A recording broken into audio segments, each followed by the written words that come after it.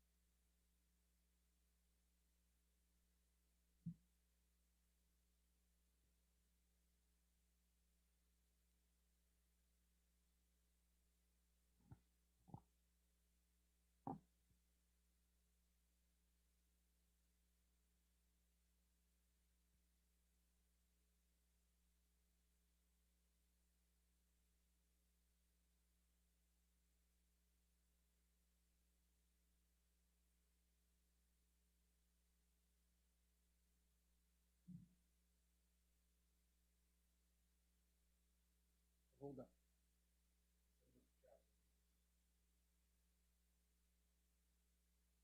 I'm not gonna. You drag them over when it's. I can't see them now. I can't do nothing.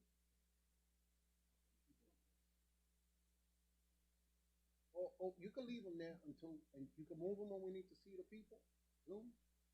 Yes. Can you move the chat? Yeah, I can okay, move so them. put them there. Put them there. Okay. Put them. And when you're ready to do the Zoom, you move them up.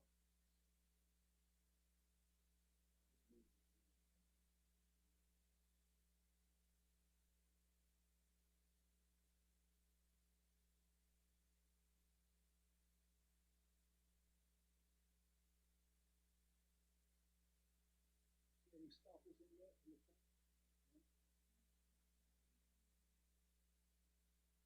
His sole purpose is going to be on the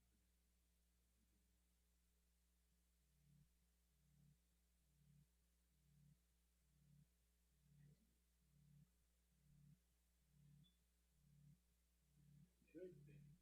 Right. Gravity not.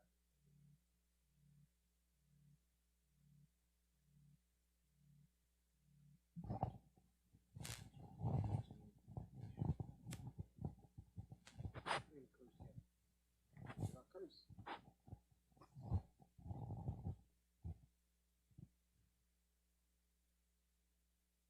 Save the up.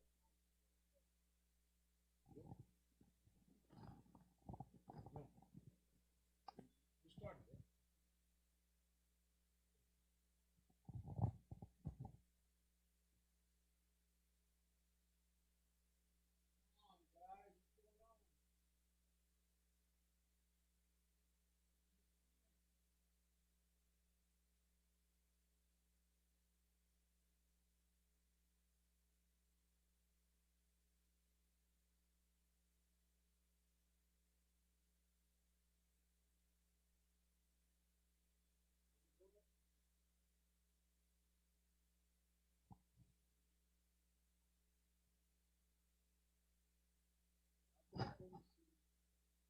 IUIC inside. I don't see the lamp shot you control. Yeah. Here, I'll bring it up. Don't listen to it. No. Let him handle the rest of the night. He's handling that. That's his whole thing. You can't drag it over? I can drag. Yeah, I can drag. Just drag it. Take out the person.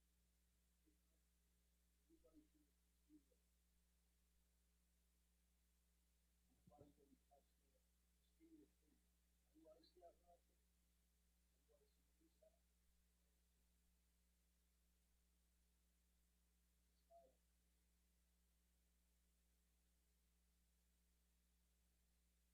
Just made it easier for y'all.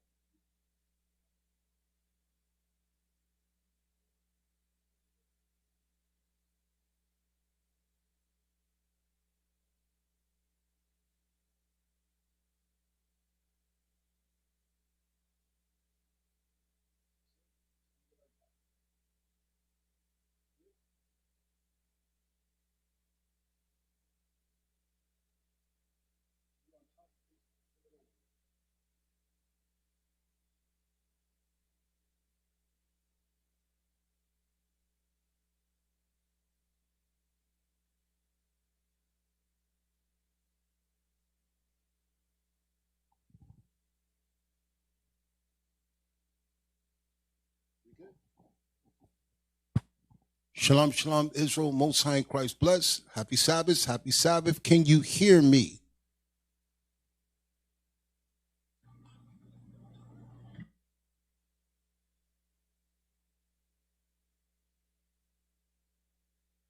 Thank you, Sakal.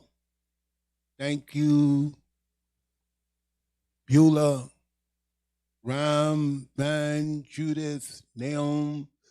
Facebook, what's going on? Periscope, I can't see y'all tonight. Y'all should be transitioning over.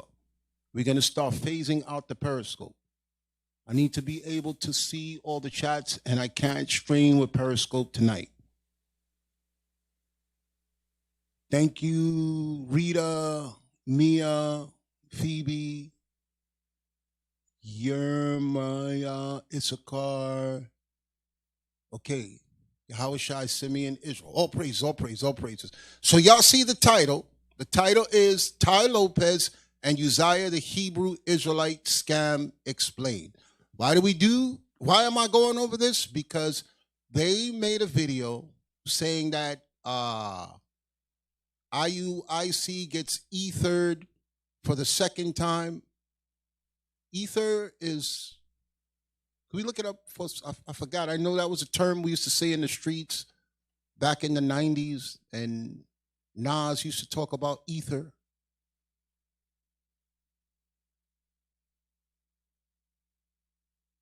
And y'all got to understand something. I have zero to lose. Zero to lose. If I bring shame to Israel United in Christ, y'all could kick me out. Okay, I need a vacation. I got nothing to lose. Okay? When I tell y'all to keep your mouth shut, keep your mouth shut. You guys are invested in this stuff. This is your life.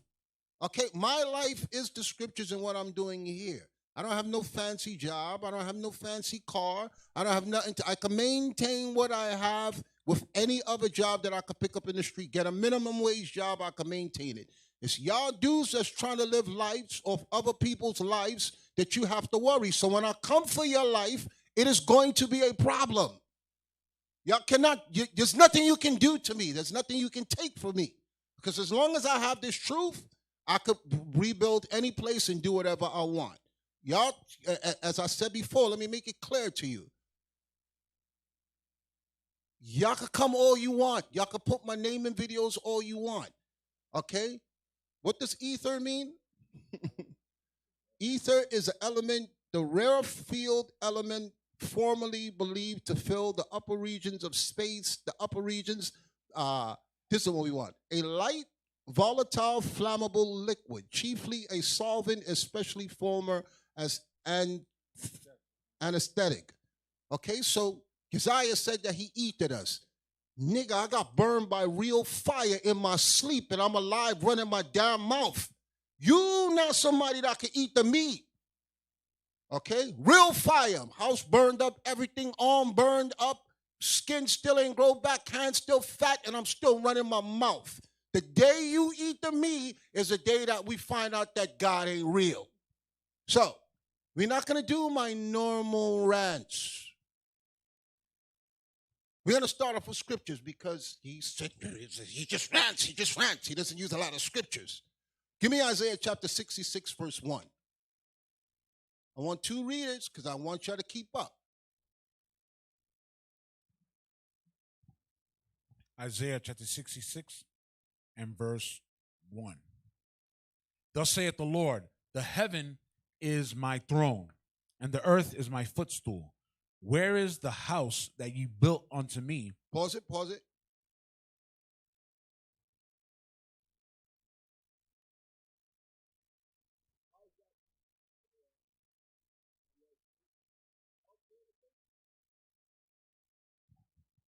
Yes.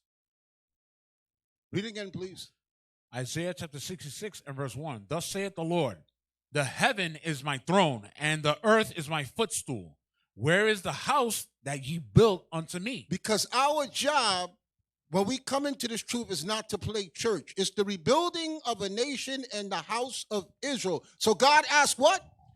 Where is the house? Where's what? Where is the house? Where's what? Where is the house that ye build unto me. That's what the Most High wants us to build, the house of Israel, not our own physical houses, the house of Israel.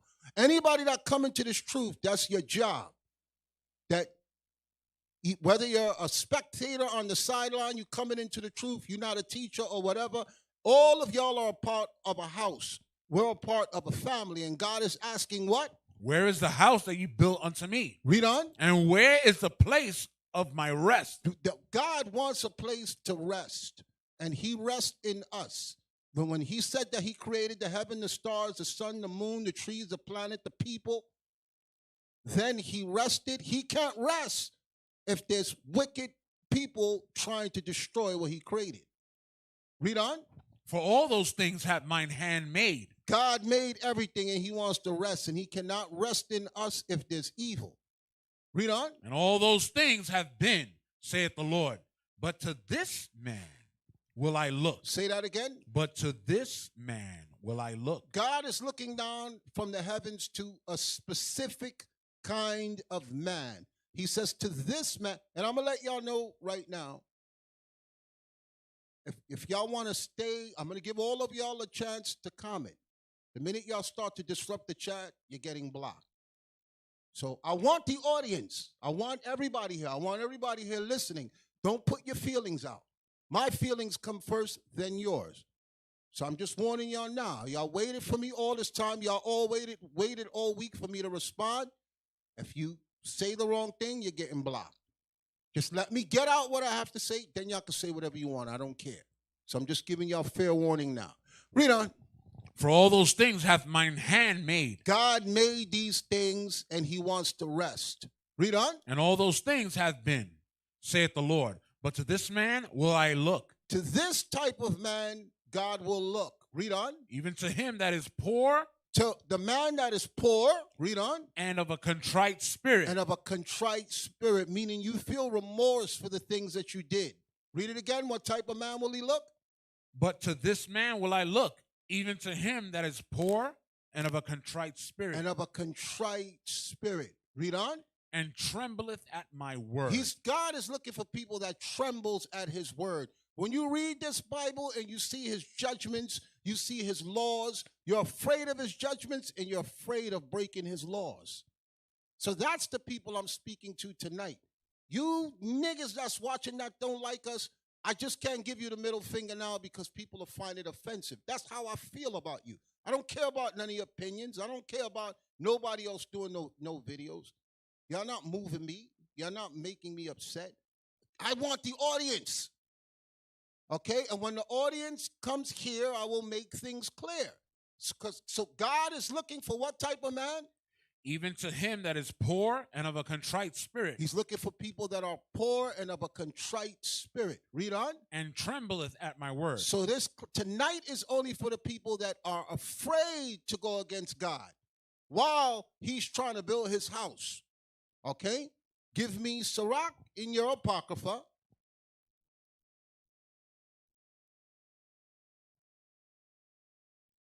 Sirach in your Apocrypha, chapter 19, verse 25.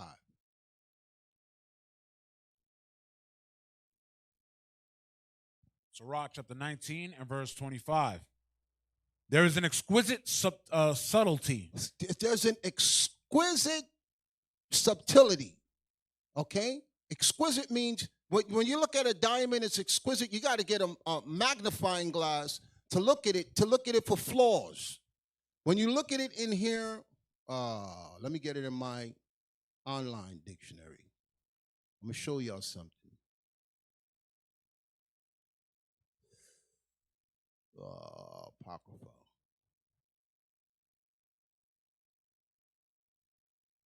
Exquisite.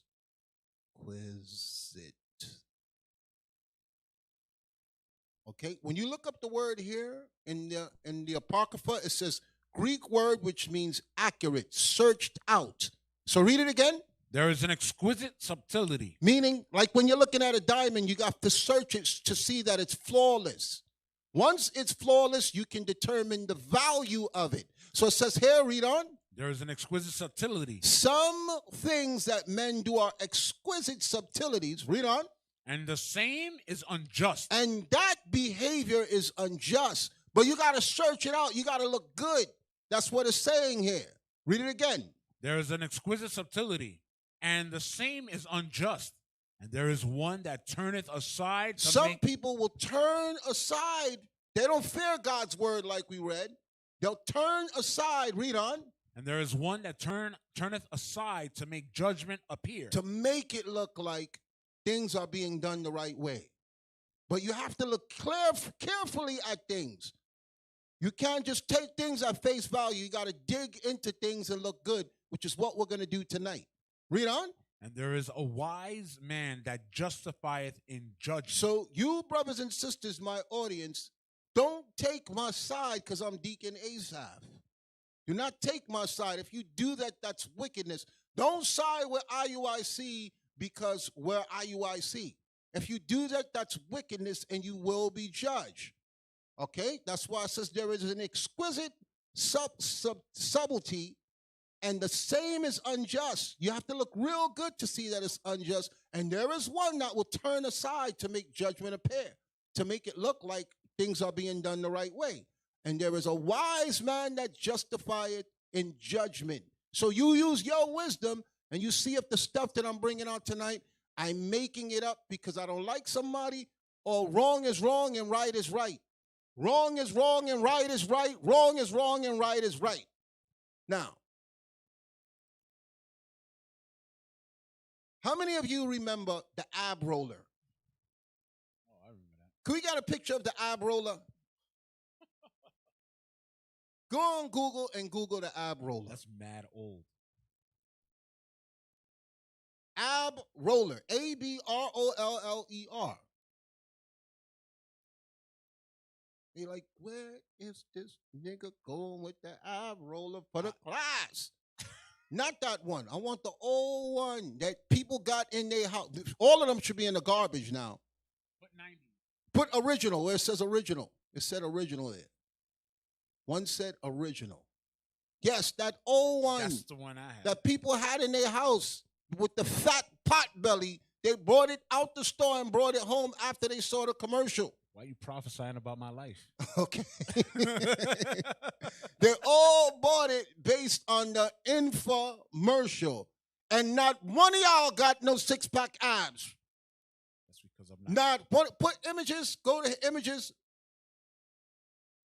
I don't got the six-pack because I'm not covetous. I Slide have a down. one-pack. Slide down. Let me see the images. Slide down. Slide. Y'all didn't get that white man there. Pull that Never. white man up there. We never None of got y'all it. got that. None of y'all got that. But you saw that ad and you said, my stomach gonna look like that white man. No. You still got that pot belly and clothes was hanging on it and the baby kept tripping over it, so it went in the basement or in the damn garbage or the garage. It got rust on it. Take that off, take that off, take that off, take that off. How many of y'all remember, stay in Google. How many of y'all remember the shake weights? We just saw that commercial. Type in shake weights. Shake weights.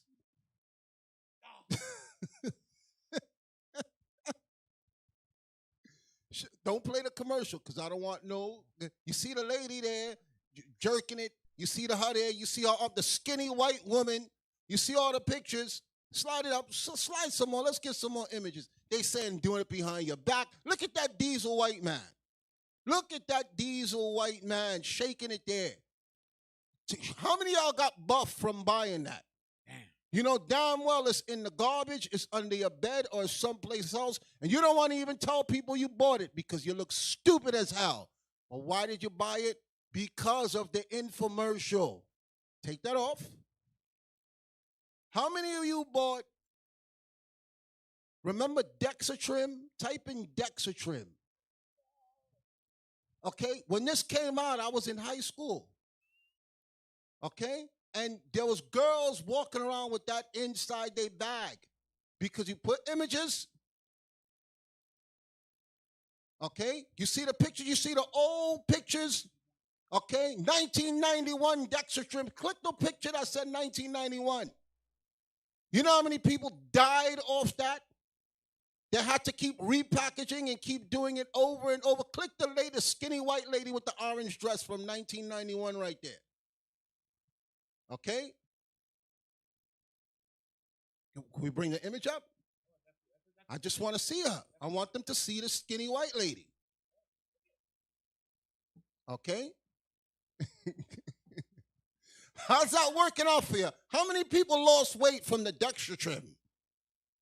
You know why y'all bought it? Because of the skinny white lady that was in the commercial telling you damn lies. Let's get the Dextratrim off the screen. Okay? There's a new one now where they show you the skinny black woman shaking her behind, where it says now the new RB1 weight gainer. Y'all saw that one? Google that. Let's see if she come up. There's a skinny black woman dancing with tight jeans and showing her booty saying, I think it's RB1. I don't remember. Just weight gainer. See if Google corrects it. CB1. CB1. That's what it is. Take the C. I was off by one letter. Put images. Slide the images. I want to see if you see that black. That's the black woman right there. Showing her ass. Trying to convince you that she was skinny, and now look at her fat booty. This guy right here with the green shirt, before and after. Now he put on weight. Slide it down. Okay, all these people, he got diesel now from CB1. All this stuff here. How's that working out for you skinny people that bought that? Let me know how it's working out for you. Get that off the screen, get that off the screen, get that off the screen. Y'all remember the ad in the back of the comic books with the little kid that gets beat up? The little kid that gets his ass kicked, and you cut it out and you sent it in because you thought you was going to take that stuff. I don't even know if that's on there. I couldn't find it. I was a little kid when that ad came out. Okay? But you was buying it and you was trying it because you didn't want to get your ass kicked. In the back of the comic book, you comic book readers, and it shows a little kid, the little white kid, now he's diesel, he got muscles. Okay? And he got sand in his face. That's right, D. Ferdinand. He got fat sand in his face. Yes, give it to him, give it to him, give it to him. Give it to him. I'm talking about the 1970s when I was buying comic books. Okay? And you cut that article out because they was picking on you in school. Yo.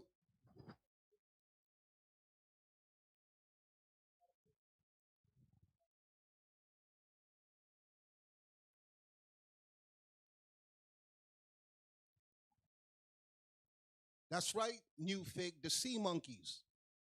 That's y'all sent in for that also. Okay? Yes, that's the one I want. Send it in. I'm showing y'all how old and I'm showing you how long this stuff been going on. I'm showing y'all how old and how long this stuff been going on. You send it to them.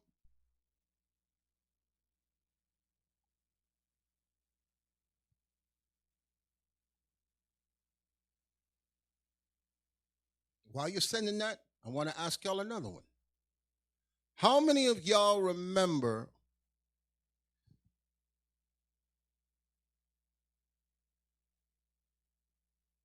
I don't even want to say those because they're nasties.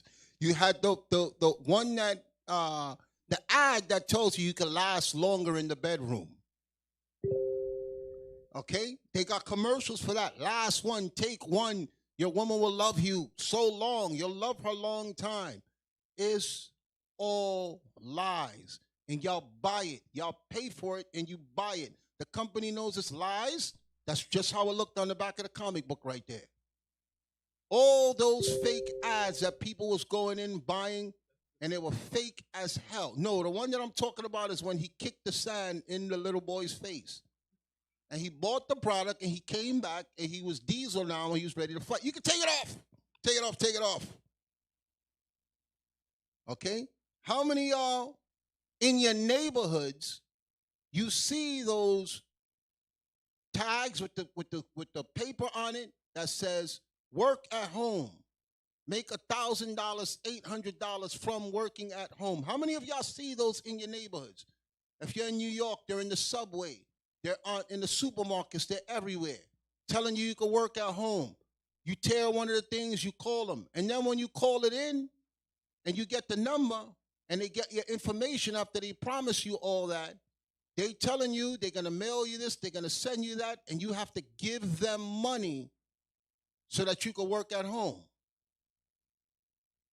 How's that working out for y'all? Y'all brothers and sisters that been dealing that. That's the one. That's the one right there. That's the exact one. That's how old. That's why it's gray. You're not even going to get a clear copy of that. Okay? How many of y'all see at wintertime, holiday time, mystery shopper, where they say they'll pay you to go and shop for them? Okay? Where they circulate that? In the minority community, the black and brown community. Okay? In where Israel is. Okay? That's where they circulate the mystery shopper, the work at home scam, the free, then you'll see the free seminars on how to buy real estate. You learn how to buy real estate. You come to this seminar and they'll teach you how to be a real estate guru. They're all scams. They're old scams that people keep bringing. There's a scam born every single minute. Okay? So why? Why is that? Go to Google and type in "Are get rich schemes illegal?" Type in "Are get rich schemes illegal?"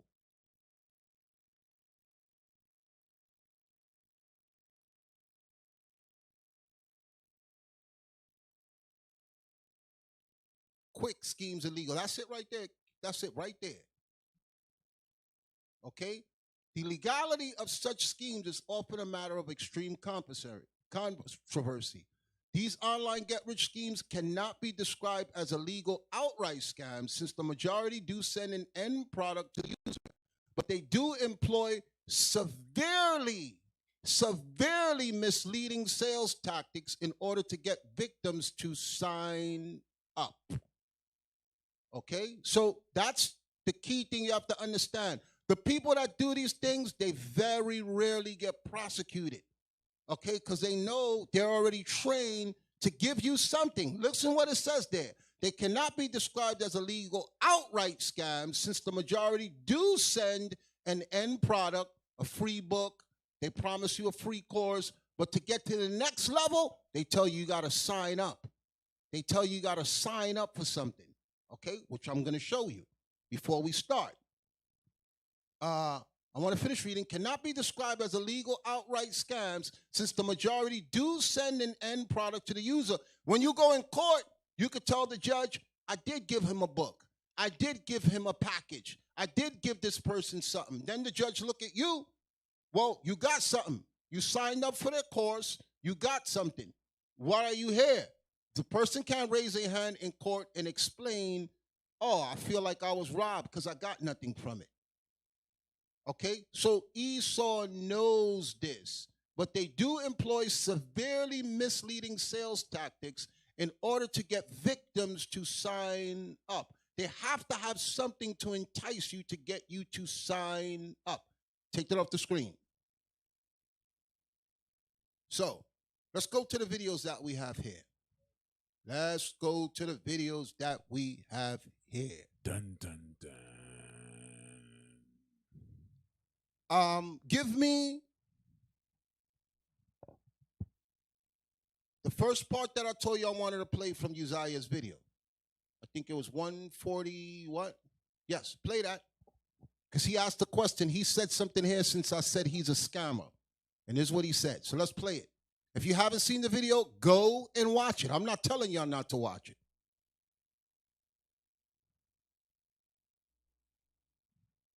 Is that a booger in his nose? See, I was watching it from my phone. That's disgusting. Now I got to watch this man with a booger in his nose. You can't unsee that now. Oh, Man, gosh, let it play. you cannot unsee man. that, bro. Why IUIC is still saying my name in 2021. I'm going to tell you, because there are Uzziah, I'm going to members tell in you the- because you attached yourself to Ty Lopez, and this week he's in the news. This week, this month, he's in the news because he started a new scam. You said he's your mentor. You said he learned from him. You're trying to convince the people that I have something against you. No, I'm getting you for what you're doing to Israel. Bring it back. Let's let him speak. I don't want him to say we cut him off.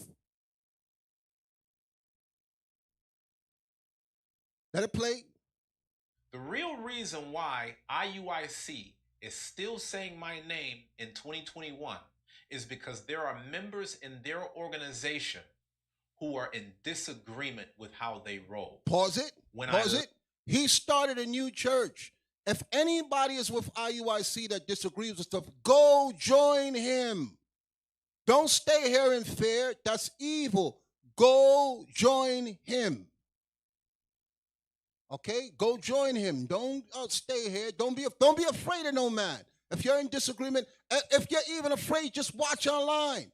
You don't have to join nothing here. We're not begging for members. We don't tell people to come and join us. I turn away more people in a week. You see, I put you on the phone calls to return them. I'll be like, don't let them come. Okay? Don't let them come. I don't need to keep people here who don't want to be here. So I'm telling you openly, I deal with the phones. I deal with correspondence. I pass them out to him. They tell me, don't come. He's telling you the real reason we dealing with him. You ain't doing nothing to us. I am attacking you myself as I said I would. Because you just started your new scam at the same time Ty Lopez started his new scam. Okay? And the times and the dates are going to show it. Let it play. Left IUIC, there were a lot of people that contacted my line saying, I want to leave. Pause it. Let's clear that up. He went on all our contacts and he called the schools. And he played his video full of lies to see if he could tug on the heartstrings of people to leave. And most people turned him down. Okay, the schools called us and told us what he was doing as far as Canada, as far as England. Most of them turned him down. Did some people listen to him? Yes. Goodbye. Who cares? Who needs you? Okay, if I check the phone now, there's almost 50, 60 calls, and I just cleared it yesterday. So we're not starving for no members. I'm not talking like there's no recruitment drive.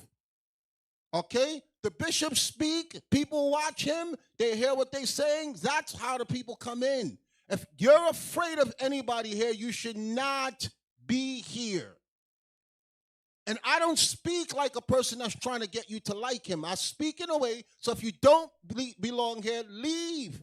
And as I said, you don't have to join. Just watch online. Our classes are open for you to watch online. Let it play. Else to go. If I leave, where's the school? If I leave, where's this? Pause it. That makes no sense. Because in one breath, him and the Inside the Nation guy is saying, we act like we're the biggest, baddest nation and everybody else is niggas with Bible. Now he's saying that the people are saying, I don't know where to go. How come they don't know where to go? That makes no sense. We're bad and we're evil, but the people out here don't know where to go. Y'all don't see all the other groups that run their mouth about us. Go join them. Go and join them. Anybody who's wondering, listen to me, I'm going to make it easy for you. If you're confused about where to go, contact me, and I will give you an Israelite group for you to go to. You can record the conversation when you call, and I will give you a list of Israelite groups if you're confused. I'll give you a list. If you don't know where there is to go, there's plenty of Israelite groups. Let it play.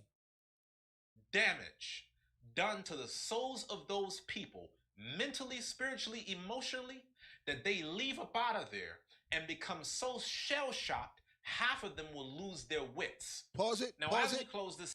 If you lose your wits after leaving us from watching us being evil, you dumb as hell. Okay? This is psychological mind games that he's playing on you. Let it play. Out. I got a few final questions. So I wanted to get to this part. Let it play. Where was the lie in the original video that I put out after leaving IUIC? Pause it. This is the lie, Uzziah. This is the lie. The lie is you put parts of the conversation that made you look like you didn't do nothing wrong. I spoke to you for hours, and all I'm asking you to do is play the entire conversation for everybody to hear it, so they can hear how the conversation started off before you switch your assault and your attack on somebody else. That's all I'm asking. I've been asking you that since you put the video up. You recorded us for hours. You even called the bishop up and begged to record him. I'm asking you, Uzziah, because you said in the video, I want to make peace. I want to come to a solution. I want to squash this. I want to do the same thing. But all I'm asking for is fair treatment. Play the whole damn conversation. You all up in the camera with the booger in your nose and talking all firm and putting snapshots and a whole bunch of swords and effects, and you're not doing something that can resolve it. I'm challenging you, put the whole conversation up. Okay? Or you say you want to make peace, I'll go on your show while you play the conversation. Play the whole conversation when you call to complain about the bishop and say what you were complaining about. And see if it has anything to do with the stuff that you edited there. Which we're going to get to that. Let him keep talking. You call me Uzziah, so it should be easy for you to point out which of the 3 charges that I brought up in the video I did initially, what was the lie in those charges? In charge 1, I said, I spoke with the leadership and they told me. Captain, he would have never been disciplined if those witnesses didn't come first. Did you understand that? We would have left him alone. He would have been fine. If those witnesses didn't come forth, that's what was the catalyst in disciplinary actions towards him. Let's pause it. Let's just jump to the good part. Give me the video that I told you. Put it there. Because remember what came out my mouth. He would have never been disciplined if people didn't come forth. He would have never been disciplined if people didn't come forth. Let's see who led the charge against Judah Mack. Let's see where all this started. Let's see who led the charge. Because Judah Mack is a damn fool. He hates us so much he's defending Uzziah. Let's see how Judah Mack feels after this. Go to the Telegram. I want to see the videos. Let's see who led the charge to get Judah Mack out of here before I knew anything that was going on in Texas. That one right there, that one right there. Put that on the screen because remember, you put in your video that Deacon Malachi in Atlanta said, always record everything. Always record everything. Always record. We do say always record everything in council, not secretly record somebody behind their back. This was not secretly recorded. This is you leading the charge to take down Judah Mack. Let it play. Shalom, Cap. Most High in Christ bless. All right. So before you came to Texas, we had a Midwest division, and it consisted of myself, Captain Shim. Pause it. Captain Hannah. Reason why he said Shalom Cap is because Captain Isaac came down there. So he's briefing Captain Isaac. Captain Isaac was sent down there because there was evil going on down there, and we can't figure it out from up here in New York. So he's giving him an update. Let's see what he gives him an update about. Let it play. Anaya, Captain Ra'amya, and Judah Mack when he was a captain. All of us in the Midwest Division at that time that was over the schools, we knew that having Judah up as a captain was a mistake. But Pause it. Wait.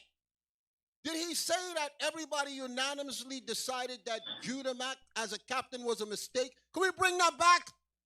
Is this what's coming out his mouth? The man that rallied now to save Judah Mack? Can we bring that back? That having Judah up as a captain was a mistake. Pause it. Pause. You know why this is crucial? Because the evidence, the other witnesses that came up in the video he played, they recanted their statement when he started to attack Bishop Kanai. Okay, they said, "Oh, we were coerced into saying it." After he spoke to them, and all of them changed what they were saying. I'm showing you, long before them witnesses came up, Uzziah led the charge to take down Judah Mack. Uzziah led the charge to take down Judah Mack. Let it play. Because of the fact that we had to maintain him in that position, as you knew from the calls that you had been in, he became a project. Brothers were having me really try to work with him because nobody was trying to deal with this bullshit. And since we were both in Austin... Wait. Nobody was trying to deal with his what? Did he just say bull and shit in the same sentence? Is that what he said about Judah Mack? Okay, now he's briefing Captain Uzziah as he got down there, and he's telling us that Judah Mack is being evil. Evil. So Judah Mack was already being monitored for a lot of stuff. That I got more stuff here. We don't got enough time tonight. I'm saving it the way I always do. Because he's trying to paint the impression that we attacked him unjustly. I'm showing you, long before he was kicked out, he was suspended. This guy was leading the charge. There was no Captain Isaac down there yet. Let it play. Because nobody was trying to deal with this bullshit. And since we were both in Austin, it was my job to work in trying to get him to fulfill captain responsibilities. So I'm sure you remember there was different classes that the bishop had put out about entrepreneurs in Israel and how brothers are dedicating 95% effort to their business and only leaving 5% to the truth. Pause it. That was concerning Judah Mack. Pause it. That was a problem. People started trying to find ways to get paid instead of trying to find ways to deliver souls. And he says here that that was Judah Mack's issue. When his own peers started to say, hey, this guy is not doing nothing here. All he's working on is ways to get paid. That's out your mouth, Uzziah. Pull it back a little bit so that they can hear it. Because I'm not going to play the video again. Let it play. And only leaving 5% to the truth. That was concerning Judah Mack because he was not living up to his responsibilities as a captain. Pause it. Tell us that we coerced you to say that. Tell us that we told you to say that. And you was dealing with him on your own. And this is the report you gave back to us. Okay, so tell us now. Recant that and say that your arm was twisted and you was forced to speak against Judah Mack. Let it play. Let's see if that's it. Let's see if that's all he says. So, being that I'm in Austin and I'm aware of all of this, and you already knew that things was kind of shaky with him and Bishop, I end up becoming the middleman as far as things with everybody, the captains from the Midwest, Bishop Kanai, etc. So I'm going to Judah now, and I'm having to explain to Judah, I'm like, yo, bro, you came down here with Bishop, but you have to fulfill the responsibilities as a captain. I don't know if you remember, he needed money because he ran behind on bills. And he had to go to Captain Yahshua to be able to get funds. He had to ask for a collection. So while all of this is going on, Judah is scrambling all over the place, desperately trying to make shit work in a business because... Pause it. You see what I'm saying? I didn't know none of this. Nobody said nothing. He's trying to blame all leadership. He's telling you his observation with his own eyes. He's telling you that Judah Mack was messing up his life, and now he's scrambling for money, and he's moving out of desperation. That's your words, bruh. Always record everything. Always record everything. Let it play. Have the finances that he needed to be able to sustain whatever money that he was short on. So at that point, when all of that was happening, I spoke with Judah Mack.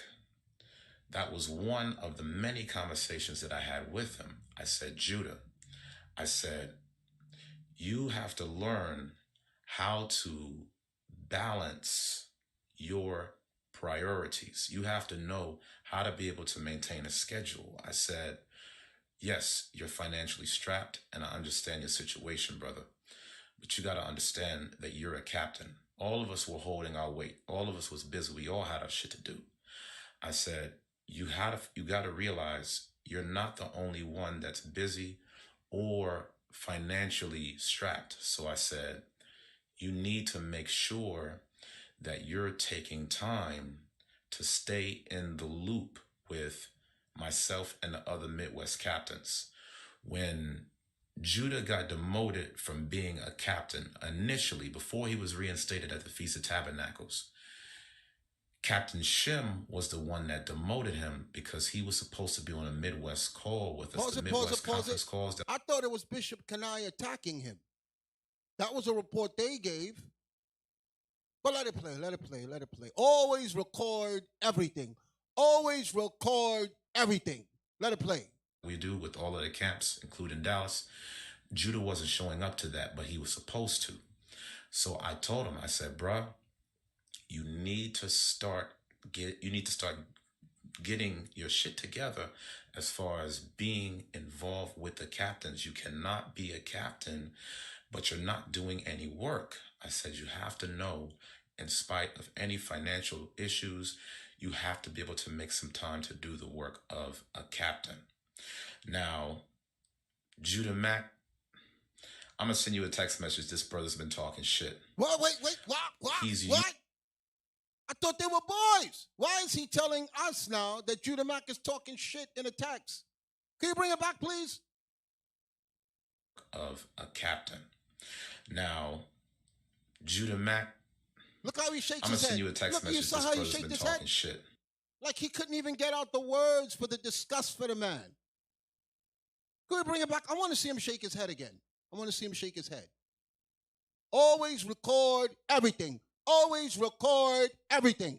Let it play. Time to do the work of a captain.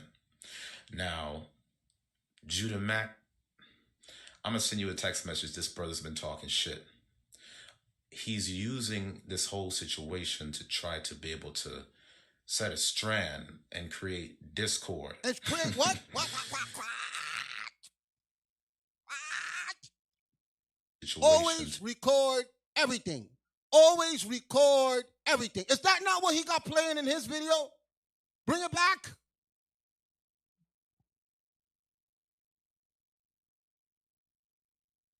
Using this whole situation to try to be able to set a strand and create discord.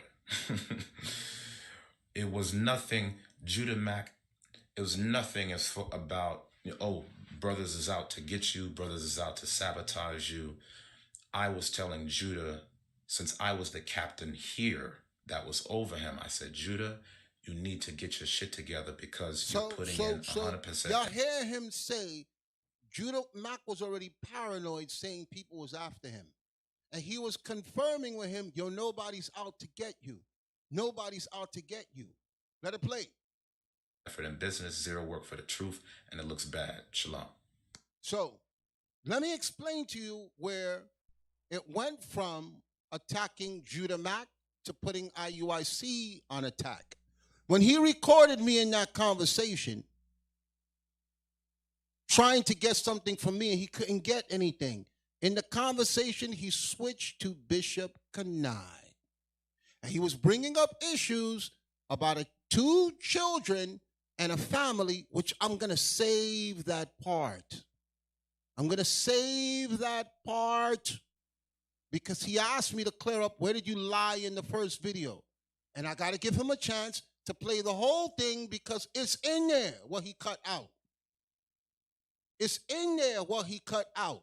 And when he saw that the people were being emotional, based on the situation, and he was pushing them and pushing their buttons to get them to bring some type of reprimand on Kanai.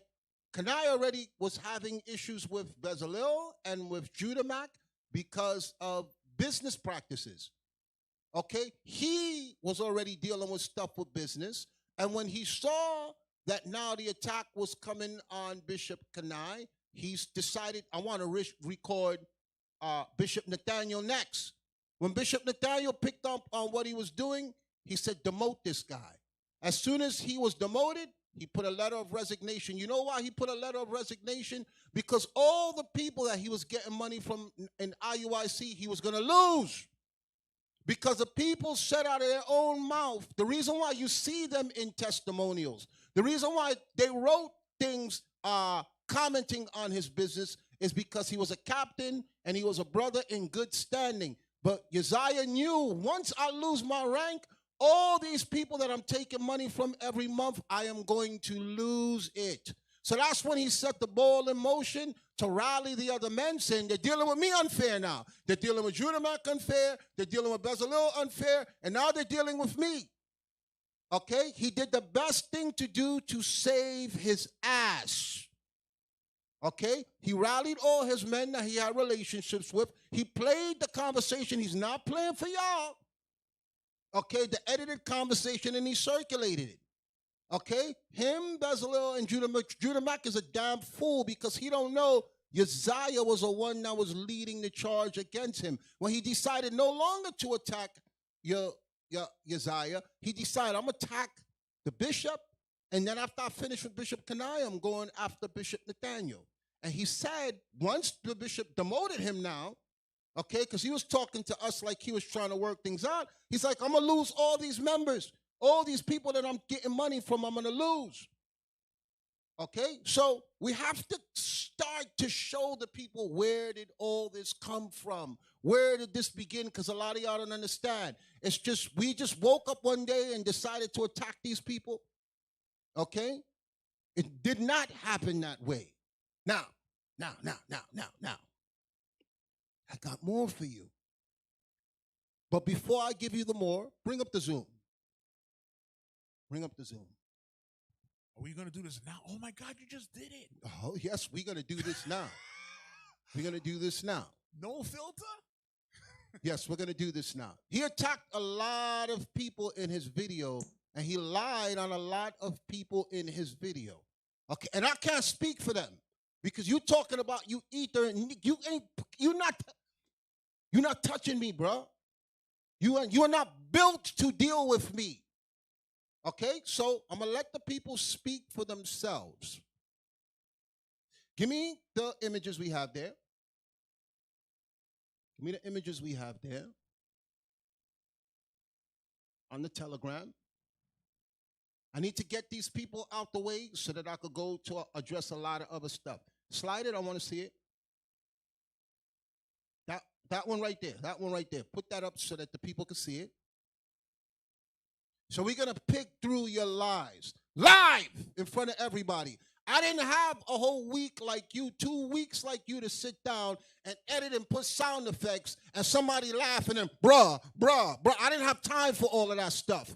I had hours to come here because I work. Okay, people send me your video. I sleep in the day and I work at night. When I woke up to your video. I had hours to prepare. And you're gonna see how in no period of time, in just a short period of time of watching your video, how quick my response came back. Now, zoom that in so I can see it. Zoom in, I want to see it bigger so I can read it for the people. Slide it down so we can see this nigga's face up here. All the way up, I want to see the images. Y'all remember I told you about this guy, a buyer from inside the nation. He hates our guts. As soon as him and Uzziah were working together, so this is on Inside the Nation show. Don't let this guy try to convince you that he likes IUIC and he got nothing against us. As soon as something goes wrong, he's at the forefront of whoever our enemy is. So this is him on his page with Uzziah there. Slide down, slide down, slide down. Now, let's get to the comments. Let's get to the comments. Who do we see here? The Edomite helper that y'all been telling me why you keep bringing up Bezalel, why you keep, can we have this image so the people who are watching for the first time can see it? Okay, I'm going to read his post. I'm going to show you all of them are working together to try and take down. This is him. This is Bezalel. For those of you who don't know, he was on a show where they were speaking about Joy Morgan. The SPLC called him. The SPL Southern Poverty Law Center called him to go on the show, and he spoke evil of us with this white woman. Do we have the white woman there also? He's friends with this white woman. Okay, she's interviewing him. When y'all hear me say Bezalel, this is the guy. This is his friend here. Okay, when Bezalel left, he did the same thing Uzziah was trying to do, find a way to bring us down. This lady, you see it right there, she's with the Southern Poverty Law Center, and because the Chinese boy, Bezalel, the Blue Waffle girl was contacting this white lady, they all came together with one purpose, to take IUIC down. And you failed, losers. So let's show Bezalel's picture one more time so the people know. Every time I mention Bezalel, it's him. That's him there. Now let's read his comment. He's right in the middle of the mix once again. He put oh, they won't leave me alone. This is why we won't leave you alone. His comment, wait, Kanai found innocent? When? Where? His charges were never dropped. They were reduced for cooperating with the judge and returned stolen goods, so who lied? This is Bezalel in the mix with Uzziah, with Inside the Nation, with Judah Mack, with all of them. So, I can't speak for this, okay? So let's get that off the screen, and let's let the man of the hour with the power to speak come in.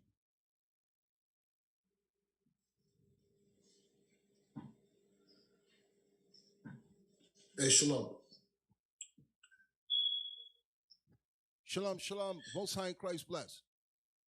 Hey, happy Sabbath. Most High in Christ bless you all.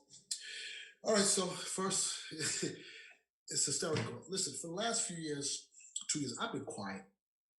And don't think for a second it's because there was some fear or I was guilty of that. All that is BS. I've been quiet because it was things about me I had to examine, about my own self. And that's the difference with my experience as a leader in this congregation and these young men. So anyway, let's deal with the charges. It was said that I cut a deal with the judge and gave back something. I didn't give back anything. You lying niggas lied and had the police come in the house and take everything. Do you know something? I never in my life, ever, Lord no, would expect Uzziah, Bezalel, Judah, Azaniah, all those men that were there, their wives and everybody involved, the pocket his ungodly wife, all of them. They were trying to have me sent to prison. Do you understand the charges was 2 to 10 years in prison on a lie? Uzziah and all of them helped move the furniture into the house. They know I didn't steal nothing.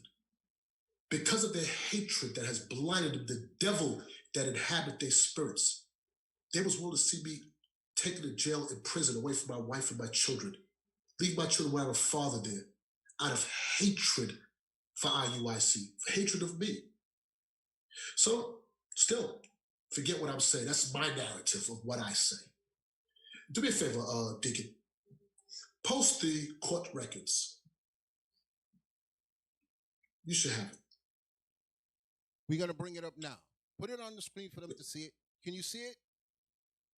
Make it big. Make it big.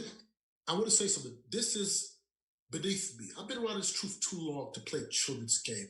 I don't really get on the internet because I don't care what the masses think. But just for everybody's edification, here we go. I want to zoom all the way in so they can read it. I wish this was in Braille for people that's blind, they could read it. We are grand jury for the July term AD 2019 of the 16th Judicial District Court wish to report that we have inquired carefully. How did they inquire? Carefully into the case against the above named defendant, and in this said complaint, we have failed to find a bill of indictment against him or her. I'm going to read it again. For that lying at that, Bezalel cannot be an Israelite. He got to be an Edomite. Because as a matter of fact, let me take that back. Esau is not as wicked as Israel is. Okay? This is for you now because you're there on inside the nation, running your mouth and not minding your business, and then y'all get mad when I come for you and I'm the bad guy. I know the truth. I'm going to read it again. We, your grand jury for the 4th July term, AD 2019, of the 16th Judicial District Court, wish to report that we have inquired carefully into the case against the above-named defendant, and in this said complaint, we have failed to find a bill of indictment against him or her. We can take that off the screen now. Let him speak. So anyway, here's the point. Bezalel's statement was that, go back to his post. Bring his statement back. Bring his statement back. I'm telling you, that's how these guys are. They are on social media. They live there. And they keep trying to tug on the heartstrings of people to make y'all think something different. Okay? No, the other one with Bezalel when he spoke. On the Telegram. Yes. Put it back big so that people can see it so I can read it. Bezalel ben Israel at 9:23 p.m. when a Bion, his Inside the Nation show, that wicked nigga that hates IUIC, he puts, wait, can I found innocent? Question mark. When? Where? His charges were never dropped. Nigga, who told you that? Where did you get your information from? We got court documents here. He got it from Satan. Okay? His father. You are your father, the devil. They were reduced. Deacon, listen, this stuff was so stupid and so evil. It never even went to a judge. It didn't get past a grand jury. All I did was furnish them the information I had to prove it. The judge never saw it. They threw the stuff. I said, this is ridiculous. Can I tell you something? Uzziah, you slimy devil, you. I pray you repent. But if not, God punish him severely. You walked in my house. Let me tell you something. My biggest mistake is that, and this is why I had to examine myself, why I haven't said anything. I'm going to read something to you real quick. Sirach 20. Sirach 20, verse 6. And it says, the book of Sirach, chapter 20 and verse 6. Some man holdeth his tongue because he hath not to answer, and some keepeth silence, knowing his time. I waited my time. I'm not a kid in this truth. All you boys, and Uzziah, you're a little boy, you think you're spiritual. Because you are articulate and you could speak, because you could read a script and you know how to play, I know I can see through you. You're a weak man. You have insecurities. I read through you. You came in my house, Uzziah. All of you sat at my table and you all plotted to put me in prison. How much do you hate my children? Do you hate my wife? You all was hoping I was home so I could be hauled off in handcuffs so y'all could mock me online. May God punish your black asses if you don't repent. May he punish you, you evil, evil man. Let me tell you something, man. The Most High showed me so much about myself that I hadn't recognized. And let me tell you something. I want everybody to understand. Don't think I'm innocent. As far as that, I'm innocent. But don't think I was innocent overall. God was dealing with me. He was putting me, showing me, you are attached to Uzziah, a snake, Bezalel, a snake, Judah, a snake. The Lord will show me, because now your spiritual eye is off and you don't see it. But you know what? I humble down. I take my correction. I repent. And I'm still this truth. My understanding has not faded. You all are doing what, Uzziah? 2 years has passed. You ain't do nothing. You're eating potato chip challenges. You're a joke. You're a joke. You men sought to destroy me. If you had the opportunity, y'all would have killed me. You had no regard for my family. I don't know what kind of man you're. And for the women married to y'all, I feel bad for the man y'all got.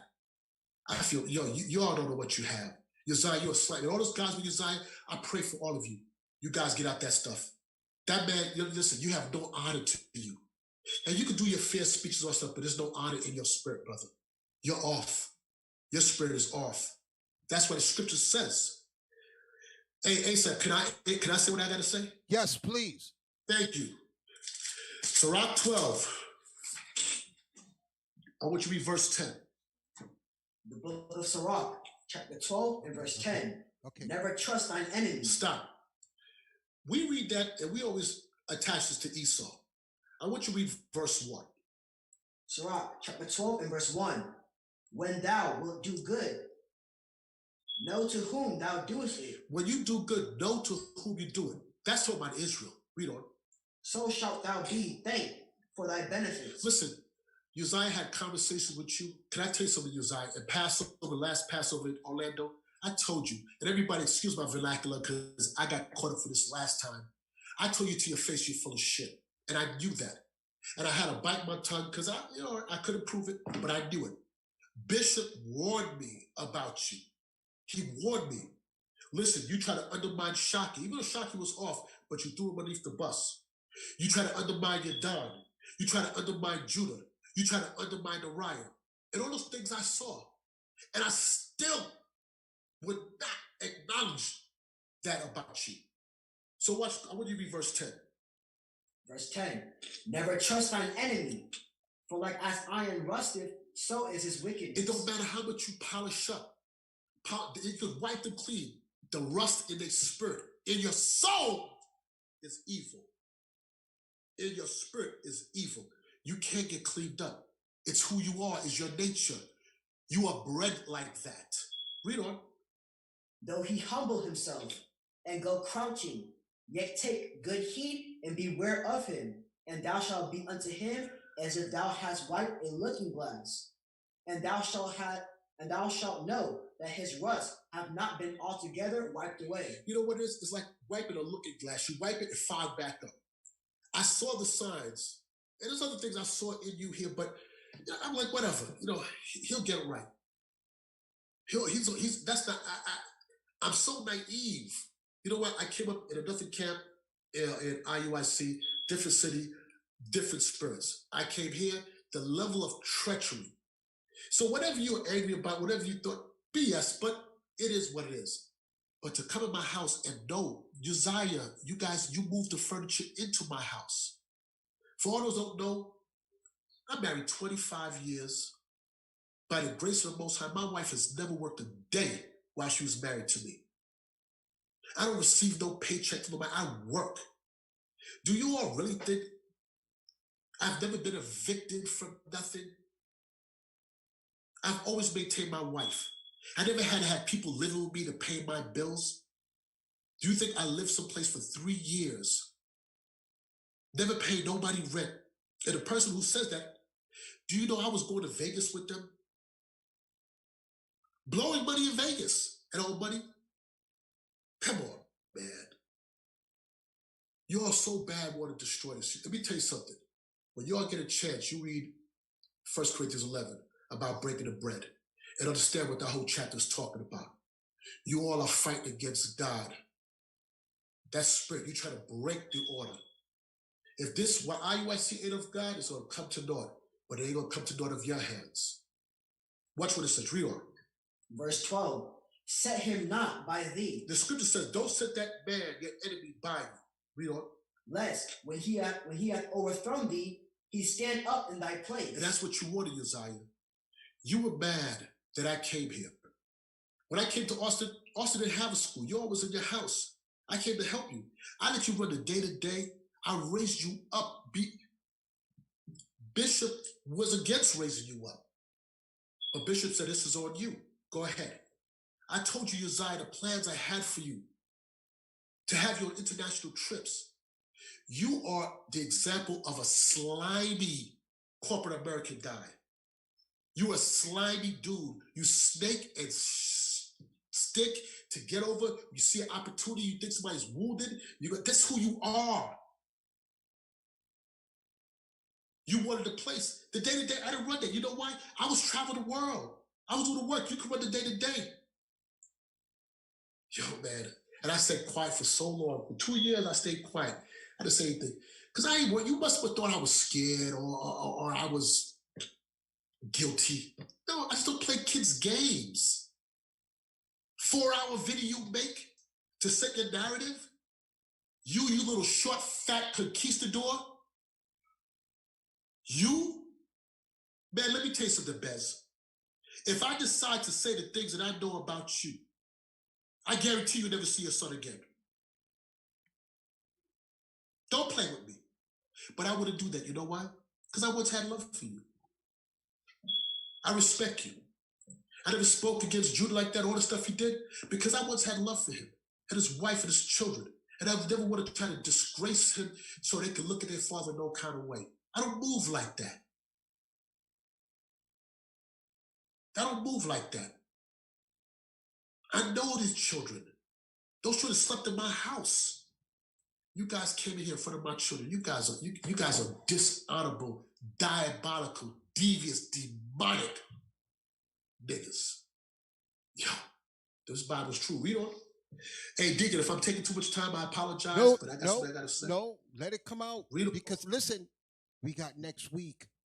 He told me to prove myself, and I'm going to prove myself. I just want to give everybody, because y'all keep hearing from me every week, and y'all think that I got some hard on for this man. I just want the truth to come out. So bring it out. Go ahead. Hold on. Let me say something. This dude, Uzziah, I brought him so close to me. Judah and Bez, they was all in the outs. They suffer from envy, emulation, covetousness. This stuff about me extorting somebody, this brother, he came back inside and extort him and all kind of food. But you know, when you pick the narrative and I don't say nothing, you all think it is because you all want to believe it. Listen, this ain't the first time I've been accused. I've been accused a few years ago of sending $250,000 through, what's it again, MoneyGram or whatever. The Western Union. I've been accused of me and my wife trying to rape somebody on Skype. This stuff is just that now the platforms are bigger. There's more extent. So there's nothing new. But Uzziah brought you in close. I'm telling you something, man. You broke my heart.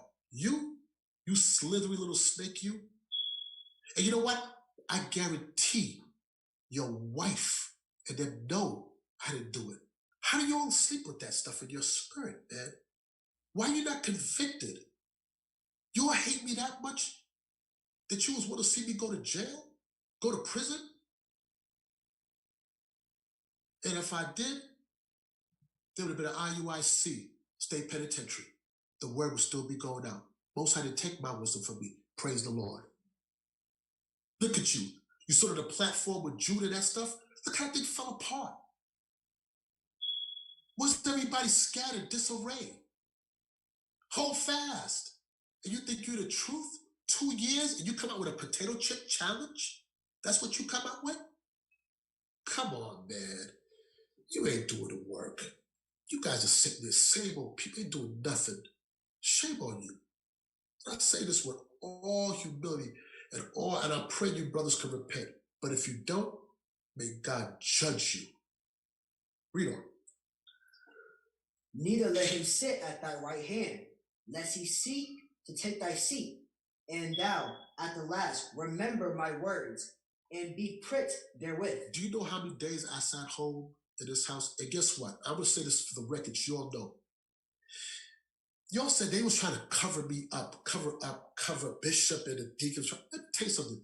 When I tell you that they handed me my ass, they wasn't giving me no, listen to me. I'm still going through it 2 years later. There's never been a day, Bishop, and watch this, the Lord is my witness. There's never been a day Bishop ever trimmed his ways from it. He don't give two shits. You crazy? The deacons. I know the narrative you're trying to paint. I'm still not in no position here. but I'm in a body. What you need me to do? You want me to hold the door? You want me to get? I'm good because I know where the wisdom is at. Fire your headlong into what you're talking? Nah, dude. And I was pricked with these words. I sat home pricked because I was warned. I was warned, and I didn't listen. I saw it for myself, and many of you men. Bishop warned me. God warned me, and I disobeyed. So what I went through, I deserved. But that's the difference between me and you. I don't flee.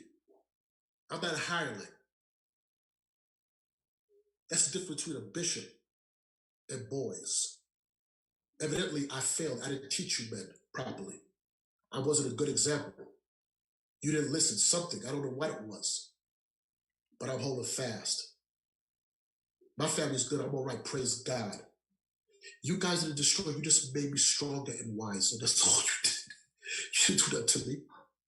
When you took furniture, rebuy it. I work. That's not going to do nothing to me. Shame on you guys walking in here and looking, man, in front of my children, my little babies that looked up to you. To all of you brothers. Kanai, let me ask you something. I never do that. Let me ask you something, Kanai. Do you have furniture in your house now? Man, you serious? Listen, I'm just saying. My house is fully furnished. Okay. And guess what? Let me say this real quick. No, it ain't furnished or the church is dying. Exactly. That's the point that I wanted to make.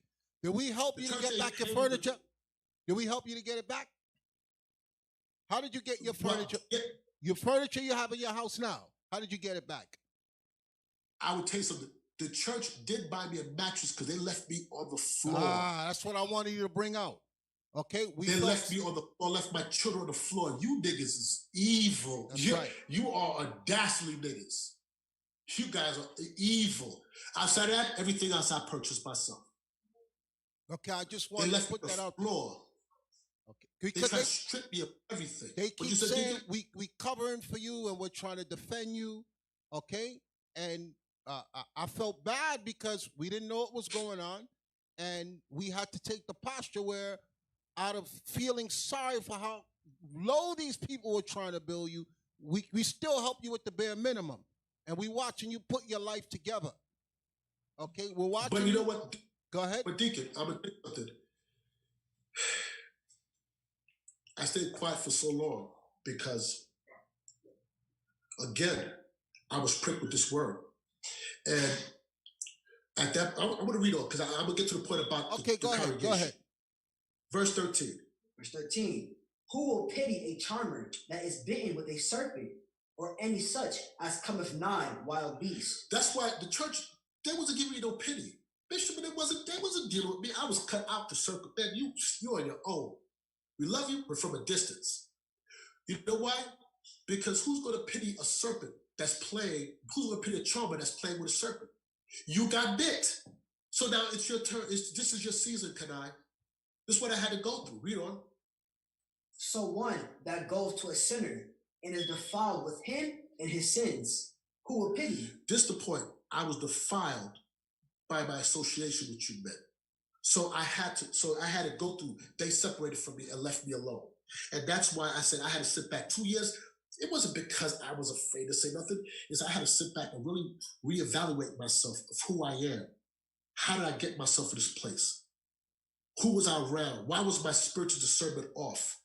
And I had to do some real soul searching, and I was left alone with that stuff, sitting home. And these scriptures were my comfort. But my wisdom ain't changed. But I'm going back to you guys. First off, back to the case. That stuff was thrown. Let me tell you something. As soon as I produced just the stuff that I had from it, just the text message, then it was already a wrap. But there's so many other people that received free stuff. To make it like I'm just some person. Listen, I was in Orlando. I had my place. I had my business. I had my family. I didn't come looking for them for business. They came looking for me.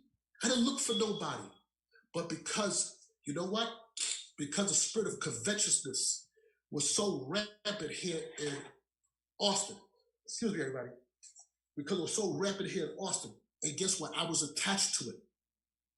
I was involved with these people. So guess what? Watch this. 12, 13 and 1. And I'm going to wrap it up right here, Deacon. Sirach chapter 13 and verse 1. He that toucheth pitch shall be defiled therewith. If you touch pitch is taught, you're going to be defiled with it. I touched pitch. That was you, Uzziah. That was you, Jude. That was you, Bez, and the rest of you. I touched pitch and I got defiled. So who's going to pity? I don't want no pity. What I want is the mercies of the Most High. That's what I was looking for. But back to the case. That stuff got thrown. That stuff is stupidity. Nonsense.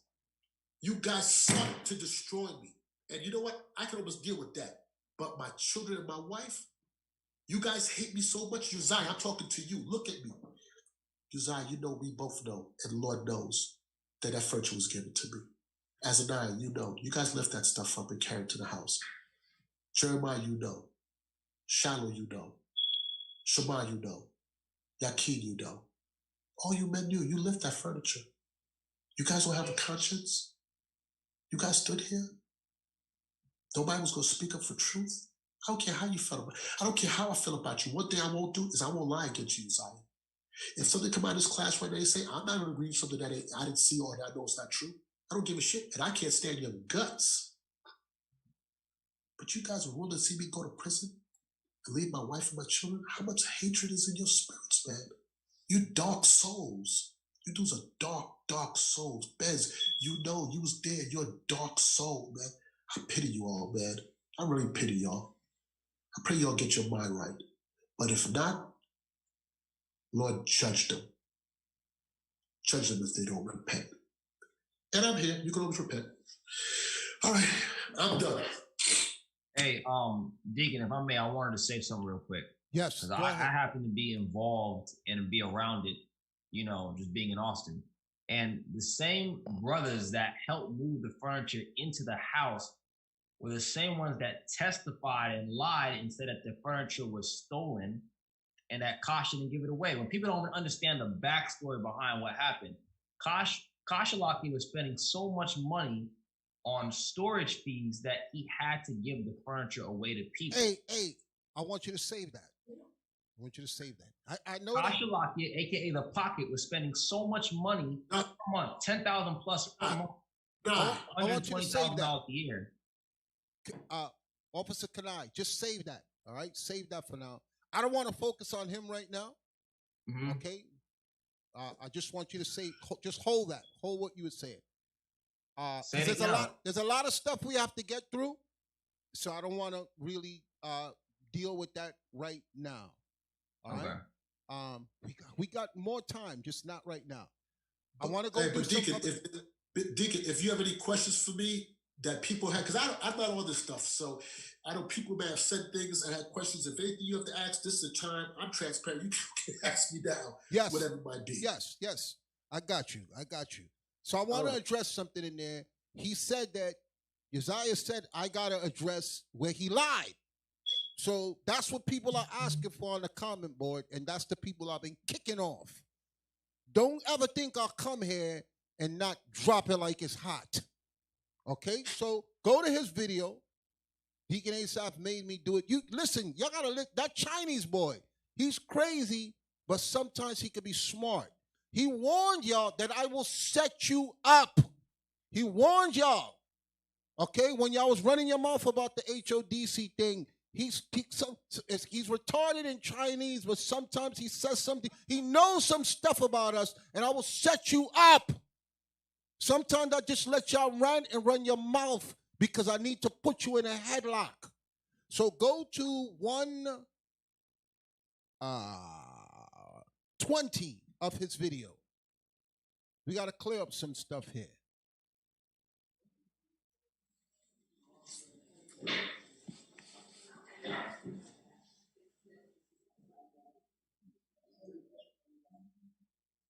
Let him play. Off the police force. Then Bring it back to 19. Bring it to 19. Start from 119. Let it play from there. But don't none of this come out. And I was going to tuck all of this under the rug and not tell nobody. Talk. But y'all keep trying to bark up the wrong tree, man. I'm not these other guys. When I get on these videos, I got something for you. And if you want to take it pause there. Pause it. I got something for you, too. I got something for you, too. I got tissue for you. But let it play. And I'm not trying to go round 3, round 4, round 5. You will but have if to. you do want to take it there, ASAP, know you that I'm will waiting have for to. you.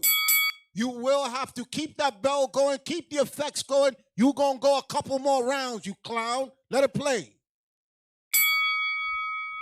So if we're talking money, what about the $1,500 that I paid out of my own pocket towards the IUIC school, even when I was not a member of IUIC?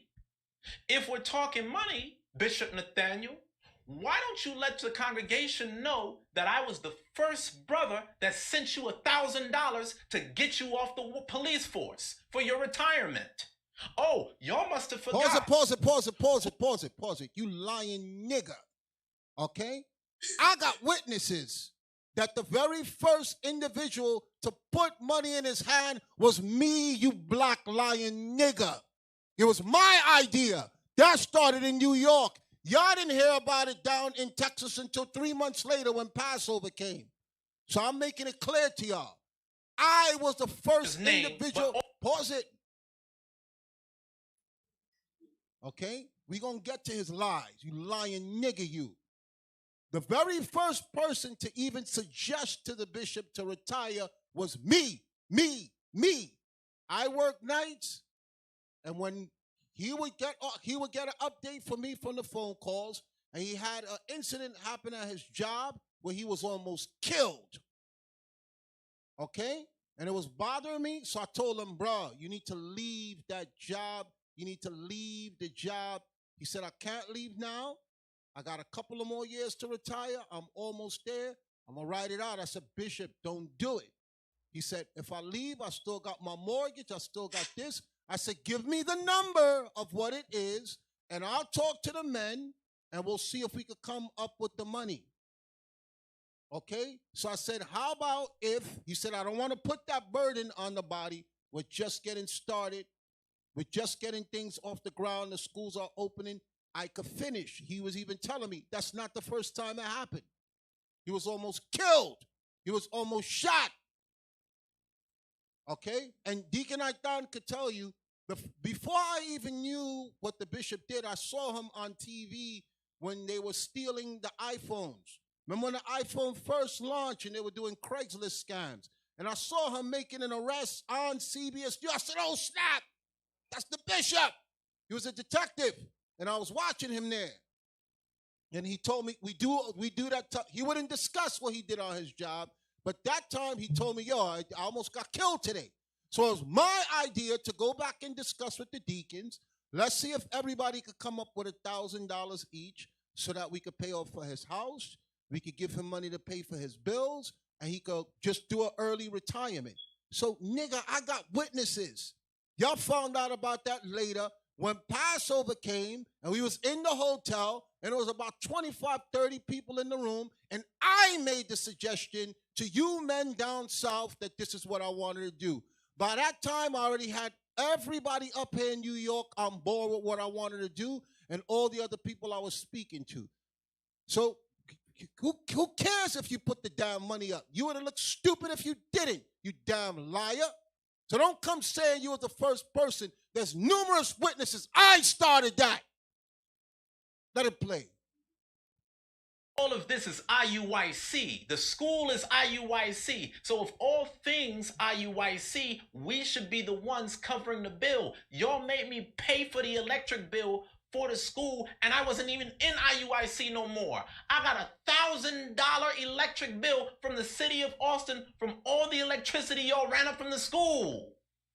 And y'all knew about this going on, and you never one time tried to pay me. Show me I'm lying, Gedaliah. Pause it. Show me I'm Pause it. You wicked, lying nigger, you. Take me to the Zoom. Bring up Officer David, who is over the school, who can explain because I wasn't there. Hey, shalom, Deacon. Most High in Christ bless. Put him full blast. Let everybody see him. Shalom, Most High in Christ. You heard him Shalom. say, Christ y'all bless. stuck him with bills for the school after he left. You heard that, right? Yes, sir. Could you Can explain you guys it? hear me clearly? Explain it to the people we can hear you clearly. All praises. So first and foremost, this lying, unhonorable, I don't even have words for this dude. He says that we didn't pay him, we let him pay the light bill and the electricity bill. First of all, we did everything in our power to get in contact with this trifling ass dude to transfer all the accounts to our name. So he changed his number and I had no way of contacting him. So he dealt with Officer Mordecai at the time.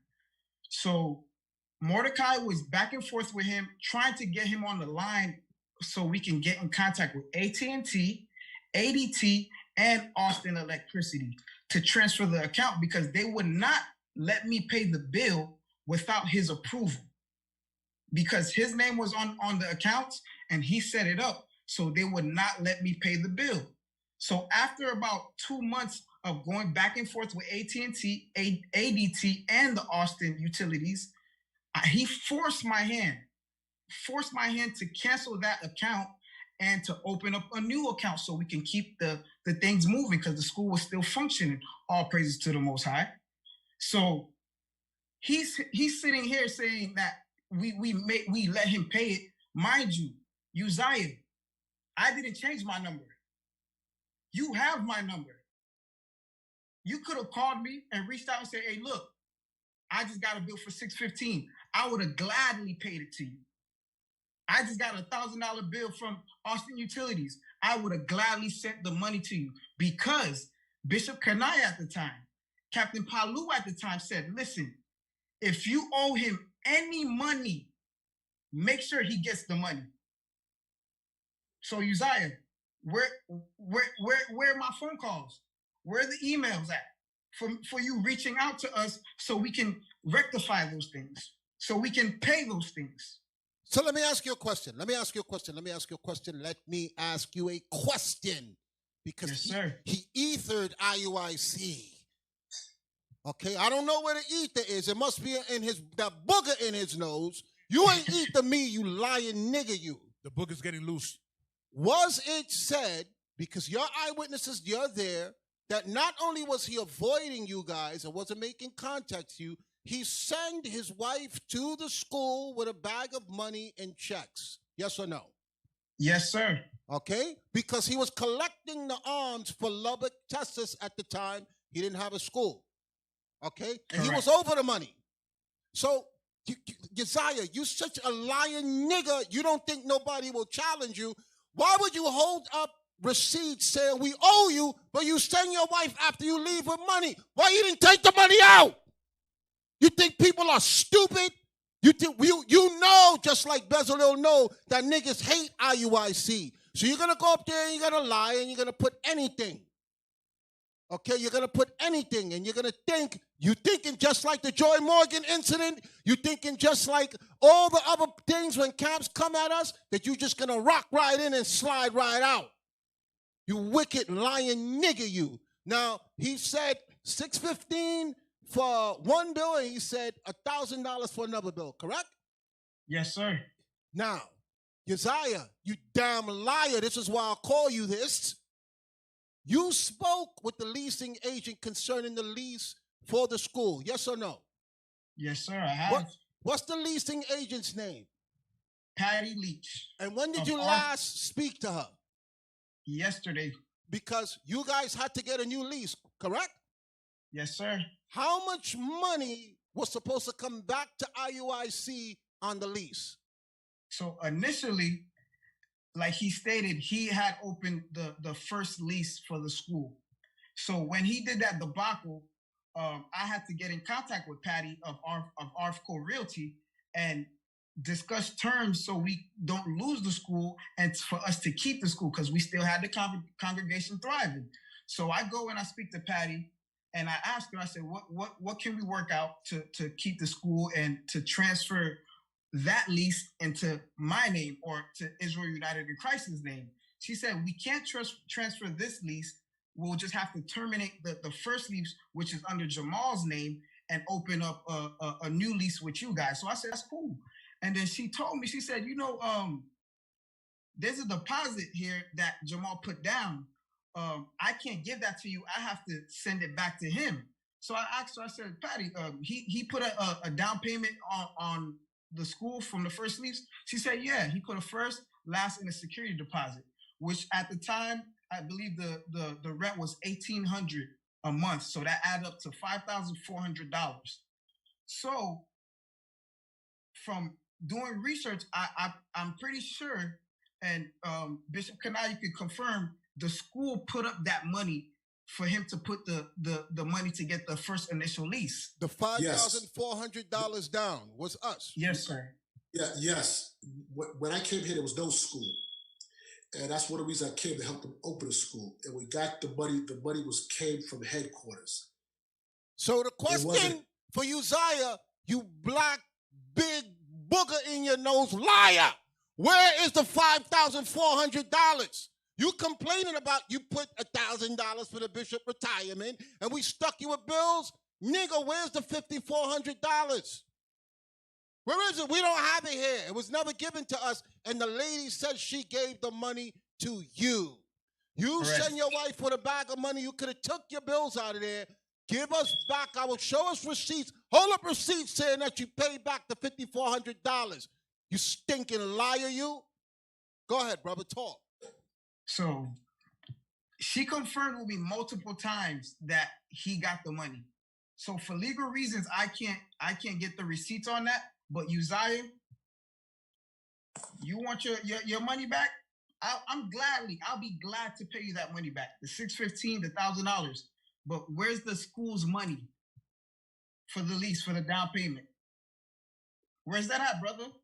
The true spirit of Christ, anointed one.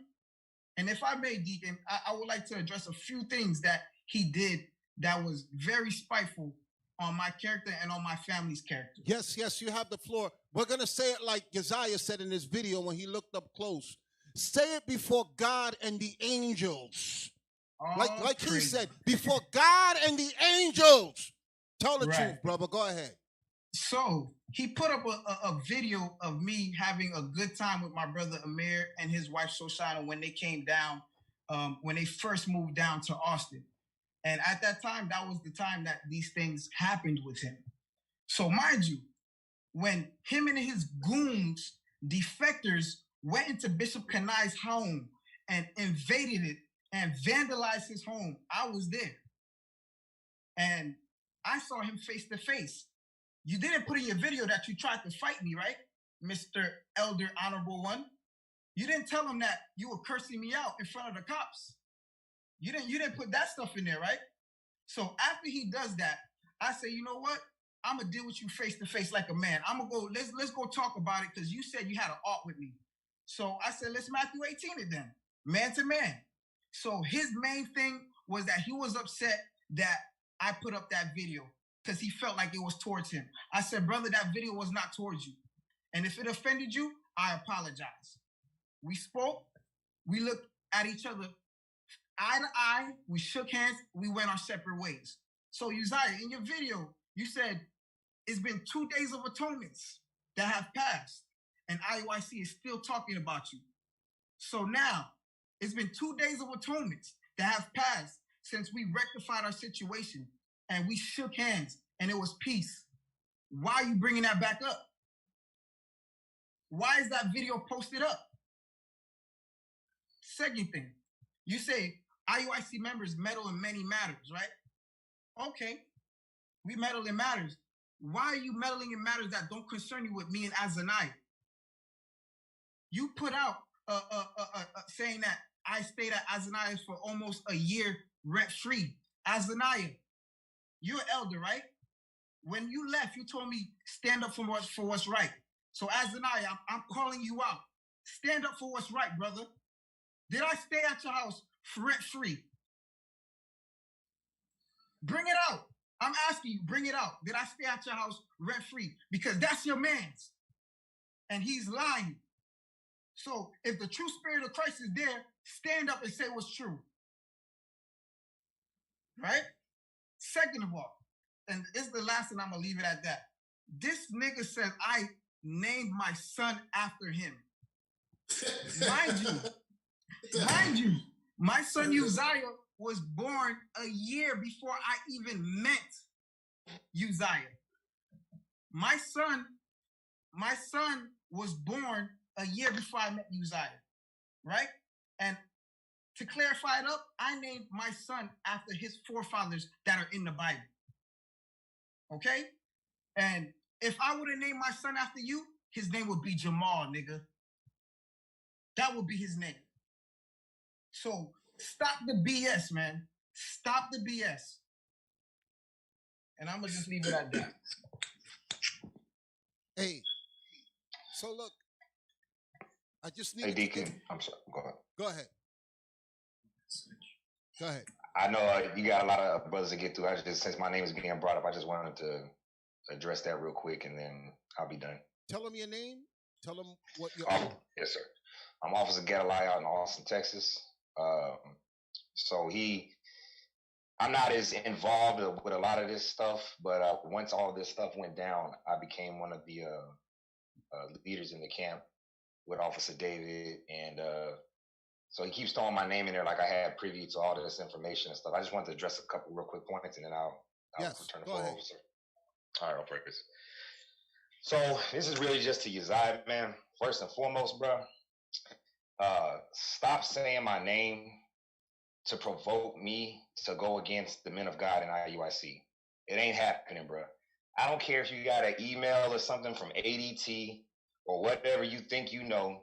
You keep name dropping brothers like me, Officer David, other brothers, Officer Mir, as if we're gonna just stop what we're doing, the work, to go against our leadership, to go follow you. It ain't gonna happen, bro. It ain't gonna happen. That's the first point. My second point is, when all this stuff went down, there was something heavy that came out of all of this. It's the Sirach 11:7. They always tell us to blame not before you heard the truth and then rebuke. But they always forget that middle part of that verse where it says to understand first. These brothers, man, every time they tell a story, just like y'all just heard what Officer David just said, every time they tell a story, they leave details out. They leave all type of details out. Like the call that you have to watch through that 4-hour marathon of him going in and trying to bring out this big case against Elder Kanai. They don't say that they locked the congregation in the school for damn near an hour. Well, I know for a fact 2 brothers left on the strength of that. But you always worried about brother souls, but you locked the whole congregation in a building. Tell me I'm lying, Uzziah. The last point I'm going to make, Deacon, I'm going to get off of this, man. You pulled a scripture in your last video. You said, what was it? Sirach 22:5. I will not be ashamed to defend a friend, neither will I hide myself from him. Bro, we not your friend, bro. You wicked as hell. You went into a man's house who I know had your back.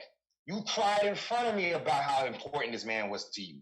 And you took all that stuff, and you had no shame in your game. You was trying to fight this brother, Officer David, in front of your house, bro. This is all I'm going to say to you, man. Keep my name out your mouth.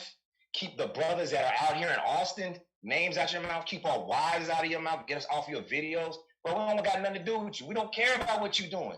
We in Austin doing the work. We growing. We got people repenting. The school is moving, bro. We're not worried about you. So don't bring our name up no more, man. We done with you, bro. We been done with you. With that, I say shalom. Shalom. Most High in Christ bless. Thank you. Hey, shalom. Deacon. Shalom. Yes, go ahead. Shalom, big. It's off the water. Yes, the water. He spoke about your house. He spoke evil about you and your house. So you could go ahead and speak. He said he gave your wife a job. That's what he said. He said he was providing jobs, and he gave your wife a job to put food on your table. You heard that in the video, right? Right. Okay. Right, he did. Hey, before we even get that, I can't. Let me get on Sirach 3:12, because to go in somebody's house, man, and to lie like they stole something that was given, everybody know that it was given.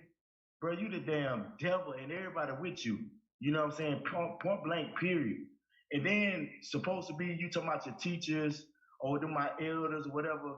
You full of bull, point blank, period. You know what I'm saying? You just smooth with articulating your words. You know what I'm saying? I see you a mile away with that, bro. You know what I'm saying? That's some evil shit. That's some evil stuff, man. Read the scripture. Sirach chapter 3, verse 12. I'll read it.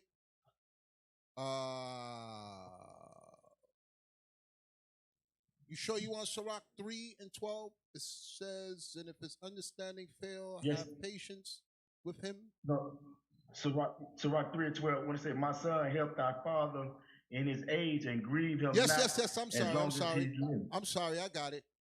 My son, help thy father in his age and grieve him not as long as he liveth.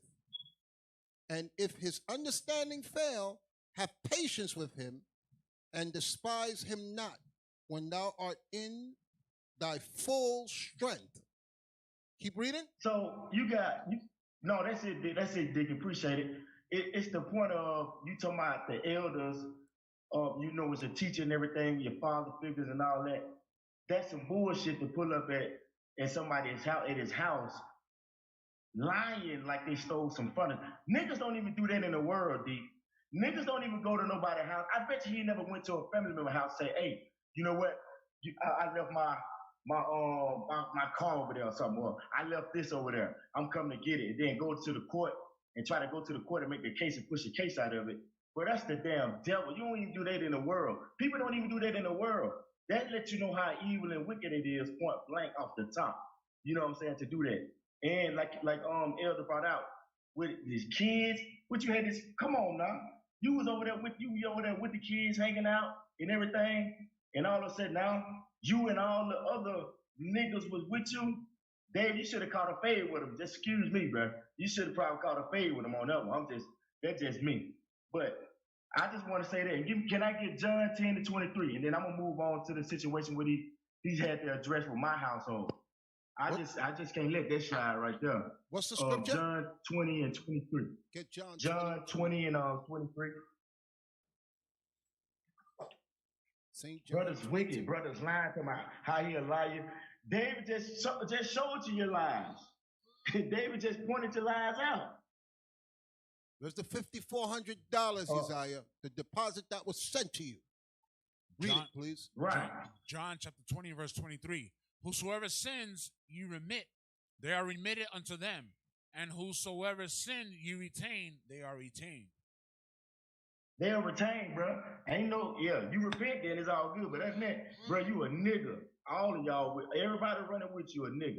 Now, I just want to address that first. Now to address my household, he said, he act like he putting steaks on my table. You know what I'm saying? Big boy plates or some, furniture in my house. Deacon, out of the 8 months my wife was working with this dude, it was a total of $2,500. Tell him what your wife was doing. How the hell Tell him what your wife was doing for him. Say that again, D? Tell the audience what your wife did for him. Yeah, she was a marketing agent for him, as far as helping him push his stuff out on the social media platforms. You know what I'm saying? To that nature.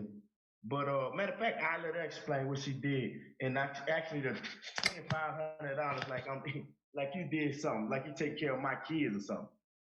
That works out to $78 a week. He's sending big checks. Go ahead, sister, speak. Okay, I was a marketing. I was helping with his marketing for Instagram and for the group for Black Men's Career. So I was in charge of everything in terms of reaching people, reaching the customers that we have, and trying to maintain motivation within the team.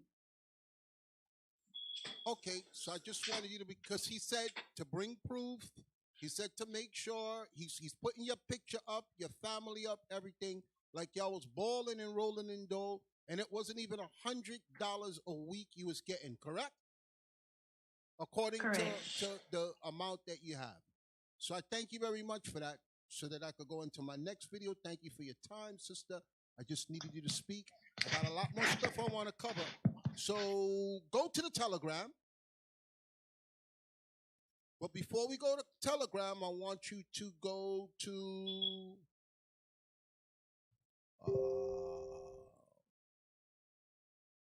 an hour and 30 minutes of his video. Go to 1:30 of his video.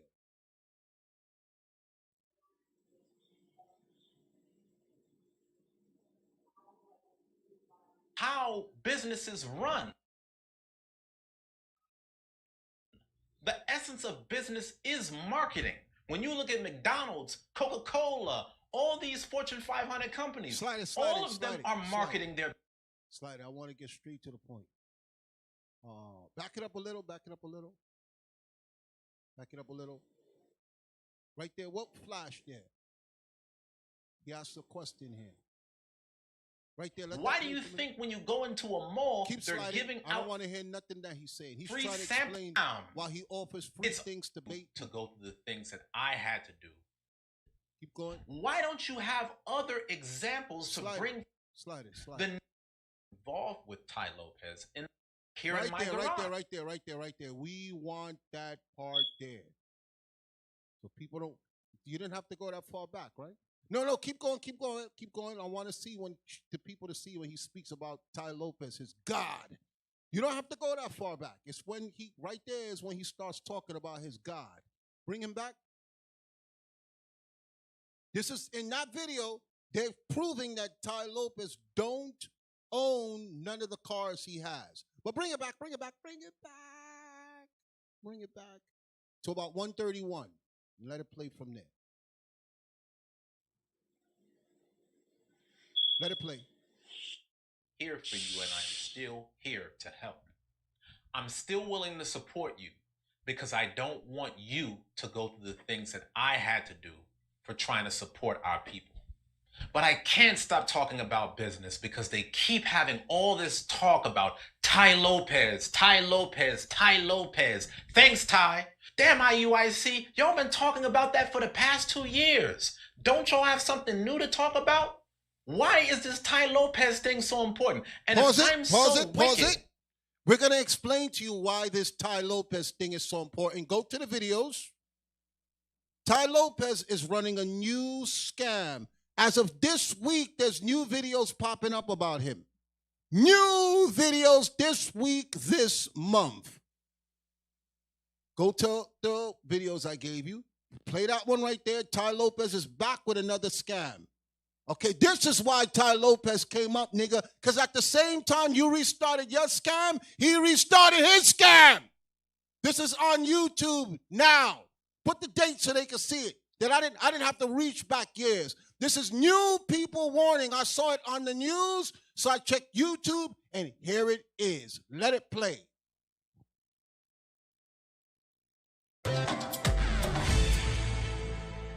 What's up, guys, and welcome back to Wall Street Millennial. Today we're looking at Ty Lopez's latest venture. If you're unfamiliar, Ty Lopez is an entrepreneurship guru who is widely considered to be a scammer.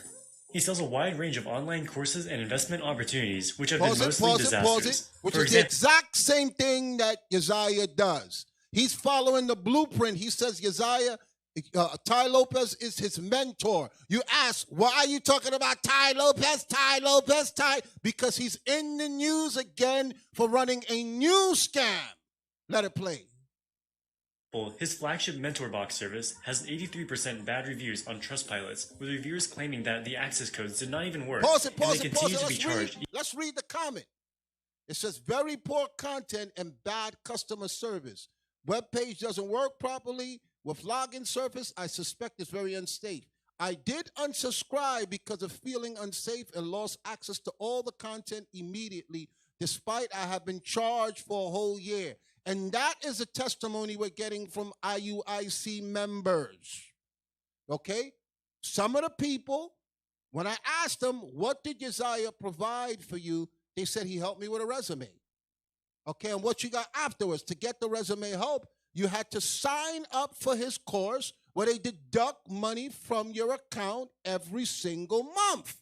Now, listen, One of the dudes, I asked him what the charge was. He said $29. I said, brother, you could pick any job, an accountant, bookkeeper, fireman, lawyer, store clerk. You can go on Google and download any resume template for free, professional resume templates for free. The number one thing that I'm hearing from most of the people that he was doing, he did. I'm not lying on the man. He did help people with resumes for a charge. And I'm telling you, he helped the people who did not know. 99.9% of the job that you look for, you could go on YouTube, download a resume. I mean on Google, download a resume and push the words, do whatever you did, which I guarantee you that's what he did.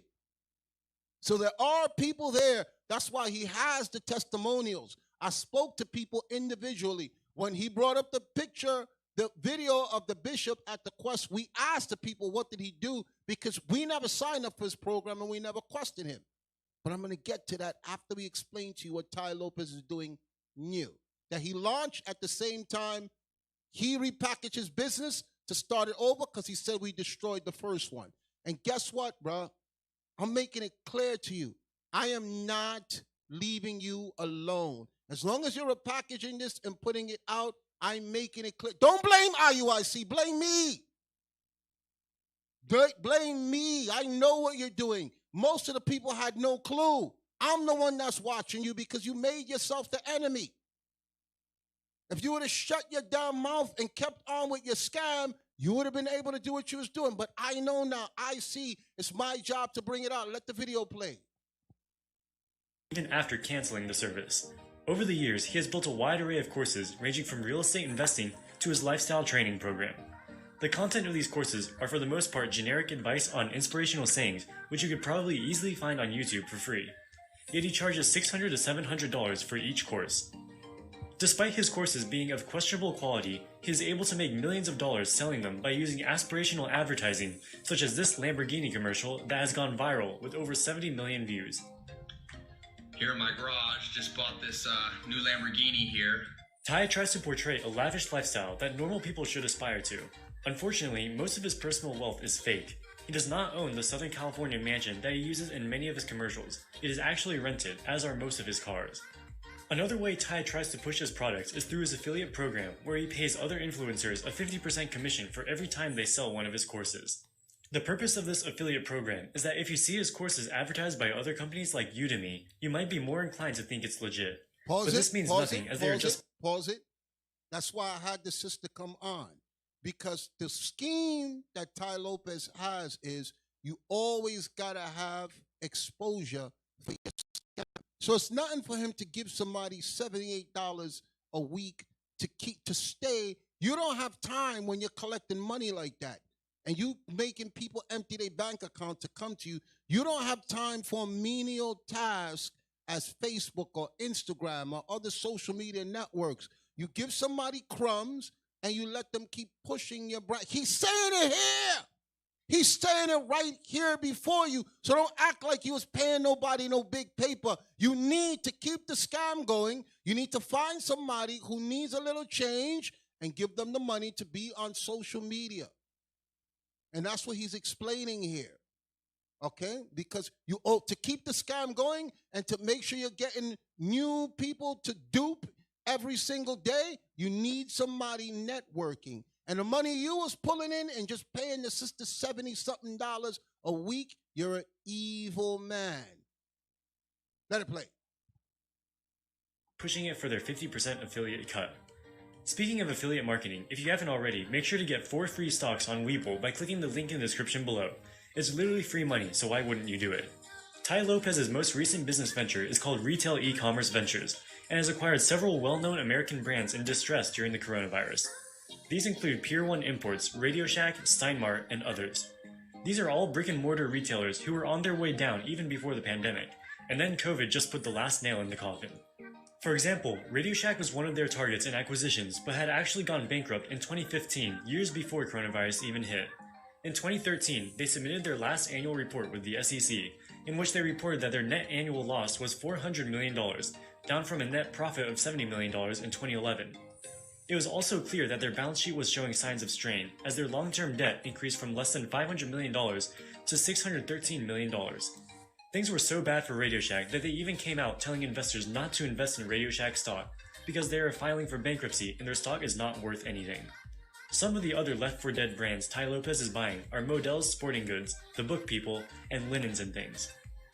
To get the capital to run this operation, Tai Lopez is marketing to individual investors to contribute to this venture. In line with his past gimmicks, he is utilizing dramatized commercials and grand references to convince potential investors of the size of the opportunity and the prospects of the project. Every so often an opportunity arises that is so big you have to double check, just to make sure it's real. And what we predict to be 54 new investment opportunities have opened up right in front of our eyes. As the saying goes, there are decades where nothing happens and there are weeks where decades happen. Those weeks of change just I am at Planet 13, which is the largest cannabis dispensary in the entire world. happen. If you're an accredited investor, it's time to take action. My name is Tai Lopez and my business partner, Dr. Alex Marina. This commercial is running on YouTube advertisements right now, desperately trying to get people to give him money to fund this project. It is so insane, it's comical. Legitimate investment shops do not market themselves in the way that Tai Lopez is doing here. In fact, any serious private equity style operation would not market to consumers at all. Carlyle Group, one of the biggest private equity shops in the country, doesn't sell themselves on their website. In fact, they are not even publicly accepting investors, as they get their capital through their existing relationships with people in the space or through financing. Compare this to Tai Lopez's REV website, which is actually just one huge homepage entirely devoted to convincing you why investing in this operation will make you the next Jeff Bezos. Yet somehow he was able to get an interview on CNBC in which he talks about how he wants to transition the brick and mortar stores to variable rents instead of fixed rents and reduce fixed costs by taking business online. He also talks about how he's supposedly been doing e-commerce since 2001, and since 2014 he's been on the lookout for distressed retailers. He actually makes a good case for himself in this interview and composes himself much more professionally than in his personal YouTube ads with Lamborghinis and Porsches that we've all seen too many of. To his credit, he is a marketing genius. He knows how to get people talking about him and portray himself in the most optimal way possible in any situation, which is why we are doing a video on him right now.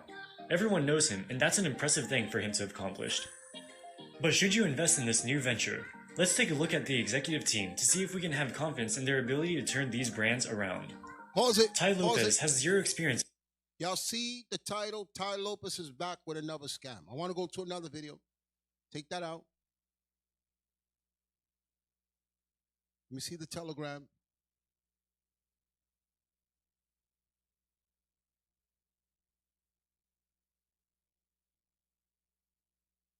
I want that one there. That one there. The next one down. The next one down. Start at, I'll put the timestamp, 6:55. Press play. Because this is Uzziah's mentor.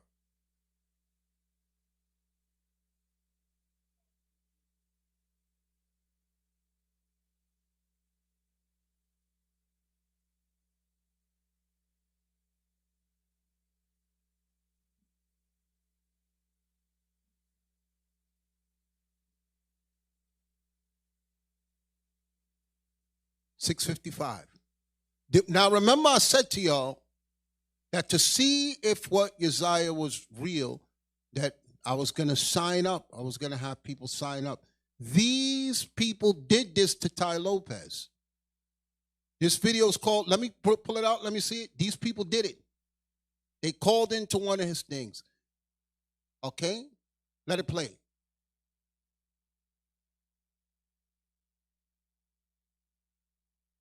We actually went undercover. Me and my friend Spencer went undercover inside the funnel to see what's going on with this fund. Once we signed up, we got a call from a representative which refused to give us any information about the funds, the underlying assets, the valuations, the companies. Essentially, he was just saying, hey, you need to go on the investor call. I'm not allowed to give you any information. Just go on the investor call, go on the investor call, go on the investment call. No information. So we actually get the invitation to join the investment call, and there we meet Mr. Alex Mayer.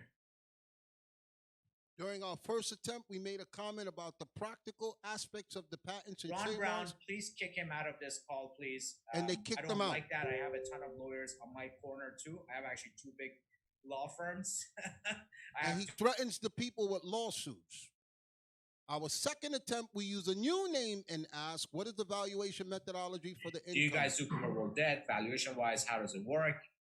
Okay. 2,000. 2,000 is the number of hours you're going to spend this year working for another company. Rick. Is Rick the same guy who was making jokes earlier? Or it was a different guy? Yeah, no, it's been the same one. Okay. Rick, stop. I'll kick you out, I swear. It's like, don't try to dominate the conversation.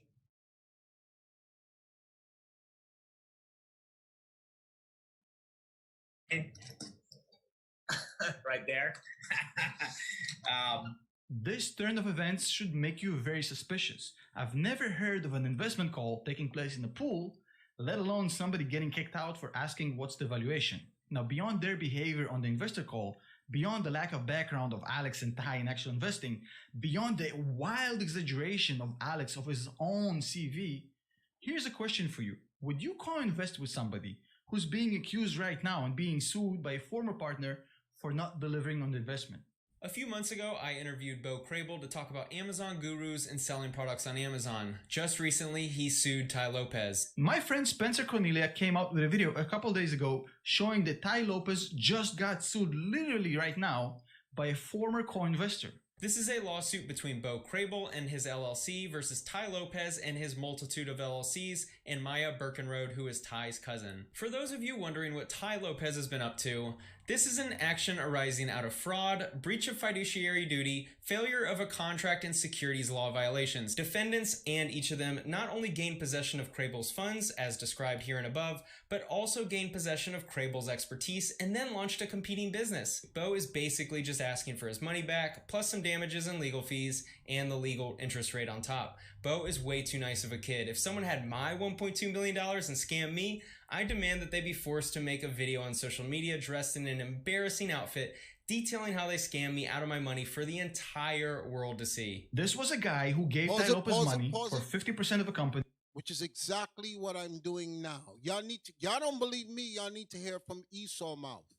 He's saying the only way to stop this person is to make a video for the entire world to see. Because most people do not believe that this is a scam. Let it play. And their joint effort to make this company work. He never got the shares, he never got the effort. Ty took his money and basically ghosted him, according to the lawsuit, allegedly. I don't know exactly what happened. But here's a question for you.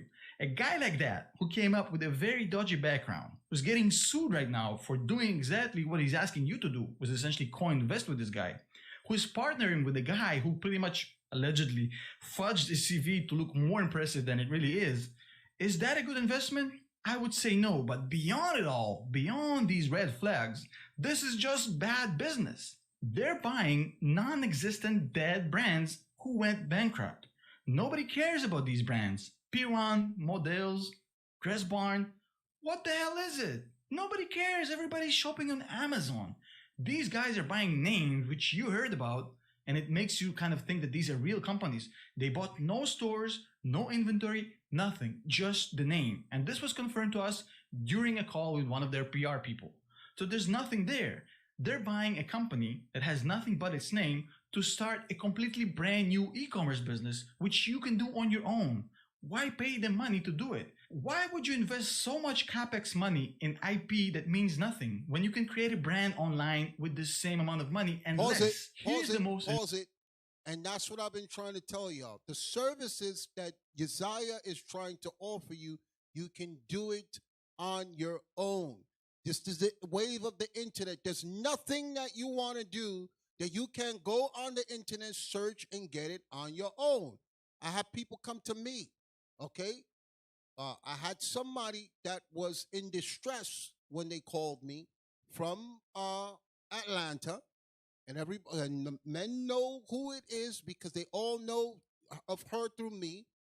When she didn't even know me. I only spoke to her over the phone, and I was trying to assist her with getting structured.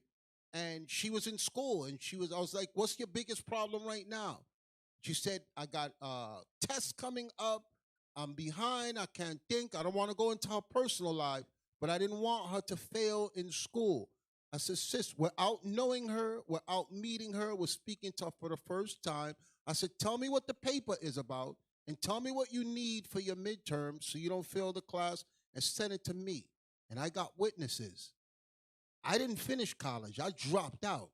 I barely made it out of high school, and I went to college. I said, this is not for me. I left. She handed me the stuff, and within 3 days, I wrote the entire paper, and she passed the class. So I'm showing you that's the spirit that's on me when people come in desperation for help. I didn't want her to fail, and I wasn't going to charge her. I never met her. I did this without knowing her, then sent her to the school for the men to help the sister out. That's the type of person I am, and this is what I do when people are in distress. And like I said, if I would have been charging people for resumes and then telling them, when you pay me, you got to join my program and we're going to take monthly money out of your account, y'all would nail me to the cross. Y'all would nail me to the cross. So that's why I had to investigate into what are these services that's being provided. And when you look into the scam that he learned from Ty Lopez, you're going to see that it's garbage. Take that video off. Y'all see the title. Y'all can finish watching it. There's only, 4 more minutes left. I got more videos I want to go through so I can prove my point. Hey, Deacon, this is Officer Kanai. If I may, real quick, I just want to make a quick point. Yes. The same things that Uzziah is learning from Ty Lopez, he embodies in his own videos. So as people are watching, because people are going to go back and they're going to watch Uzziah's videos, being up this class is brought up. What they don't realize is that subconsciously they really are being programmed in a way to really believe what he's saying. And I just want to make a couple of reference points that I saw in his video, because as he's talking, he's saying, here's proof. And he'll flash something up for 3 seconds and then let the video continue to run. And because it says here's proof on the video, people are hearing here's proof, but they're not actually pausing the video and reading what's actually being said on the screenshots. That incriminates everything that he's saying. Like you did. And what the point that Officer Kanai is making, if you look at a lot of the stuff that he's putting, like his dates for travel and his receipts, it does not line up with what he actually is saying and what he did. Some of the stuff he put in the video is blurred. You telling me you blurred that by accident? Even Bishop Nathaniel's voice. There's a clip in the video where he's playing Bishop Nathaniel's voice and saying, listen closely, but yet there's music that's overpowering what Bishop is saying. So you really can't hear what Bishop is saying, but he's saying, listen closely. Do you mind if I pull some points, Deacon? Yes, go ahead. So on the Uzziah video at point 18, let me see. Get the Uzziah video up. At point 1806 to point 1950, he starts making some points.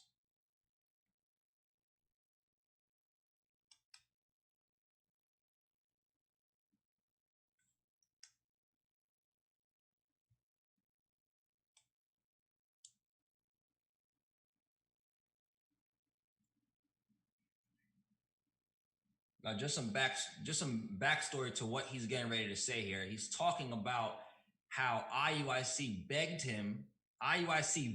Captain Uzziah to create a program on original royalty to sell about finances. Now he's going to go into it at point 1806 to 1950.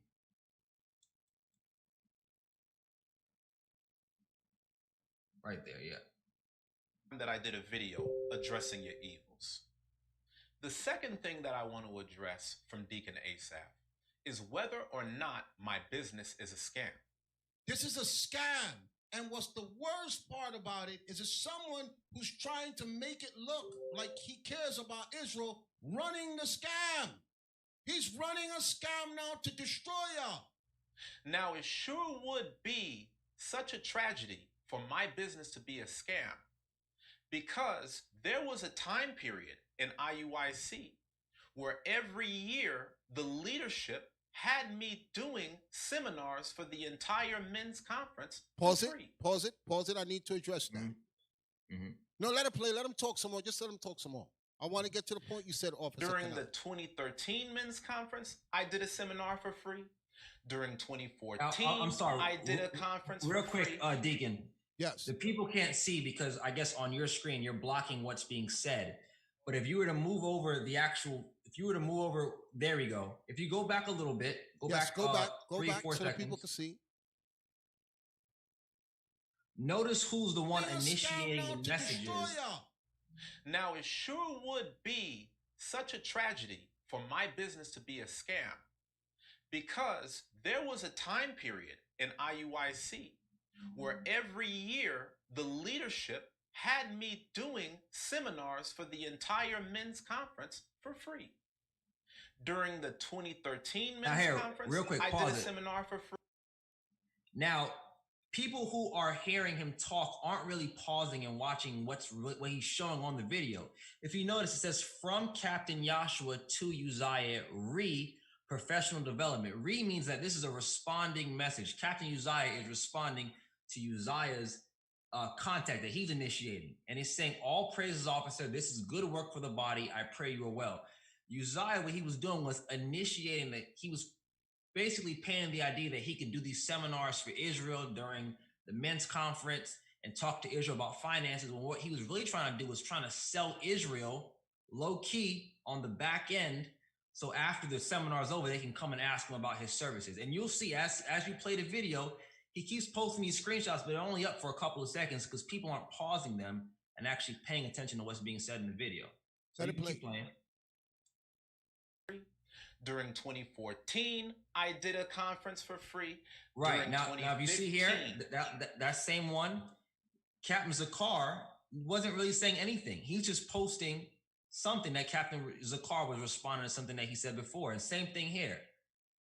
Uzziah, he keeps posting these quick clips. And if they're only 6 seconds apart from 1850 to 1856, you can't read that fast enough.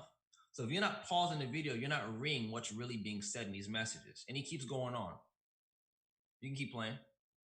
I did a seminar for free, and that's documented. Here's the proof. So it's so funny that whenever I was doing all of this for free and giving out all of these gems for Israel to apply, y'all sought me out to do it, and it was never a problem then. Pause it. I never sought you out to do nothing. There was the only person that I sought out to do business. Go to the Telegram.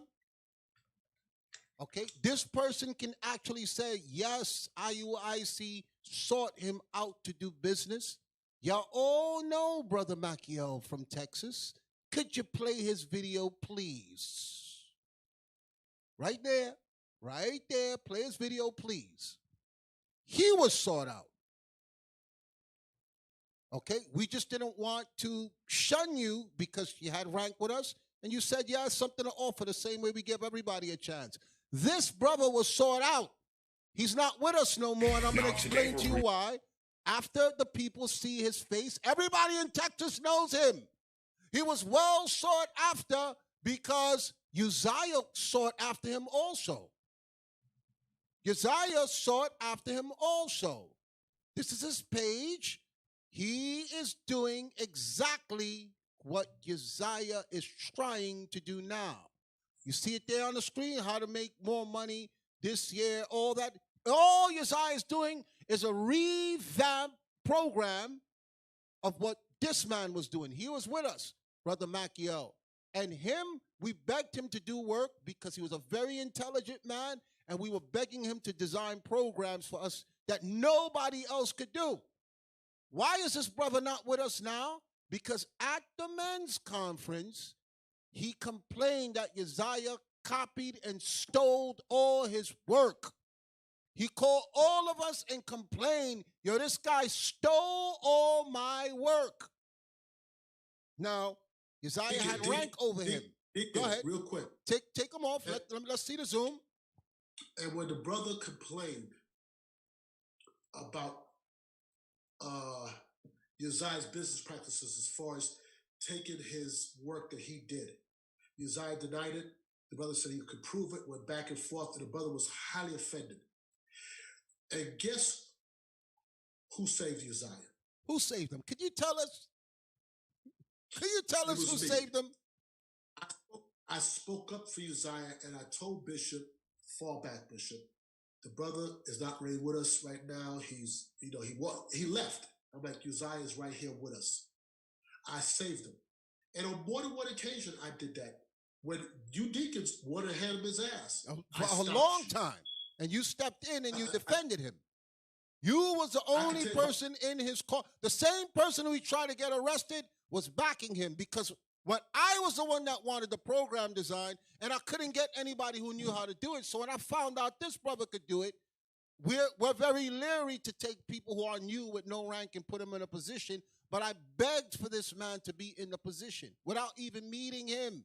And he was offended when Uzziah was stealing his material and presenting it as his. So there's a part, when Uzziah zooms to Bishop Nathaniel raising his hand. Bishop Nathaniel was raising his hand to ask him, is that Machiel's material?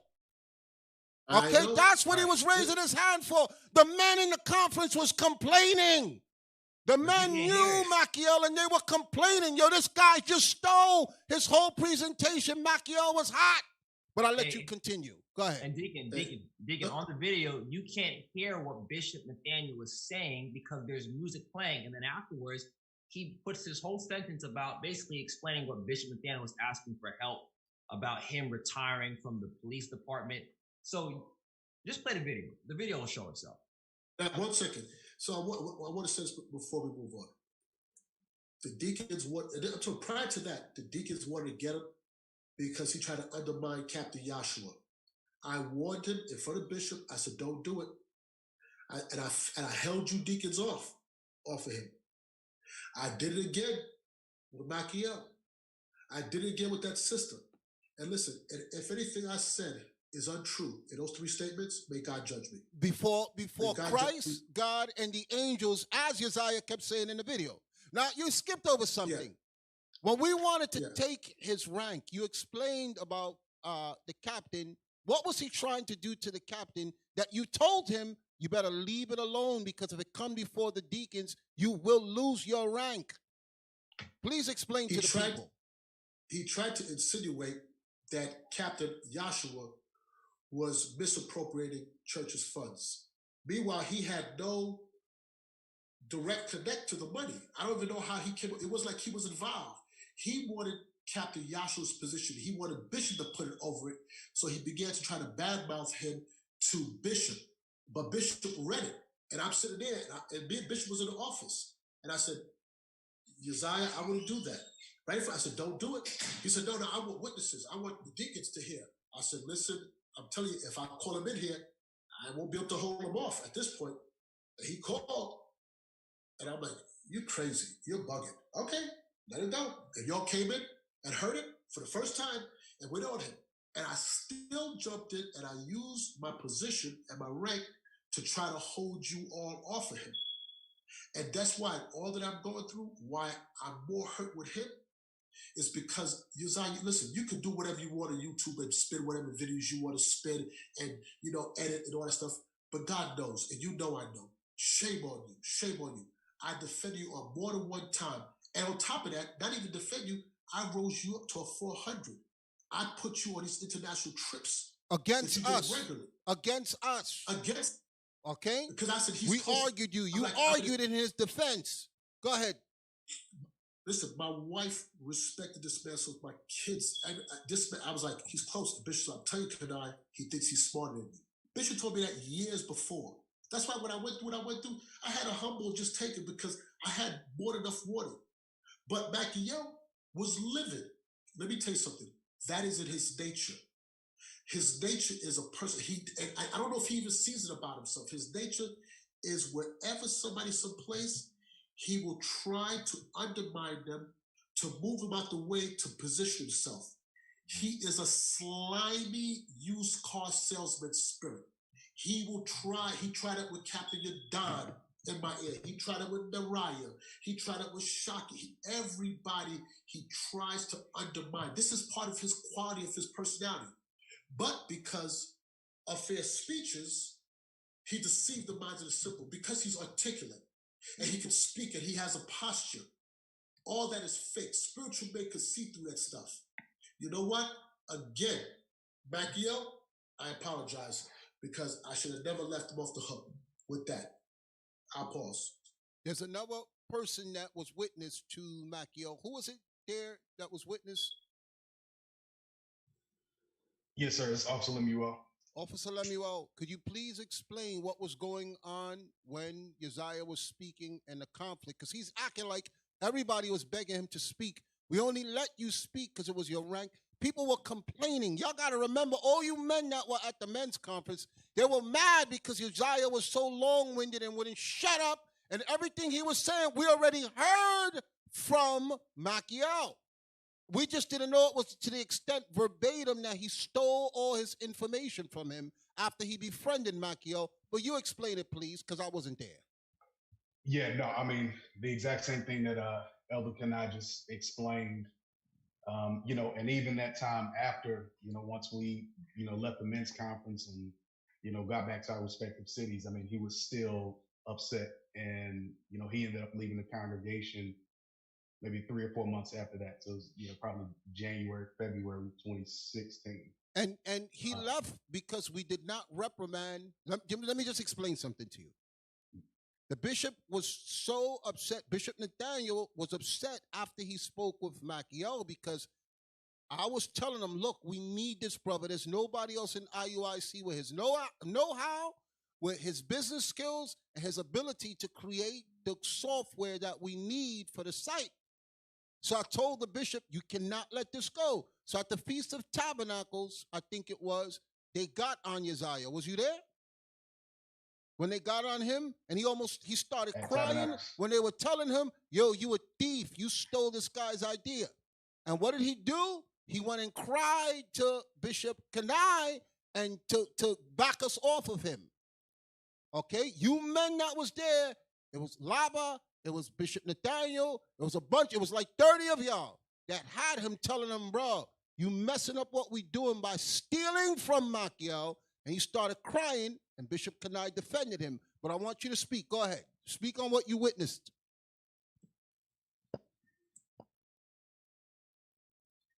Yeah, so that's it. So not to conflate the story, at least as far as what I know. I mean, it's the exact same thing that Elder Kenai just mentioned. And like I said, as far as being here in Dallas, you could definitely tell that he was hot over those last couple of months that he was with us. And knowing that the brother just straight up plagiarized all this stuff. I was like, damn, it don't get no lower than that. Mind you, Dallas had only been, we had only been up, maybe a year and a half, 2 years. I mean, very young congregation, very young leadership. And that, I have to deal with something like that and spirit like that that's just freaking, broken, So, so that's all I had on that. Hey, Deacon. Yes, go ahead. Go ahead. You can put him in there. Who's speaking now? Go ahead. I think my pops got knocked off. Captain Abiel, just help. Can I get back in? You said he got knocked off.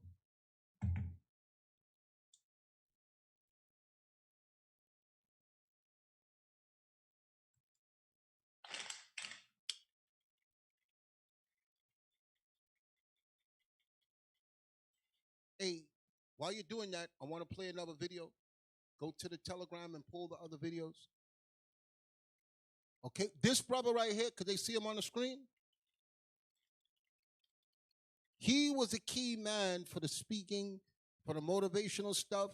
Y'all see his website? Bring it up. I want them to see the YouTube. Okay, this is Uzziah copied this man's style of the motivation and stuff. You see him now with the t-shirt and the hoodie. Okay. he just put a spin on after being around this man and stealing his stuff and stealing his ideas. He's no longer with us because at the time he had no rank. And I wanted to do him, but Bishop Kanai at the time was like, look, this guy been here with us a long time. It's his word against his, and he should have just got done. Okay? Plain and simple, he just should have got done. But we could take him off the screen. Y'all got his video. Y'all can watch it. Y'all hear him speak. Uzziah's repeating everything that this man says. What's the video? What's the date on his video there?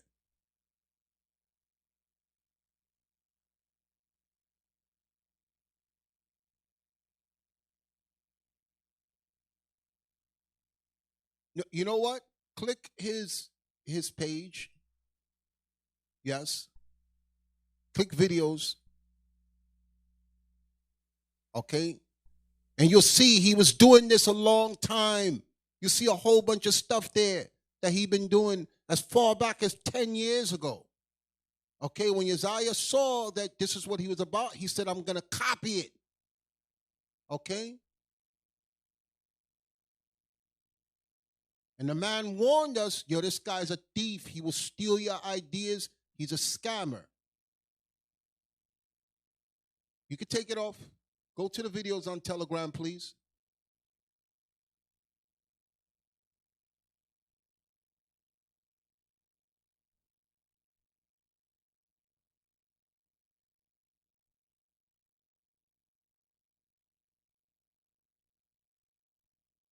I want that one right there. Wait. Go back up some more. Keep going. That one right there. Biggest scam yet. Let that play.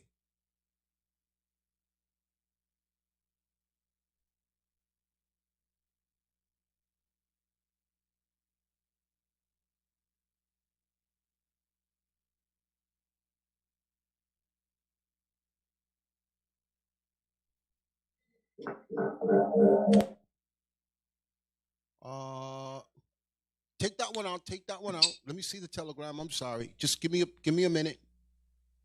These are new videos that came out because he asked, why do we keep bringing up Ty Lopez? We're bringing him up because he's in the news and people are warning about that he just restarted new scams. Click the one mistakes were made. Click that one there.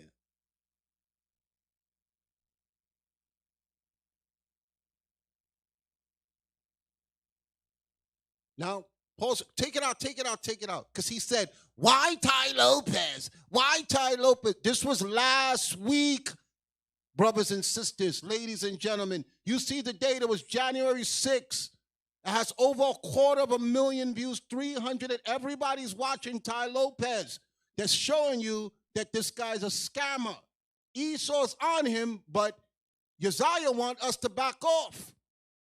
Esau is on him.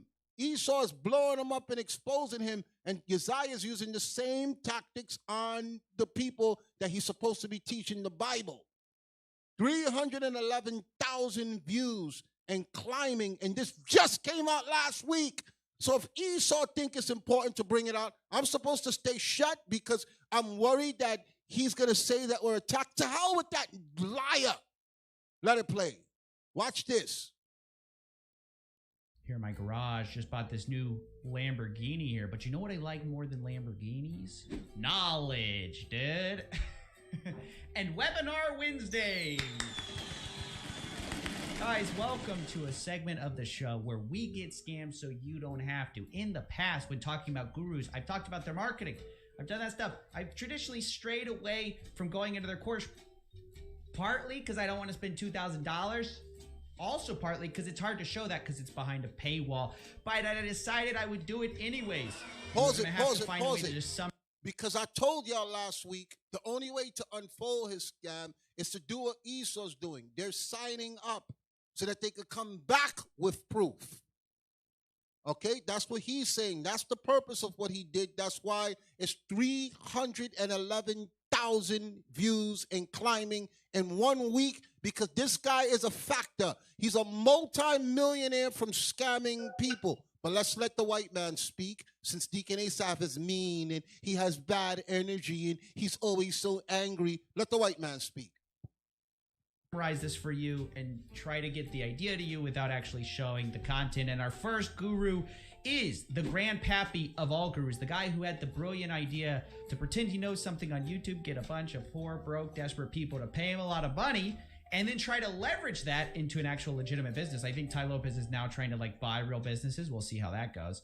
But he got his real start with this whole internet marketer thing. I am like this genius guru who knows the secret of health, wealth, and happiness. You guys all know the ad. Here in my garage, just bought this new Lamborghini here. But you know what I like a lot more than materialistic things? Knowledge.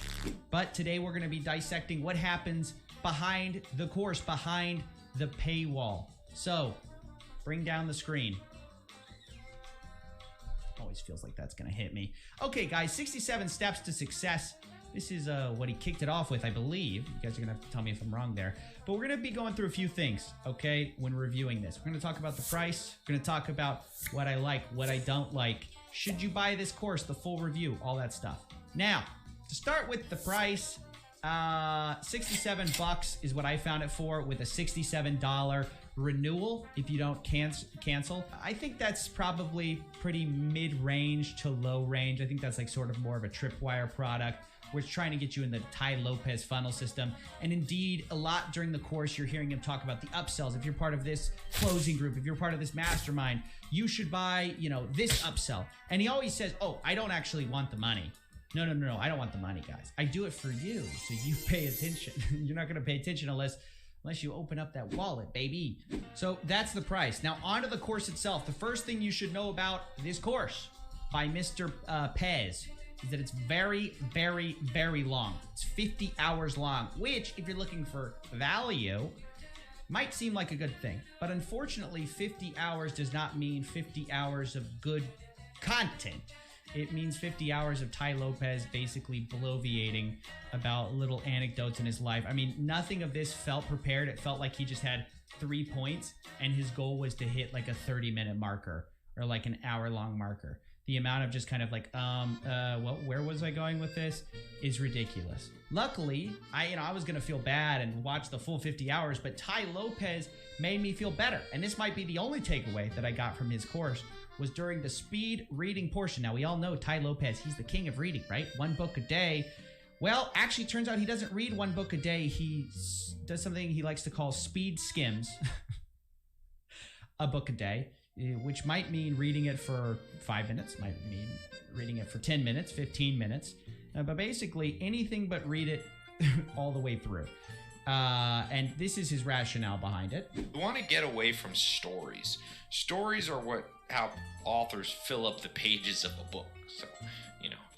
Yeah, that's exactly what Tai Lopez did in this course. They're just trying to sell their book. They don't want to sell. Most authors could write a 10-page book with everything they know, the cliff notes, but they don't want to do that because they can't charge you $20 for it.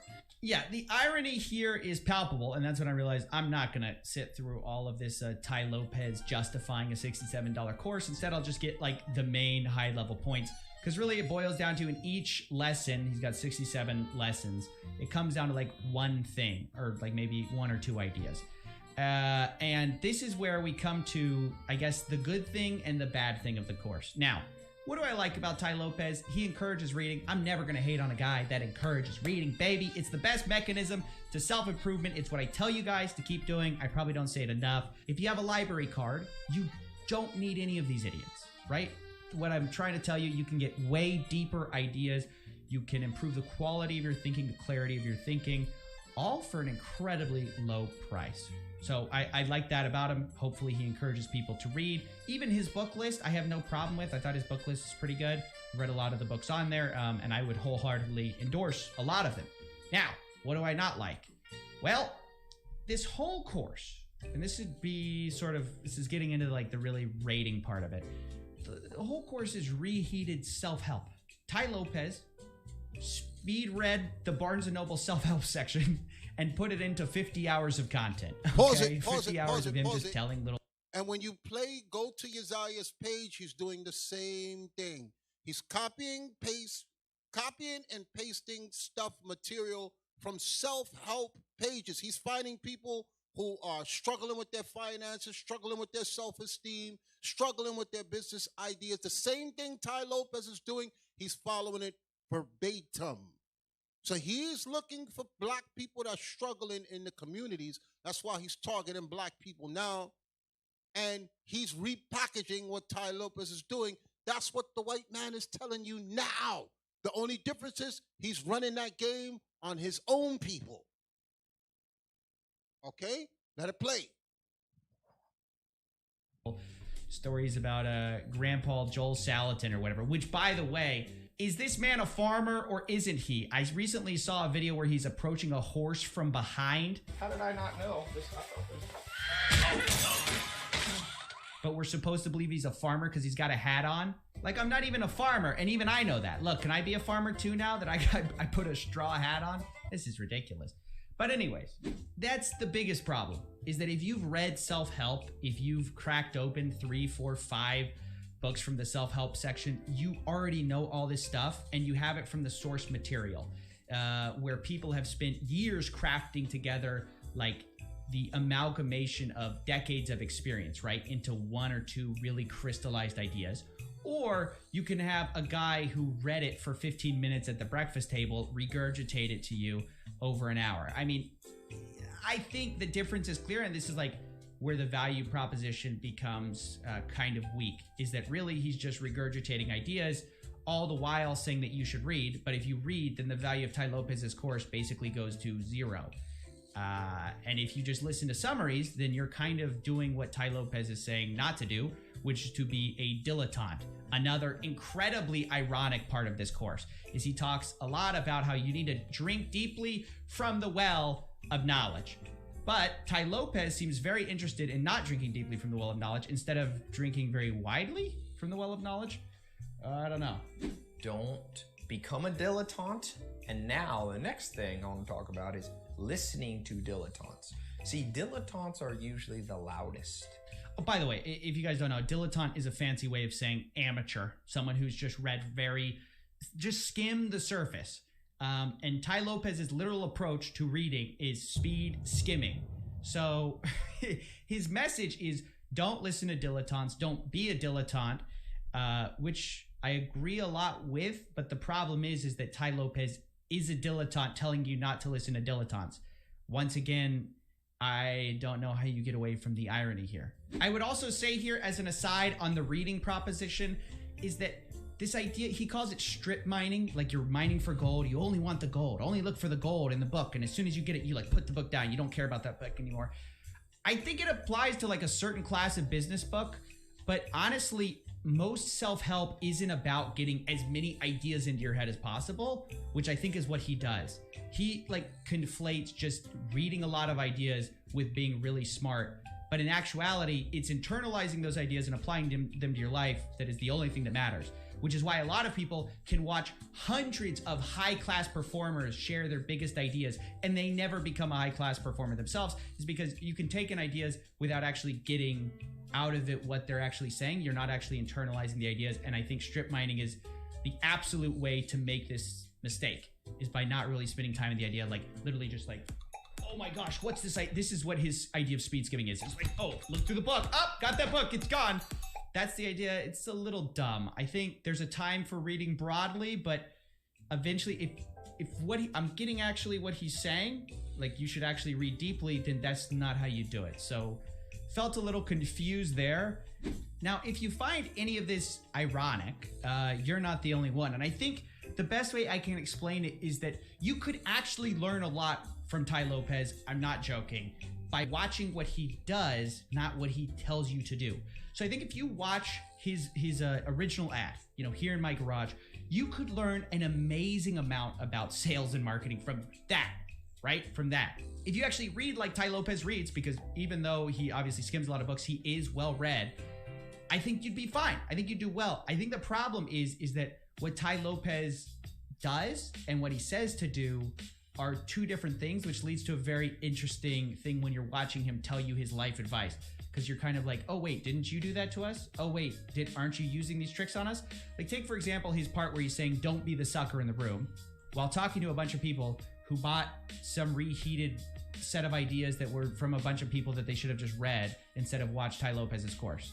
What, beyond you just consciously going, I'm not going to be the sucker in the room, right?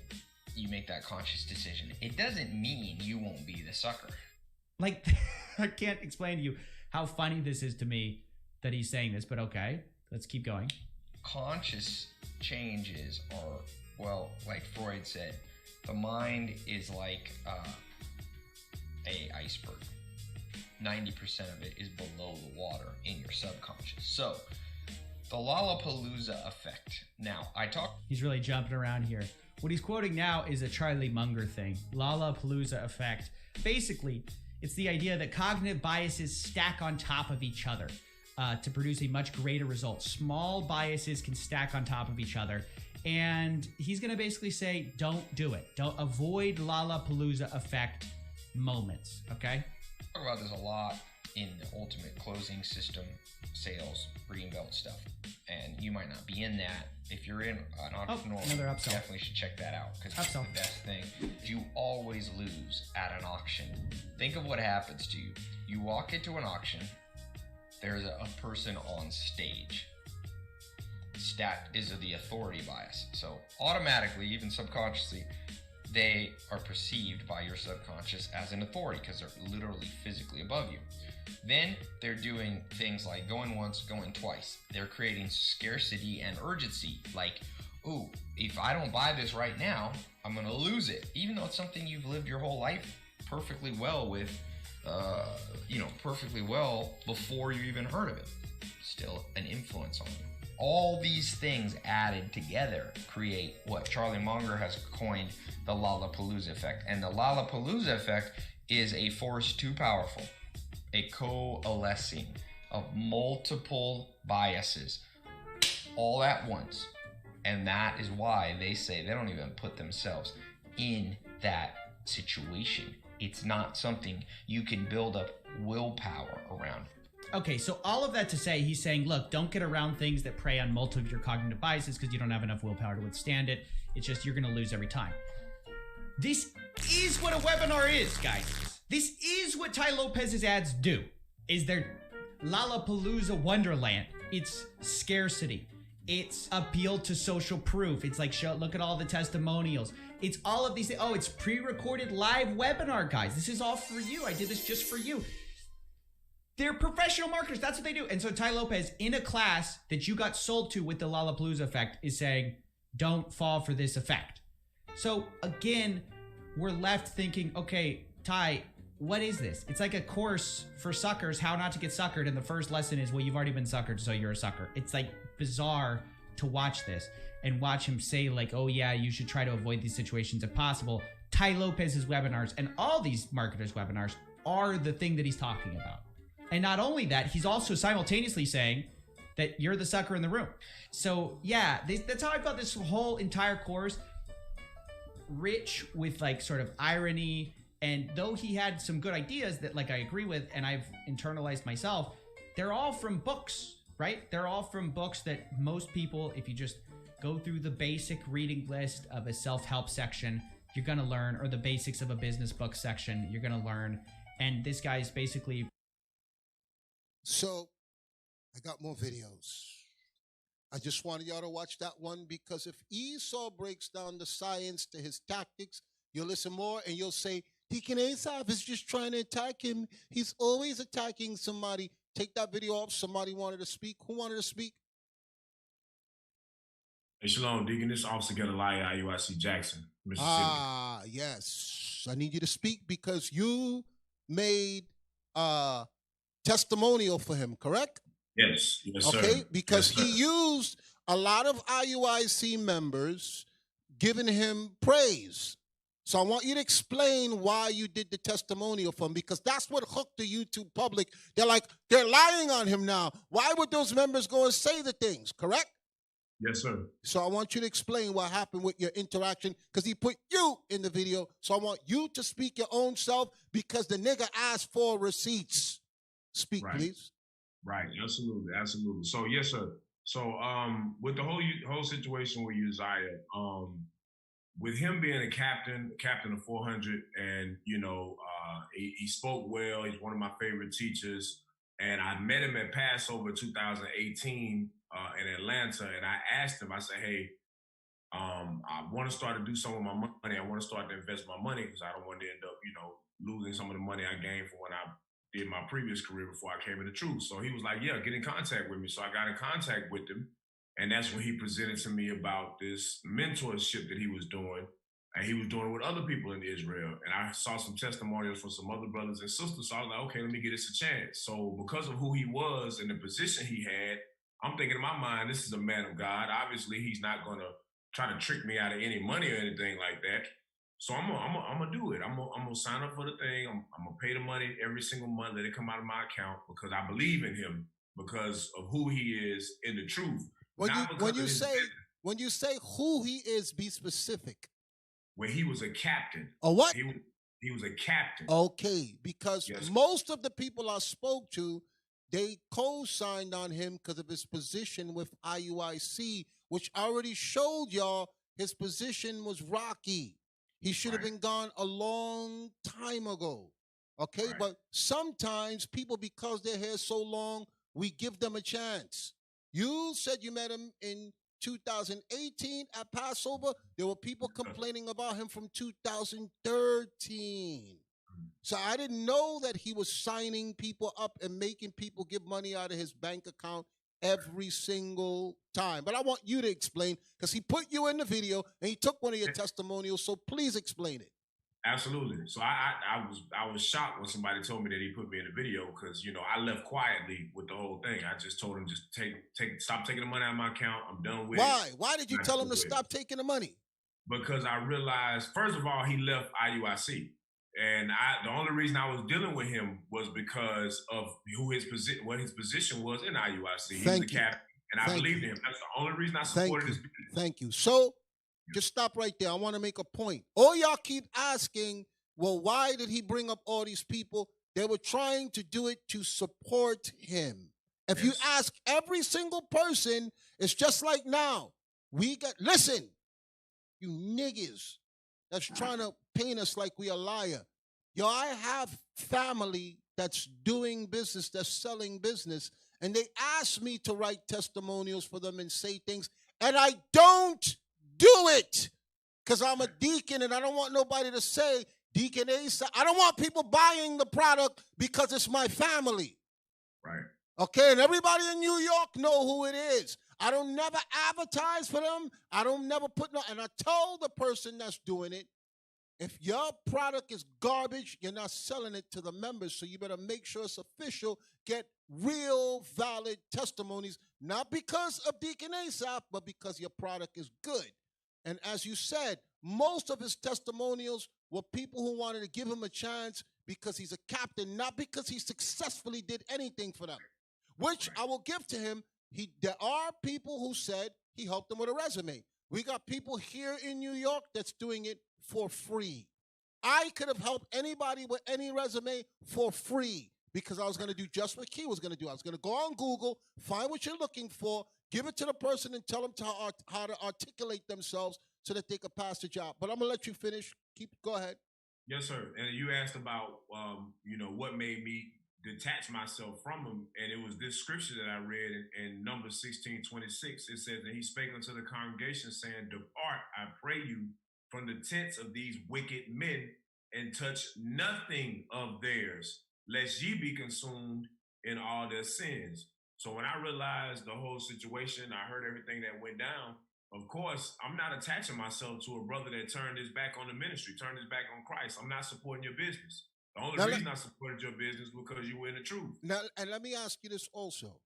Yes, Did any of while you were making the payments for him, because you said that you wanted to invest in a house, he's telling people he helped you buy your house. I want you to explain that. Explain it yourself. Explain it yourself. Not. He did not help me buy my house. I had already had the property under contract. I had already submitted an offer to the real estate agent, but I was second guessing this. It was a lot of money. I had never spent that type of money before. It was a lot of risks in real estate. I had been doing a lot of research.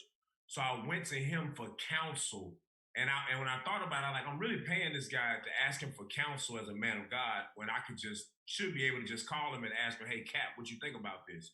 So I asked him, what did he think about it? Should I go through with it? I'm nervous. I'm afraid. I don't want to lose money. And he was like, you got the money? I said, yes. He said, you've been doing your research? You've been reading your books? I said, yes. He said, well, go for it. And on that, he's telling people he helped you buy your house. Yes, and on that, he's telling people he helped me buy it. But he didn't help me buy anything. He lying. I did all the legwork myself. Yeah, negotiation, everything. Oh, man. This guy is fun. Was he there at the closing? Was he there with the bank? Did he speak to the realtor? Nope. Absolutely not. Absolutely not. And to make it even to put more emphasis on it, the whole Ty Lopez thing that you're talking about, he was so caught up in those type of scandals and scams that he tried to get me to spend $15,000 to sign up for a program that my wife and I researched, and I found out the program was a scam. It was one of those Ty Lopez real estate course scams where they take money out of your account, they fly you out, they have all these things. Really, you're the one that's flying yourself out because they're taking the money out from what they gave you or what you gave them. He tried to get me to sign up for that. He's like, yeah, it'd be a great investment. I know it hurts right now, but in the long run, you'll gain a lot of money from it. And then, like the day that I was supposed to do it, I thought about it. I said, am I really finna give somebody this amount of money, savings that I saved up, give somebody this amount of money just to teach me where I can go on YouTube University and learn myself? And I got out of it. I didn't do it. And I told him I didn't do it. He's like, man, you missed the opportunity, man. All praises. And you researched and found out it was a damn scam. Scam. Okay? Because people are saying we're making things. Hey, when is the first time you and I spoke? About this particular situation? Yes. Today. Okay. So, prior to that, when was the last time you spoke to me? It's been a while. Okay. So people are saying that I'm out to get him. Okay. Right. And I told you, don't say nothing because I told all of y'all here, don't say nothing to agree with me. If you don't lie. The Most High will judge us. Just say what you have to say concerning what he said about you. Yes, I'm just putting that out there to let him know, bro, you ain't ready to go rounds with me, bro. You not built for this. You could beat your chest. You could talk close in the camera. You could talk all hard. You not built for me. I will end you and bring your whole team. I will end them too. You got more to add? Just last thing. Go ahead. And my wife reminded me about this. We would have to sit down and do one-on-one like consultations with him, and he would ask us what our goals were and what he saw would be best for us. And the three things that he gave me, my Get Alliance 2018 Breakthrough Roadmap, the three things he told me to focus on was stay focused on budgeting, get out of debt immediately, and create a business prototype for my speaking business because I wanted to start motivational speaking. Nothing about real estate. Nothing about real estate.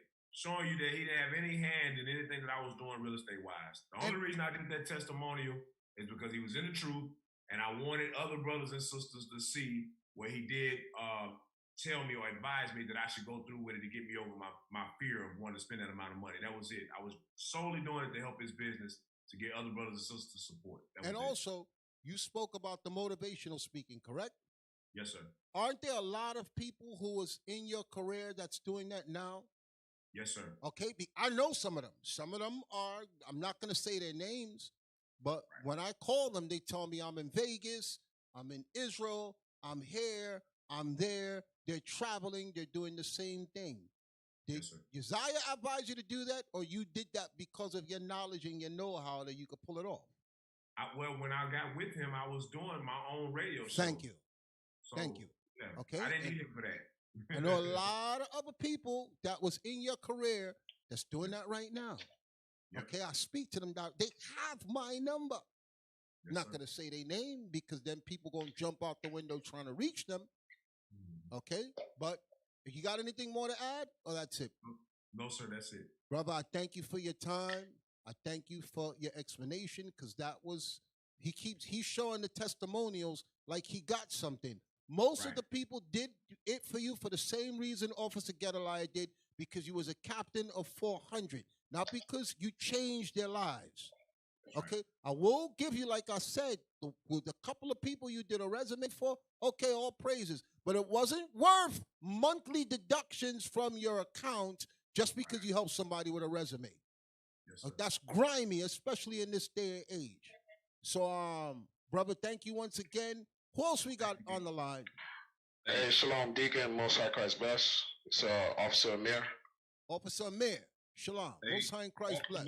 Officer Amir, real quick, you don't mind if I say something real quick? I'm 3 hours ahead. It's like about to be 4:30 in the morning over here. Okay, yes, I forgot you on a different time zone. Yes, Go ahead. sir. Hey, only reason I even gave the video the time of the day, and I'm going to try to make this as quick as possible, is because Officer David's brother brought it to my attention. Because I don't give these niggas the time of the day. I don't try to keep up with their videos. But I saw it, and I heard I was in the video. My wife was in the video, and when I looked at it, apparently he had taken a picture of me and my wife Abigail. Now Abigail, she was actually taking part in the with the so-called program or whatnot, and I didn't know Abigail at the time, and I wasn't even proving my wife Abigail at the time, but yet he showed us in there. It's kind of like what Officer Kanai said, Deke, how he's putting in these visuals to make it seem like other members are also as if he has a following that he truly doesn't have. Because I've never once dabbled with this man's program. I've never once I like how you put it, where you call him a car salesman. Where niggas like that on the East Coast, they come a dime a dozen with the gift of gab. So when I seen it, it never interested me because I just thought it was real sketchy, So why did you tell your wife to discontinue the program? Explain that part to me, please.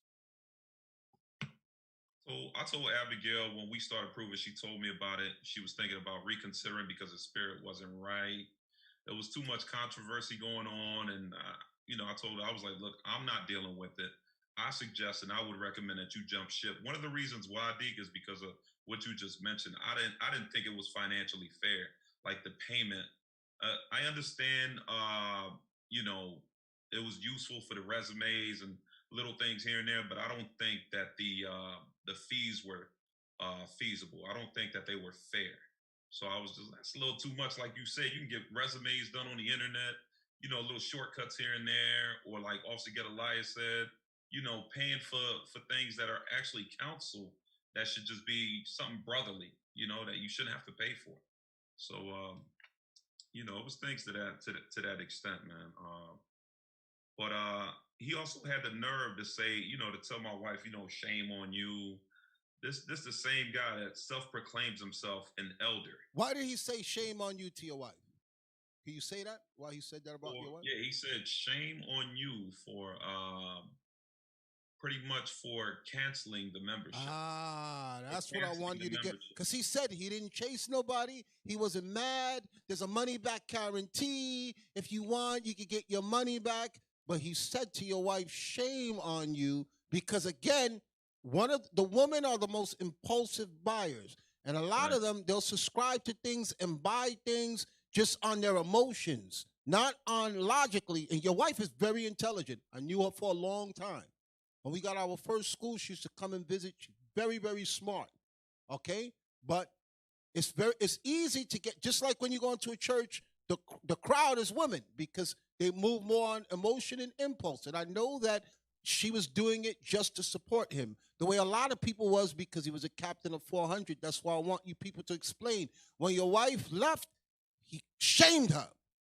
Okay? But continue speaking. Go ahead. Last but not least, Big, I remember when you said something a while back when the whole thing hit the fan. You said, if your business is solely reliant on the children of Israel, then it ain't a business. Instead, it's a hustle, a.k.a. a scam. Exactly. Okay, which is what I tell, like I said, my family is doing business. I said, Israel shouldn't be your target audience. And if you could only sell because of who I am and because you got the congregation, then this ain't no business. Okay, so I explained to my family member, make your stuff professionals, good labels. There's people copying right now what's being done. And I'm like, yo, just you set the trend. We know where this came from, okay? But like you just pointed out, this is a scam if you could only survive if you tug on the heartstrings of the congregation. Do we lose? Did we lose him? No, I'm right here, Deep. Go ahead. I'll let you finish without interrupting you. All praises. Happy Sabbath. Shalom. Most Christ bless. A couple of things I want to cover. Say your name. This is Officer Amir, Austin, Texas. Okay. So you witnessed things in Austin, Texas. Just let us know. All right. So in his video, the thing that caught my attention, and I know he purposely did this to catch my attention, he said that he would take a bullet for myself and David. I only knew this Negro for like less than 2.5 years at the most. He only knew Officer David for maybe about 6 months when he moved into Austin. So as far as applying Ciroc 6 and 7, former captain of 400, that's a bit much to say and hasty to credit someone if you say you'll take a bullet for somebody that you barely even knew. And I only knew him off the strength of joining his program. David was was David the one he wanted to fight? Yes, he wanted to fight David right before I got there to assist with the moving of everything. His nickname is Show Muscle, so he felt like he wanted to put up a front in front of the cops, knowing that nothing's, we're not gonna make no stupid decisions like that in front of cops, so of course he's gonna, bark, but he ain't got no bite, you know what I'm saying? So he pulled that hold me back scam. But go ahead. Exactly. So, I'm a bit taken aback saying that, he said he would take a bullet for me, myself, and David. But, that's the type of talk you tell men that when you go to war, when we go out to camp and stuff like that. As far as I know, when I was visiting Austin, under his leadership, his camp or the camp he was running, they wasn't known for going to camp. They wasn't known for going to war for us. As far as you saying you take a bullet for somebody, that's war talk. Austin wasn't really going to camp until after the split, until all them nigger defectors left and the Most High deployed men to Austin. That's when we started doing the work. That's when we was holding the line and Austin was being strong. You know what I'm saying? So all that talk about taking a bullet, bro, prove a friend, man. Prove a friend, please. Second point I want to make. We only became close. Let go of your mic. Bro. We can hear you without holding the mic up. Yeah. You're coming in real loud. Thanks. Yes. Can you hear me now? Yes. Perfect. Yes. We only became somewhat close after me and my wife joined the program. After. So if I do believe if we wasn't dealing with him on a monetary basis, this brother wouldn't probably give us a time of day at all, because that's how he rolls. He always portrays himself like he's too busy to get on the phone with everybody. But if he has some interest with you monetarily, he'll make time for you. So what did he offer you in his program? Tell the people. I will be honest. The resume templates, they were helpful. Other than the resume, what did he offer you? Because everybody tells me the resume. I mean, I didn't really deal with him that deeply like everybody else's experience, but nothing he did for me or my wife was like super life-changing or, that extensive that would make me, be like, oh man, this brother, he's the one. I gave him his props again because again, he was with the body. You know what I'm saying? Like any good friend would do if somebody's trying to support. So you're saying you gave the testimonial because he was a brother in the body in his position, correct? Yes, sir. Yes, sir. And to be honest with you, my wife was more interested in this program than I was. So, I'm always a bit skeptical about business opportunities and stuff like that. So, that's I was helping them out because Israel support black businesses, yada yada yada. Third point I want to make, he mentioned my wife. He also purposely put up clips of my wife speaking. So I want to say something about his wife. His wife never called my wife. My wife would always call his wife just to try to build relationships with her. And, his wife Ariel would do the same thing he does, she'll get back to you when she can. But for some strange reason, she coincidentally had time to get on the phone, call, and text my wife when the split happened during the Feast of Dedication. And she even left a message on my wife stating that, I know all of this is dramatic right now, but with our husbands and everything, but if you want to talk, you can call me, please call me back, et cetera. And I know that was basically orders from Uzziah trying to use his wife to get close to my wife to have us basically leave IUIC. Let me get this straight. She was not trying to talk to your wife. And then after the split happened, now your wife is getting texts. That's what you're saying? Yes, they never talked on a regular basis on the phone. Y'all see how grimy that is? Y'all see how grimy that is? But go ahead. I'm sorry. Keep talking. Go ahead. I got to use your phone because it's about to die. Wow. One quick second, D.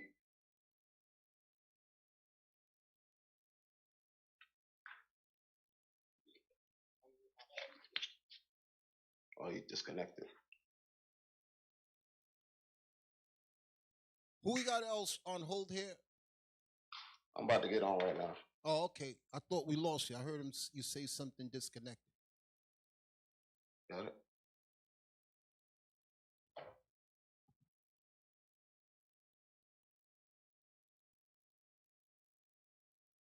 Thanks.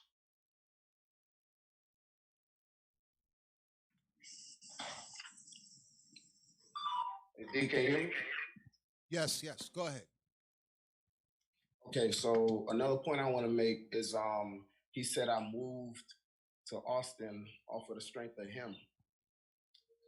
Hey, Uzziah, if you listen to this, you're not Christ. I don't follow men like that. You know what I'm saying? I'm loyal to Christ and I'm loyal to my team, IUIC. You don't hold that much weight in my life for me to pack my bags and leave a whole city off the strength of you. Who the hell do you think you are? You obviously have no idea who I am or where I come from or my background. I really have no idea like what was going through your mind to think people will leave a city and move to another city because of you. I came here and I had other options to move other places outside of Austin, besides Austin. But my brother David was here, the congregation was here, and it so happened that me and you had somewhat of a relationship, so that was an option for me to move. I could have went to Atlanta, I could have went to Carolina, I could have went to other places. There's plenty of people in IUIC that I have longer relationships with that I've never even visited them.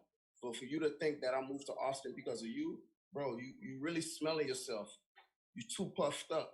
You need to calm down. You ain't that dude. You're not that dude. And It's laughable. You're funny, man. I know how it is. It's laughable. He beating his chest. Yes, it is. And he don't realize he rocking with the best. So that's it, brother. You got anything more to say? Another thing too is he put David in the video. David never, and his family and all of that, David had nothing to do with the business aspect of his business. He wasn't even involved. So the reason, I don't even find a reason why you put David in the video, or even myself. But I understand you're emotional and you're petty, you're effeminate. So I understand you take things personal like that. You're the type of dude, if you go down, you'll take everybody with you. And that's what you did in the video. Just like we saw him do to Judah Mac. Okay, yes, he was leading the charge against him. And Judah Mac, dumb ass, is defending him only because he think he gonna get some wins off of us. But go ahead. Exactly. Last but not least, I want to say this, and I don't want to sound carnal, but I got counsel. I'm gonna just leave it at that. I don't know what part of South Central you're from, but I'm from South Florida, Miami. We don't play all that running mouth game on social media. And you better thank God. You better face the East. You better also thank IUIC leadership that we got men that follow counsel. Because if it wasn't for these laws, I would come see you at your house within the hour of that video being posted. So you better thank the Most High that, again, I don't know what part of South Central you're from, but I'm from South Florida. We don't play those games. All right, so keep my name out your mouth. Keep my wife's names out your mouth. Anybody you hear in Austin doing the work that did not follow you, keep our names out your snake ass mouth, bro. Straight up. Thank you for that, brother. All praises. Who we got next? I want to get the next person out. Do we have somebody else?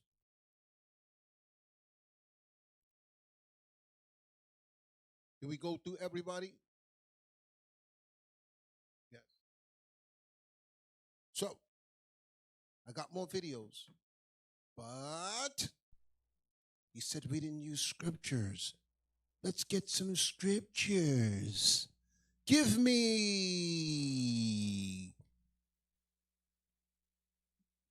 Leviticus chapter 19, verse 11. And I got some emails. He said he wants to see emails of all the people that complained. Hey, how can I forget? The patient saints. I don't know if everybody saw it. Can we play that? Another scam he was running before I go to the script. How can I forget that? Okay, this is the night after I did my show. This is a woman he was running a scam on. She called into the Patient Saints show. I want everybody to hear what she had to say because you may have missed it. Okay? Look at Captain Uzziah's eyes like he's in disbelief. Y'all need to hear this with your own ears because he says we're picking on him. I don't know this lady. She emailed me. I got the email. I said, I'm going to save it for the class. Let it play, please. Shalom, caller. What's your name, question, or comment? Shalom, brothers and sisters. Hey, shalom, I just have sis. a comment. Shalom. What's your name, sis? Hello? Yes. Go ahead, sis. Come on now, dog. Come on now, sis. Uzziah, Israel. Go ahead, sis. Sis, you have an Android? Hey, stop. Leave Android alone, man. Android is all right. That's right, sis. Since you're in the spirit, sis. You talk your talk, sis. You let it all out. Go ahead, sis. Okay. Android for life. But anyway, this is for Uzziah, Israel. This message is to Uzziah. Uh-oh. He's so-called supposed to be my cousin. If you are my cousin Uzziah and you're listening to me right now, you need to repent and stop the foolishness. Now, hold on. Did you say Uzziah? Uzziah, Israel. Oh, okay, Austin. Okay. Jamal. So you said Molly Mall. Molly. So you said he's your cousin. If he is my cousin, he said he's my cousin. If he is, he's a long lost cousin. And if he is my cousin, my family does not roll like that, and he needs to repent. Yes, ma'am. I'm lost. Was you doing business with him too? I was a part of one of his business deals. He reached out to me. He, I guess, apparently seen some pictures of me and some of his cousins, and I was already following IUIC, and he was like, I think we're cousins because you're in the pictures with some of my cousins, and that's how we kicked it off. He was like, I was like, yeah, that's my cousin. He said, well, that's my cousin, and then he said, do you know so-and-so? And that's how me and Uzziah became, friends. And then he said, give me your routing number. Got him! Exactly. Damn! That's not how See? And That's some not of you exactly suckers how it want to happened, defend him. Wow. Some of you suckers want to defend him, man. Damn. Exactly. And if he is a cousin of mine, again, we come from priests and deacons. No one in my family, even the ones that's in the world, don't roll like that. So, Uzziah, if you are kin to me, you would repent. You know who I am. You changed your number, but my number is still the same. Damn! Marley Marl. Hey, sis, I got a question. I got a question for you, sis. You hear me? Yes. Sis, did you get rich? Did you make some money? I dropped the class. No. Damn. During the class, people were complaining in the class. Do you know anybody that got rich? No. Damn. He was saying that he would do it 101 with us if we didn't really get it or if it wasn't working. But it never worked for me. And, you know, I don't know anybody. I've yet to hear anybody got rich following his format. So you are his cousin, and he didn't give you any inside scoops? And the sad thing is, I came to know IUIC at the time all this was going down. And with Uzziah and with Judah Mack and everything. And I did visit one of your schools, and the school I went to got closed. And it was just a lot for me. And then I'm like, what is going on? And my mom thought I was joining a cult. And then with all this going on, I'm like, okay, what is going on? So I just kind of stepped back and went to online learning and just still stuck with you guys. And I'm like, okay, these people are the truth. And then Uzziah came up with all this foolishness. And I'm like, you got to be kidding me. So I did try to reach out to him before now. But he did drop Facebook. Like he said, he is no longer on Facebook. He's no longer, he's not answering emails, his phone, everything has changed. So I'm just calling. I had to call into the radio show just to let him know. Sis, let me tell you something. You're not his cousin. Wow. You were just in the pictures with some people that he knew. And I feel bad because I'm like, oh my God, I got to reach out to IUIC because this guy's no kin to me because I don't feel what he feels and what he's done is really wrong. So I need y'all to, I need y'all to understand the levels that this dude will go in order to get your money. He'll claim to be your kin. Damn. He'll even claim. You see what I'm saying? So he can probably claim you on his taxes. I help the family. It's crazy. Let's get him off. We had to bring that back because I don't know how y'all got to tune into the Patient Saints radio show every Sunday. Okay, because I was asking the people here and they didn't see it. This woman heard I don't know her. Y'all acting like I'm trying to get people to go against him. Okay. Understand when this first started, I was speaking to defend the man. That's why I was contacted. And like I said before, I had no issues with Judah Mack. I liked him. I didn't have no issue with him. So I'm not going to go in on him unless y'all got to give me sufficient concrete issues. And the stuff that he was going through was stuff that brothers go through with each other. Okay? The man that y'all see, let me make it clear to you. The man that y'all see attacking us now and putting testicles on my face, I don't know that man. Okay? I don't know that man. It's like he's transitioned now, and I'm on the defensive from a demon. I don't know him to be that way. I had no issues with him. Y'all heard me say that? He played the text. I got nothing against him, but this is not Judah Mack night. This is your night, Uzziah. You looked into the camera with your booger and you said that you're going to have to explain and you're going to have to prove my lies. Let's go through some scriptures. Leviticus chapter 19, verse 11. You can take that off. Leviticus chapter 19 and verse 11. Ye shall not steal, neither deal. Read it again. Ye shall not steal.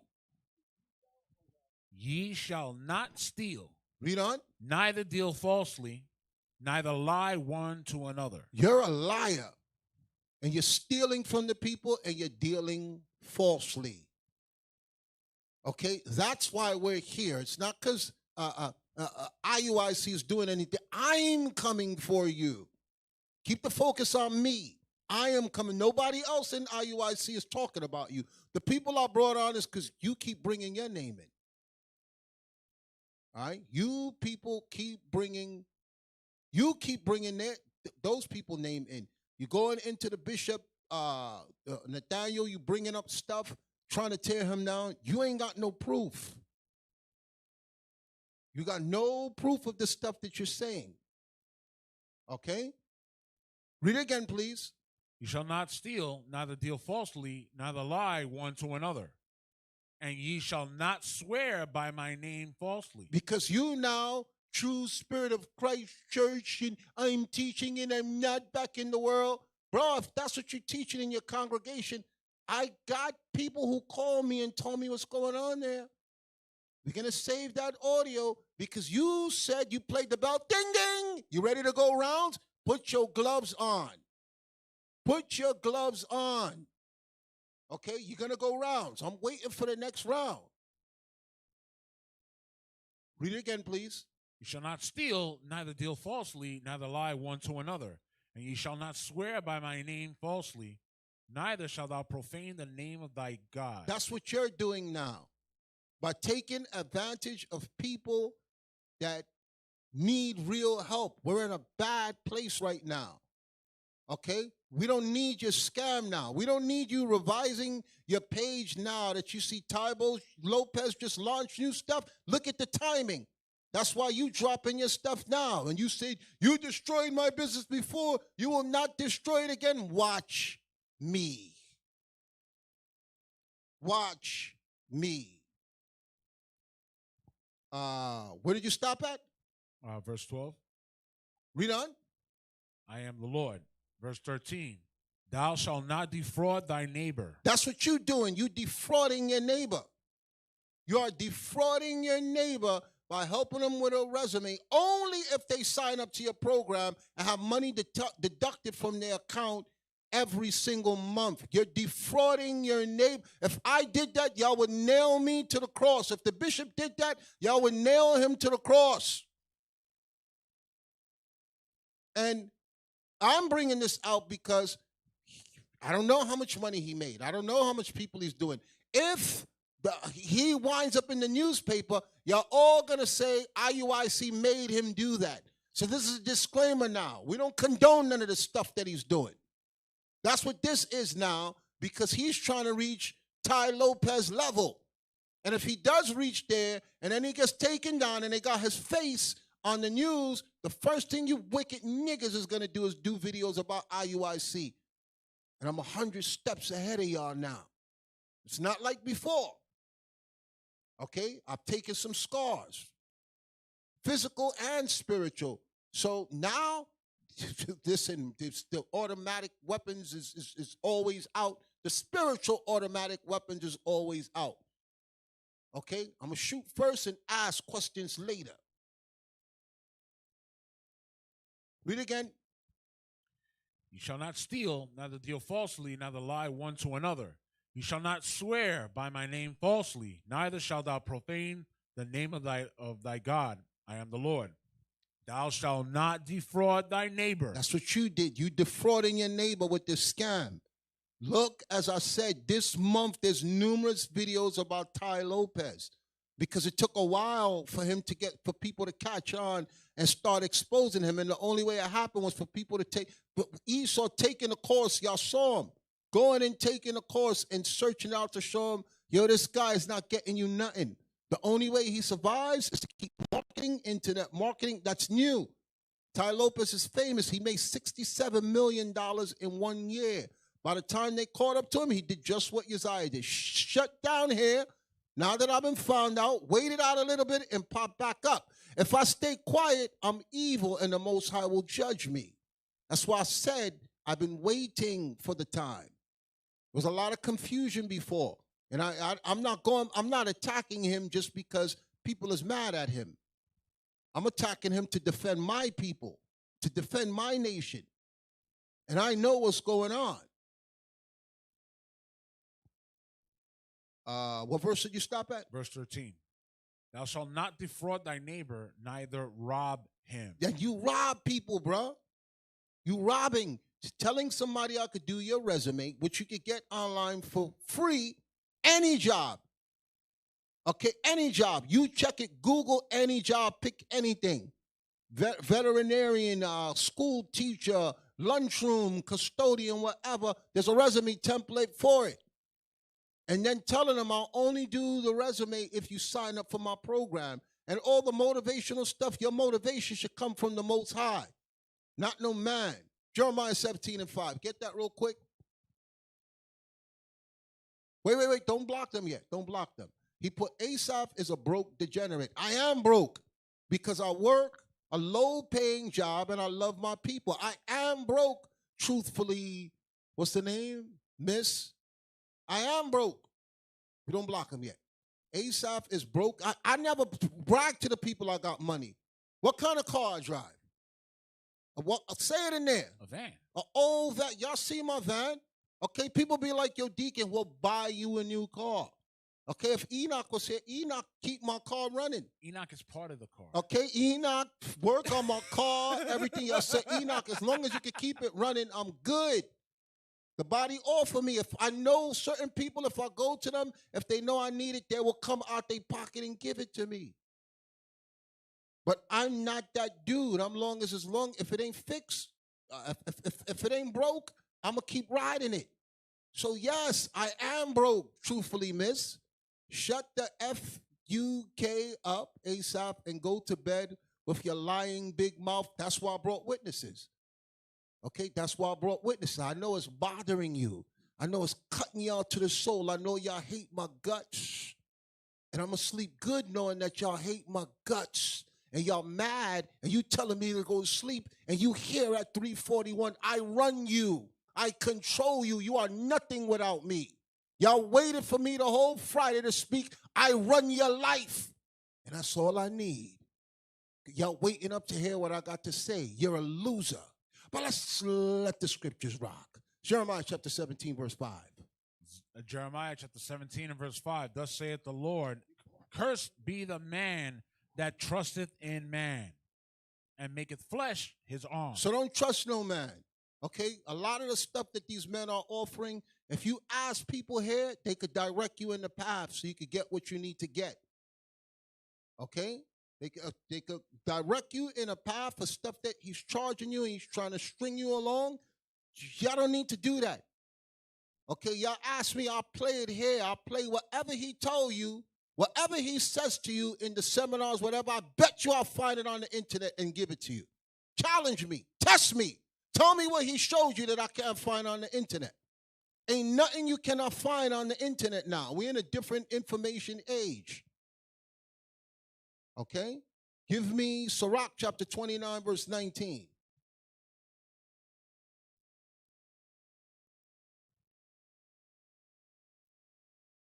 Sirach chapter 29, verse 9. Nigga here telling me I got a big mouth. F you, I'm poor. I am poor. I ain't got no bread. I've been with IUIC 16 going on 17 years. I don't ask nobody for nothing. Ain't nobody in IUIC that can say Deacon Asaph did something to me or took from me. Anybody that asks me to help is out of the kindness of their heart and they love. Okay? The first time ever in the whole 16 going on 17 years where I ever needed help is when I got burned up. Okay? And even when it was time to rebuild, y'all, when y'all ready, I'll show y'all pictures of what I bought. Okay? No windows, no doors, nothing. And I had people telling me, yo, the congregation got you. Just let them know. I said, no. The body is first. The needs of the people come first.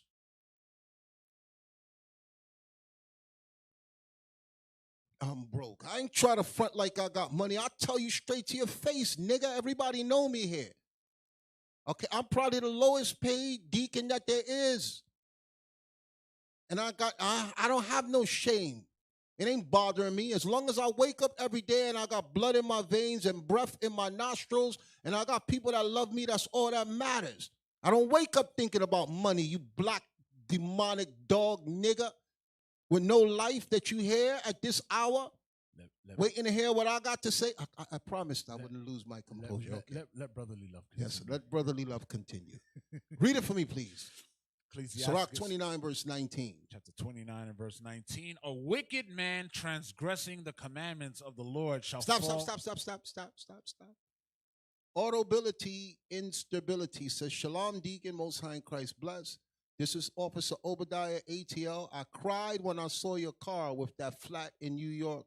Same morning, we going to Florida for Passover 2015. So I'm not lying. I'm not lying. Okay? Thank you for that. Okay? I will never try to brag to you that we're living any lavish lifestyles. We suffering hardship to let the body thrive. And I'm going to give you scriptures on that. But read it for me, please. Read it for me, please. Ecclesiastes chapter 29 and verse 19. A wicked man transgressing the commandments of the Lord shall fall into suretyship. Suretyship, meaning you're going to wind up owing people. You're going to get sued. Read it again. A wicked man transgressing the commandments of the Lord. Meaning you don't care about God's laws. Read on. Shall fall into suretyship. Meaning you're going to wind up owing people. Okay, that's what's going to happen. Read on. And he that undertaketh and followeth other men's business. And that's what you did with Machiel. You saw what he was doing and you copied him. You plagiarized his work and you present it as your own. Because you don't have the skills. You got the gift of gab, but you don't have the skills to make your own person. You're a carbon copy of Ty Lopez and Machiel. And you think that we don't know. You think people ain't paying attention to you. There's numerous people I could bring on here that I don't have to defend myself, bro. You got nothing on me. Nothing. So all you could do is what Judah Mack doing, attaching balls to my face. And I laugh at you. Y'all are a joke to me. Y'all hate my mouth. Okay? Because I'm telling you the truth. And y'all think, I got to let the scriptures play. I'm sorry. I'm talking too much. Read it again. Sirach chapter 29 and verse 19. A wicked man transgressing the commandments of the Lord shall fall into suretyship. And he that undertaketh and followeth other men's business for gain shall fall into suits. Okay? Meaning you're going to pay.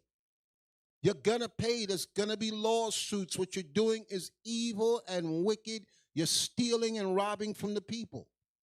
Is there more? Give me Sirach chapter 26, verse 29. The Bible warns of his behavior.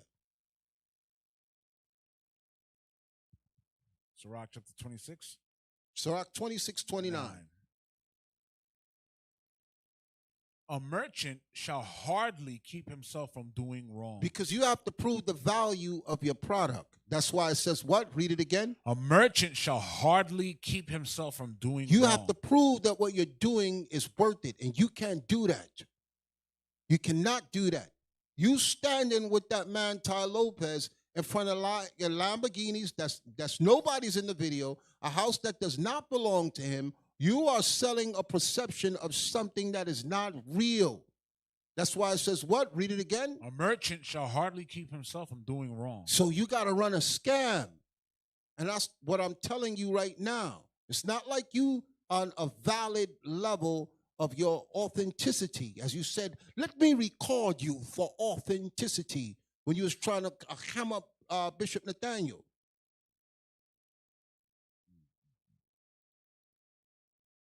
Read on. And an huckster shall not be freed from sin. And a what? A huckster. Should we look up what a huckster is? Absolutely.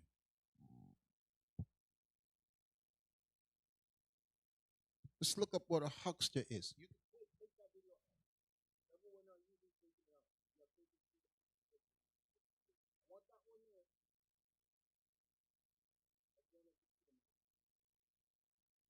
Look up what a huckster is, please. Those emails, hold them. He says he's going to go a couple of rounds. I'm not exhausting everything that I have. He said he wants proof, so we're going to hold him. Huckster, a person who sells small items. And that's what your course is. It's small. It's small. The Bible speaks about you. Read on. Either door to door or from a stall or small store. Let's see some more. Trader, dealer, seller, purveyor, vendor, barrow boy, salesman, peddler, hawker, higgler. What? Hawker. Hawker, that's what you are. You're a hawker. You hawking your people to take advantage of them. Read the scripture again. A merchant shall hardly keep himself from doing wrong, And an huckster shall not be freed from sin. Meaning the Most High gonna get you. You think that you can repackage yourself and then go and attack our people? Israel is at its worst point right now. People are dying. People are sick. People are losing their jobs. People are losing their house. Okay?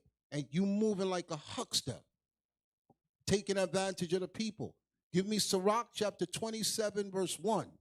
Sirach chapter 27, verse 1. Many have sinned for a small matter. And that's you. This this is a big deal for you. You don't even care about your reputation. Read it again.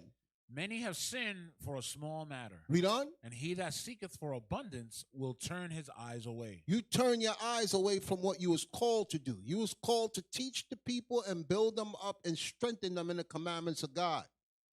Read on. As a nail sticketh fast between the joinings of the stones, so doth sin stick close between buying So and you got to selling. look closely at what this guy's doing and see if this is good business practice. Because he has no qualms about bigging up Ty Lopez. Meanwhile, all of Esau, there's no good to hear from Esau concerning him. Okay? Read on. Hey, look.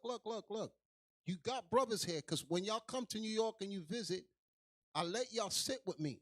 Okay, and this brother put here, Ben Israel, I remember telling you that you need to replace your hub bearings before the van catches on fire because it was making a noise in the back, and I didn't know what that was. When you told me, I think you said you work on race cars. If you need help working on your van, please don't hesitate to ask. We can set up time to work on it. All praises, brother. I remember that clearly. That was about 2 years ago. Okay? And I appreciate that. You see the difference between me and you? If you attack me, I have so much people that's going to come with eyewitnesses that know and see that been in my presence. You're not just going to tell a lie and it's going to fly. Okay, I got people that visited from other states. And when they came, they asked, can I meet with you? Can I sit with you? Can I whatever? And I walk them away. It's a lot of times it's too much noise in the school, so I'll be like, yo, let's go outside. Let's get some fresh air. And they sitting with me. They watch me on screen. And they're not walking to no Benz or no Mercedes or no big truck or whatever. Most of the people are surprised when they see how humble I'm living. They're surprised when they see I don't have no big job. I don't have no big fancy car. And I'm not embarrassed. I'm not ashamed. I'm not in this to get paid. That's why I could dig into your behind and light you up. You want to test me? You want to try me? You want to challenge me? You want to ring bells? Oh, it's on. Finish reading what you was reading. Sirach chapter 27 and verse 1. Many have sinned for a small matter, and he that seeketh for abundance will turn his eyes away. And that's you. You turn your eyes away from what God says. Read on. As a nail sticketh fast between the joinings of the stones, so doth sin stick close between buying and selling. I guarantee you we could get at least 20 people up here that have came and visited and seen my car, seen my house, see where I live. Because they're all typing on the screen now. And I'm not ashamed. Even the bishop used to laugh. He's like, yo, throw that junk away, get something new. One time I told him it broke down and he screamed on me. Verse 3. Unless a man hold himself diligently in the fear of the Lord. Which you're not afraid. You're not afraid to scam yourself. You're not afraid to align yourself with Ty Lopez. Read it again. Unless a man hold himself diligently in the fear of the Lord. You're not holding yourself diligently in the fear of the Lord. You think you can make diss videos and have sound effects and put lying statements? Yo, give back the $5,400. Let's start there. You saying you want to make peace? You want to meet me? It ain't going to be no fight. We could come to some resolve. I just want two things. Bring back the money you stole and play the rest of the video from the first. So I didn't get a chance to deal with the first video.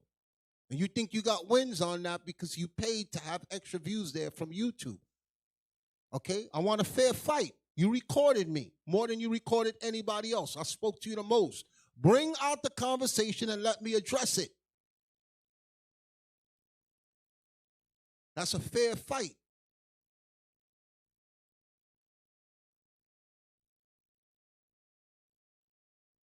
Read again, I'm sorry. Verse 3, unless a man hold himself... I'm sorry, Isaac. We don't call him Chakma. We don't call him Gedaliah or Chakma. He is the Chinese boy. Okay, you put Deacon, do you remember that Chakma guy who left IUIC? I heard him on Clubhouse talking trash about He follows us everywhere we are. He should go to Chinatown or go to China. None of y'all refer to him as Chakma or Gedaliah. He's a Chinese boy. Or send him to HODC with Matatawa. Send him there. Bring his picture so everybody can see what I'm talking about. The one with him and Matatawa. Finish reading. Unless a man hold himself diligently in the fear of the Lord, his house shall soon be overthrown. And that's what's going to happen if you're not afraid. This ain't me trying to tear you down. You're an articulate man and you're intelligent. Okay? You don't have to hustle the people. Read on. As when one sifteth with a sieve, and the refuse remains. The refuse is the leftovers. Read on. The refuse remaineth. That's the Chinese boy. Go to HODC camp. Why are you still in IUIC business? Did they see him? Stop following us around. The people in Clubhouse, you make them sick. Everybody, they got to run from you. Everywhere we are, you're there. Nobody likes you. Nobody cares to see your face. Okay, go and join this man here that said he want to shoot up IUIC when Joy Morgan thing happened. Go join them. Stay with them. Why you following us around? You could take the Chinese boy off. Stop calling him Chakma or Gedaliah. He's a Chinese boy. When y'all refer to him, let that name stick. He's a Chinaman. Let that play. Finish reading. Verse 4, as when one sifteth with a sieve, the refuse remaineth, so the filth of man is in his talk. Okay, your talk is filthy. Your talk is not doing anything to benefit anybody. Read on. The furnace proveth the potter's vessels. The furnace proveth the potter's vessels if it could take that heat. Read on. So the trial of man is in So his is the trial of man in what? So the trial of man is in his reasoning. In my reasoning, I've already been through a lot. I got so much stories and so much things that happen, but I'm here night after night, holding my people down, holding my team down, and I'm going to fight to defend him with every last breath. Okay, I'm letting y'all know I am ready for war.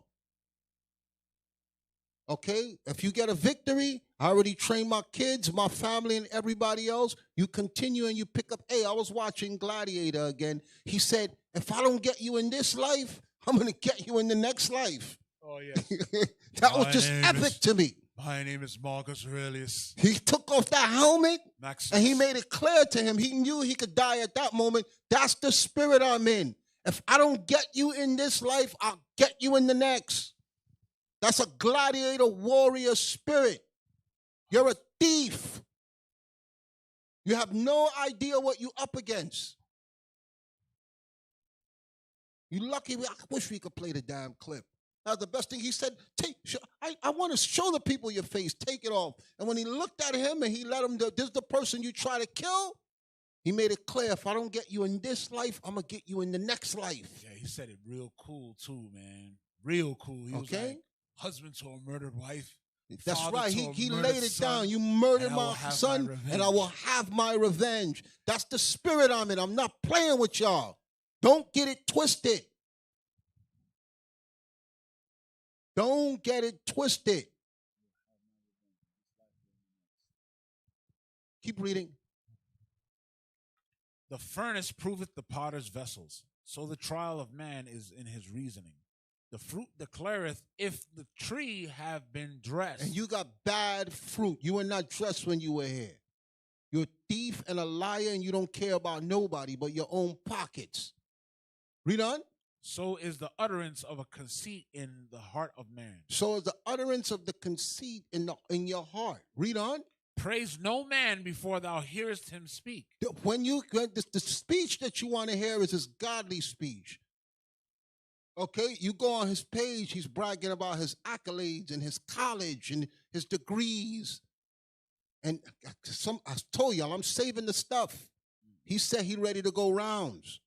You not putting me on the spot, bro. You will not put me on the spot or back me in anywhere. Read on. Praise no man before thou hearest him speak. Don't stop praising this guy for what he appears to be.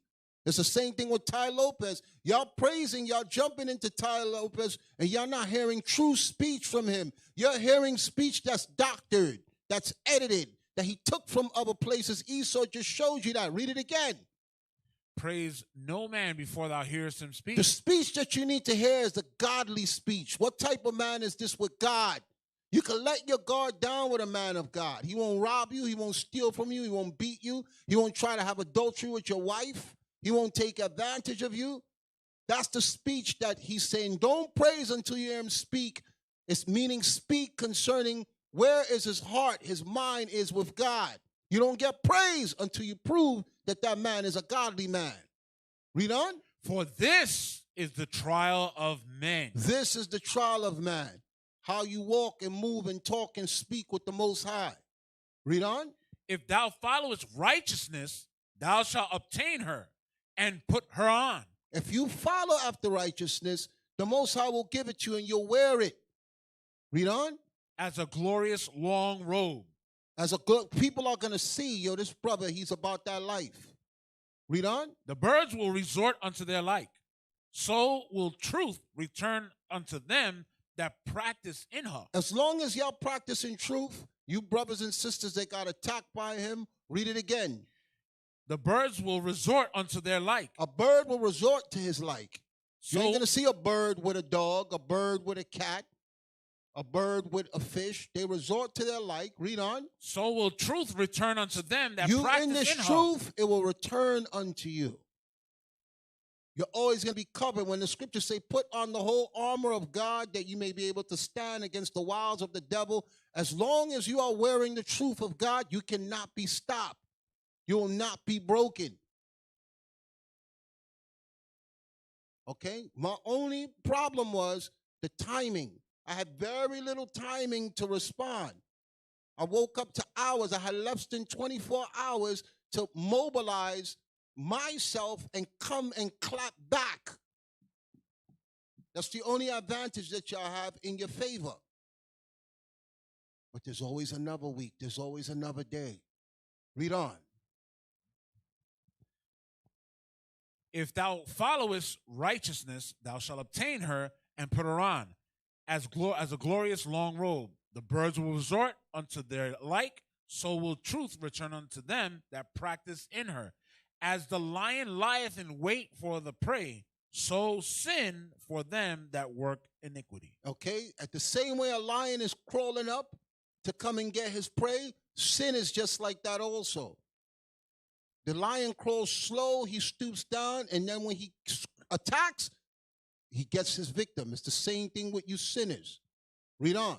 The discourse of a godly man is always with wisdom, but a fool changeth as the moon. You don't know what he's going to do. Look, y'all saw him flip-flop. The nigga was trying to bury Judah Mack.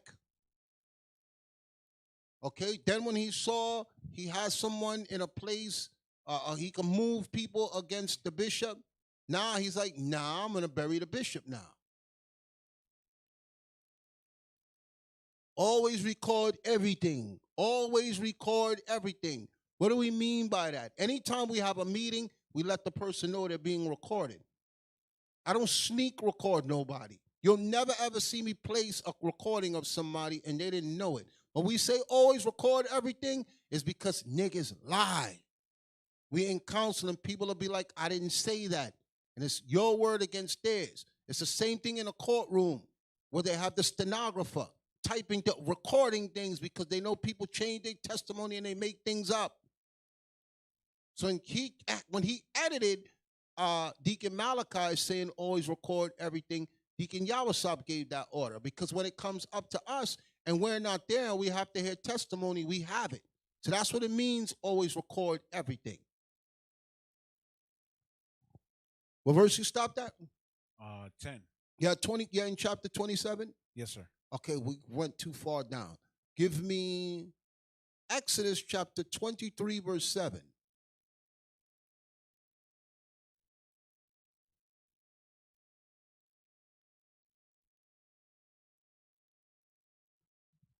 Exodus chapter 23 and verse 7. Keep thee far from a false matter. Do what? Keep thee far from a false matter. So y'all want to go in and y'all want to invest with him after what y'all see here, and I got more. I got more. Okay? It's just like I know this guy.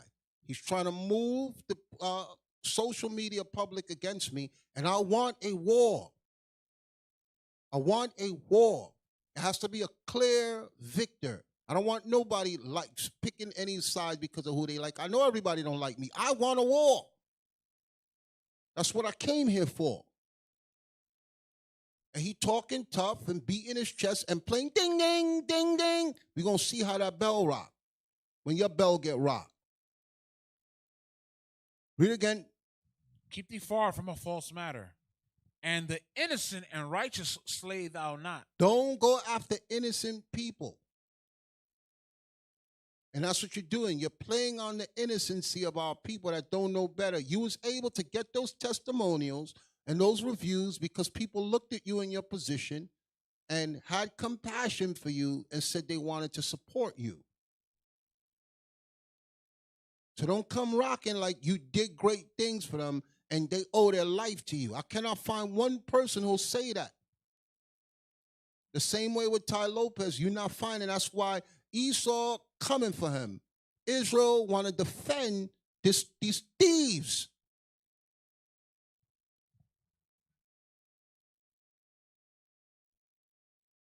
Read on. Keep thee far from a false matter, and the innocent and righteous slay thou not, for I will not justify the wicked. Most High ain't justifying the wicked. That's why I'm not scared of y'all. I already see the wickedness, and I'm not worried about y'all coming after me and being successful. The Bible says what the Most High says? Keep thee far from a false matter, and the innocent and righteous slay thou not, for I will not justify the wicked. You think in your head that you're going to be justified in the evil you're doing. The Most High said, I will not justify the wicked. Is there any more? And thou shalt take no gift, for the gift blindeth the wise. A bribe. Y'all can't bribe me. And perverted the words of the righteous. Y'all can't offer. I turn down many things.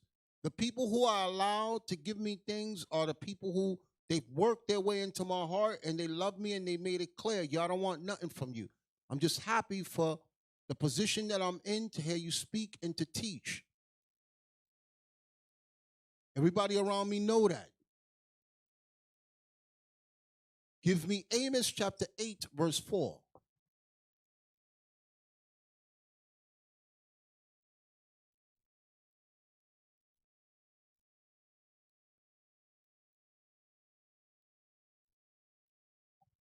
Amos chapter 8 and verse 4. Hear this, O ye that swallow up the needy. And that's what you doing with your crazy programs.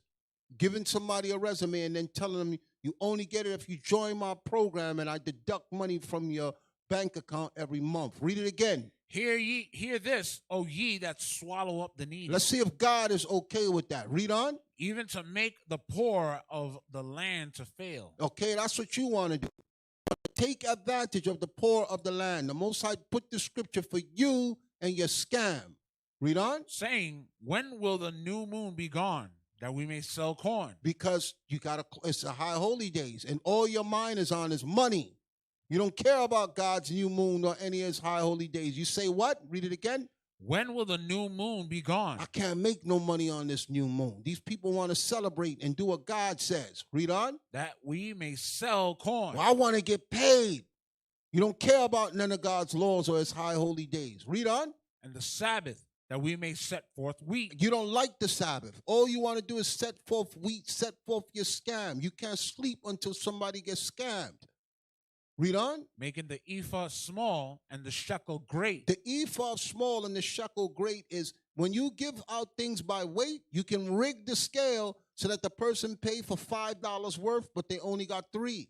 Because you're looking at the scale and you think, hey, I'll give you a perfect example of what he's saying. Moab like to do this. Chinese like to do this. You ever go to their buffet? I don't eat from Moab no more, but I remember when you would go, they'll put the food by the pound, and you load it up, or you just you put a little bit of food on there. It comes to $9. You got one leg on there, a little bit of. You was real careful. He was like, I only got $5. I don't want to go over this $5. Read it again. Y'all know what I'm talking about. Especially if you was in Lower Manhattan, they rigged that scale.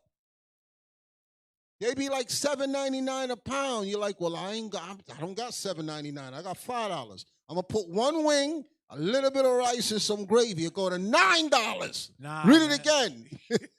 Read it again. Saying, when will the new moon be gone that we may sell corn, and the Sabbath that we may set forth wheat, making the ephah small and the shekel great? You rigged the scale. Read on. And falsifying the balances. The balances is the scale. You falsify it so that the people get gypped. The Bible has that documented by deceit. Our people have a history of that. Don't think it's in the Bible for no reason. You falsify things. You manipulate documents because you're thinking these people are weak. Read verse 4 again. Hear this, O ye that swallow up the needy. He's talking to you, Uzziah. You swallowing up the needy. Read on. Even to make the poor of the land to fail. Because you don't care about the poor of the land. Read on. Saying, when will the new moon be gone, that we may sell corn, and the Sabbath that we may set forth wheat? You don't care about God's high holy days. You want to do what? Read on. Making the ephah small and the shekel great. You rigging things so that it works out in your advantage. And falsifying the balances by deceit. You falsifying documents and making things up because of your position. Okay? That's why when you left, you said, I need contacts to all the schools. I want to tell them how evil these men are so they could jump ship with me, because all you was worried about was your paper in your pockets. And you starting a new church now for your paper in your pockets. And as soon as your class go up, I'm going to be watching your class. You said you're still in the truth. You said you're still teaching. I heard otherwise. And I got proof. Read on. Verse 6, that we may buy the poor for silver and the needy for a pair of shoes. That's your spirit. They're merchandise to you. Read on. Yea, and sell the refuse of the wheat. The leftovers. You're not even giving them the refuse is after. It's like when you cut the shaft, a tomato, and you get to that part that you can't eat, that black part. Okay, the lowest part of the growth of where the tomato was picked, or any other fruit. You rather sell that and not the good part. Read it again. That we may buy the poor for silver and the needy for a pair of shoes. Yea, and sell the refuse of the wheat. Sell the leftovers. Read on. The Lord had sworn by the excellency of Jacob, surely I will never forget any of their works. So, as I told you before, you may have forgot, but God don't forget. What you're doing is wrong. That man, Lopez, is a scammer and a thief. There's new videos out this month against him this week. Esau is flaming him. And you subscribe to his program and you come there with your wife in the videos praising him. You misleading the people.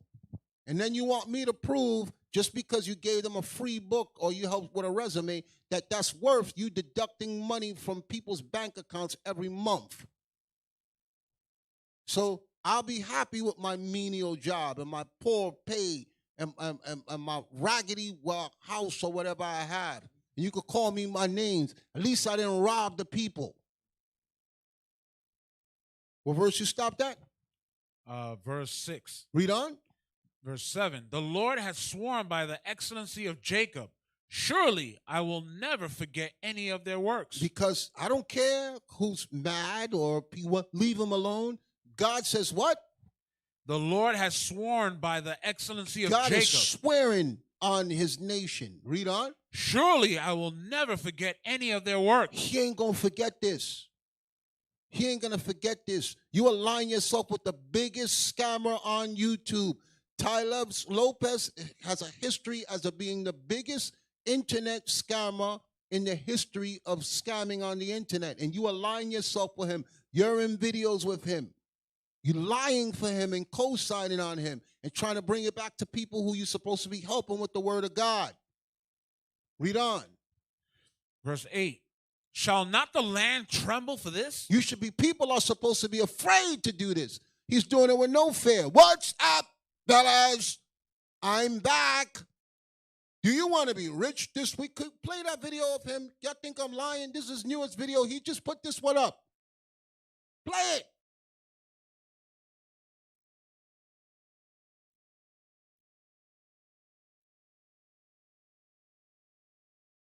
No, not that one. I want his newest video that he just put up. Well, it says 1 day ago. Turn it up. Just let the ad play. I don't care. I want to hear it. Yes, that's the newest one. It says, yes. How to close the racial wealth gap. Nigga, God is going to close the racial wealth gap. He says we're going to take from the nations. He didn't say you was going to do it. You learned that here. How to close the racial wealth gap. You see, that's what Trump said. I gave blacks jobs. You're a black Donald Trump supporter. All we need to do is dye your hair blonde. That's the same scam that Donald Trump used to get black people to support him. You running the same thing now. How dare you say how to close the racial wealth gap? God created a racial wealth gap. And you know that, nigga. You talking about you gonna close it? You damn liar. I don't care how many people defend you. Let it play. That by 2053, black Americans started from the beginning. I don't know what he means 2053. Let it play. Let it play. Studies show that by 2053, black Americans will have a median net worth of $0. And I don't know. Stop, nigga. What year are we in now? 2021? He's talking about 33 years from now. He's scaring the people for 33 years into the future. And if it happens, it's because God, you don't believe God is going to defend us. And you're using the same scared tactics. I bet you if we look up what he said, we could find it someplace. But let it play. I want to show you why this is happening and what we can do to close the racial wealth gap.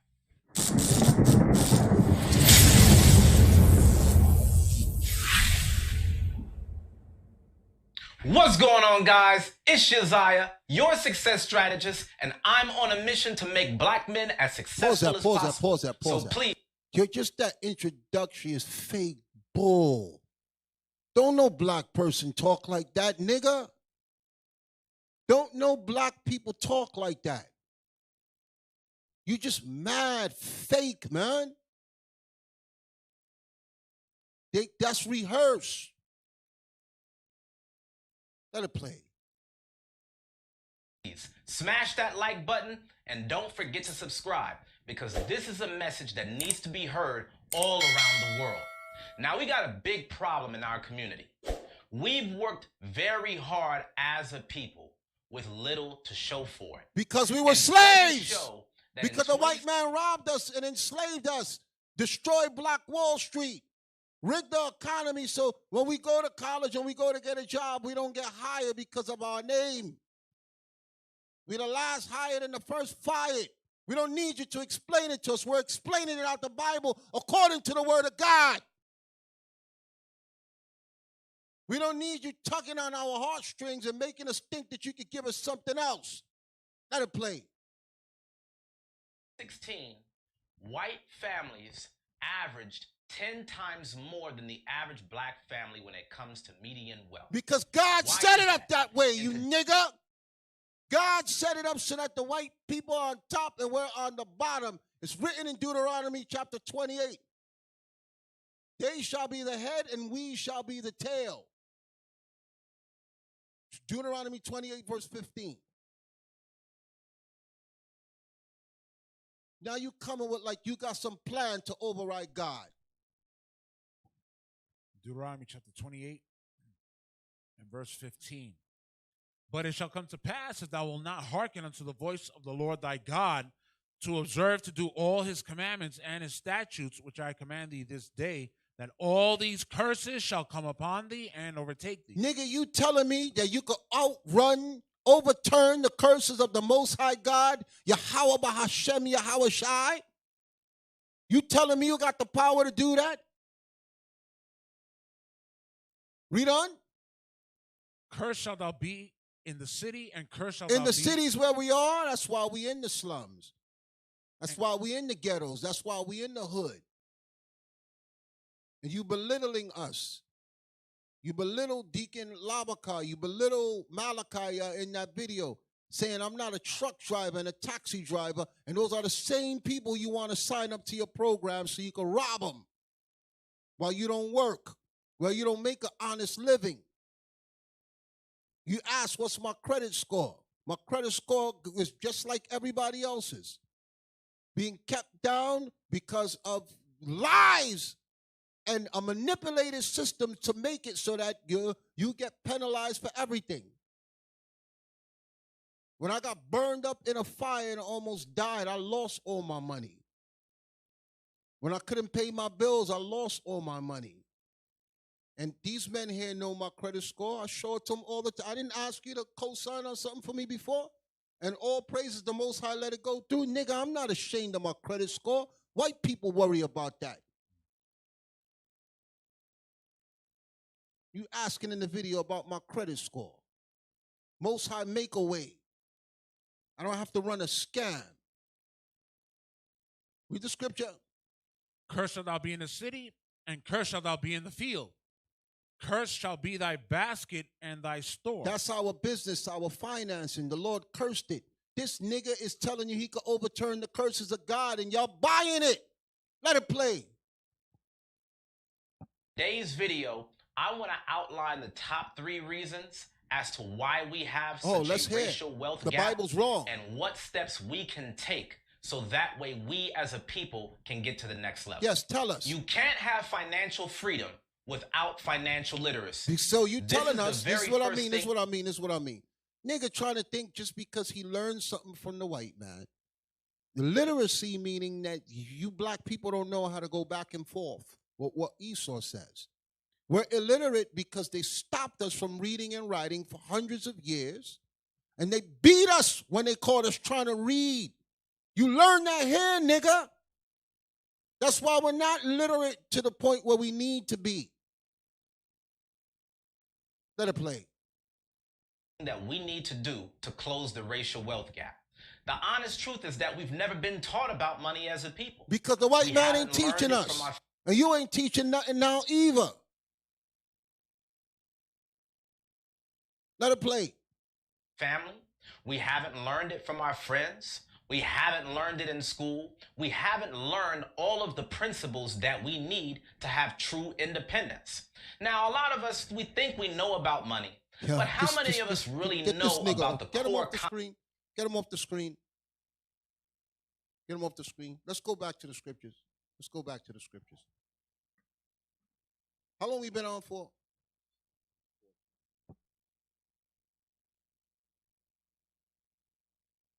Look, I want to play one more video.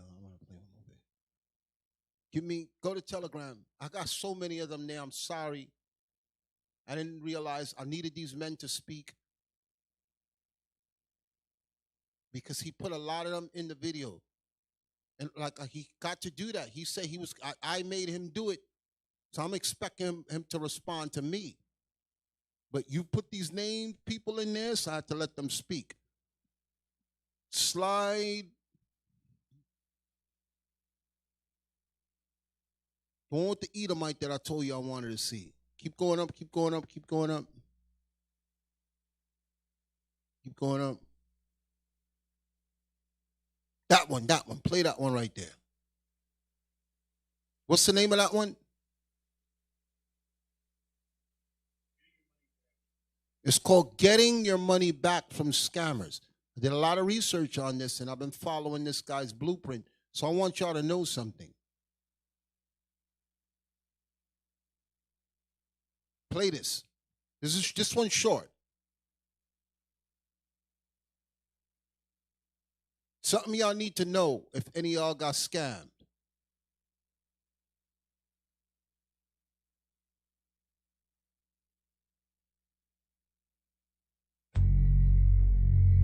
He put hell is empty and all the devils are here.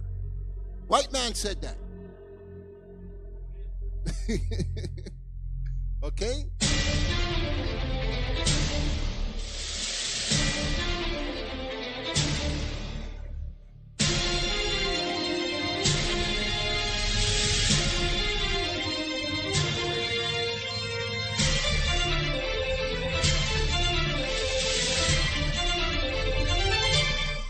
Welcome to Chris Malta's eBiz Scam Buster Tips. This is tip number 1, getting your money back from scammers. Now, at one time or another, everybody who's tried to start their own business has fallen for some kind of a scam or bought a big heaping pile of useless information for an outrageous price. There are thousands of schemes, scams, TV infomercials, seminars, and more that promise easy riches and deliver nothing but huge credit card bills. Not a single one of them actually works, but the dirtbags who sell these things don't care. All they're interested in is your credit card number, and once they have it, you'll find out that the crap they sold you doesn't work, and it actually costs you 10 or 20 times what they said it would. When you try to get your money back, they run you around in circles forever. They do this because they're simply hoping to wear you out until you finally just give up and take the financial beating they're handing out with both fists. Now, a lot of people contact these dirtbags and threaten them with the police, the Attorney General, the FBI, and so forth, but the scammers don't care. They know that none of these agencies is going to be able to do anything about it. And even if eventually they do get caught up in some kind of investigation, they just fold their tent, close the company, and open up 10 minutes later under a new company name that they already had waiting to go. That's exactly what Uzziah is doing. He closed up shop, opened under another name, and that's why we're here. That's why I said I've been waiting for you. Because I know your MO, motive of operation. You close up shop, they expose me, you fold up your tent like he says. Back it up. Is this not what he did? Let it play. Actually, they do get caught up in some kind of investigation. They just fold their tent, close the company, and open up 10 minutes later under a new company name that they already had waiting to go. They're expecting this stuff. They're ready for it. So how do you get your money back? Ty Lopez knows this is lucrative. There's a sucker born every minute.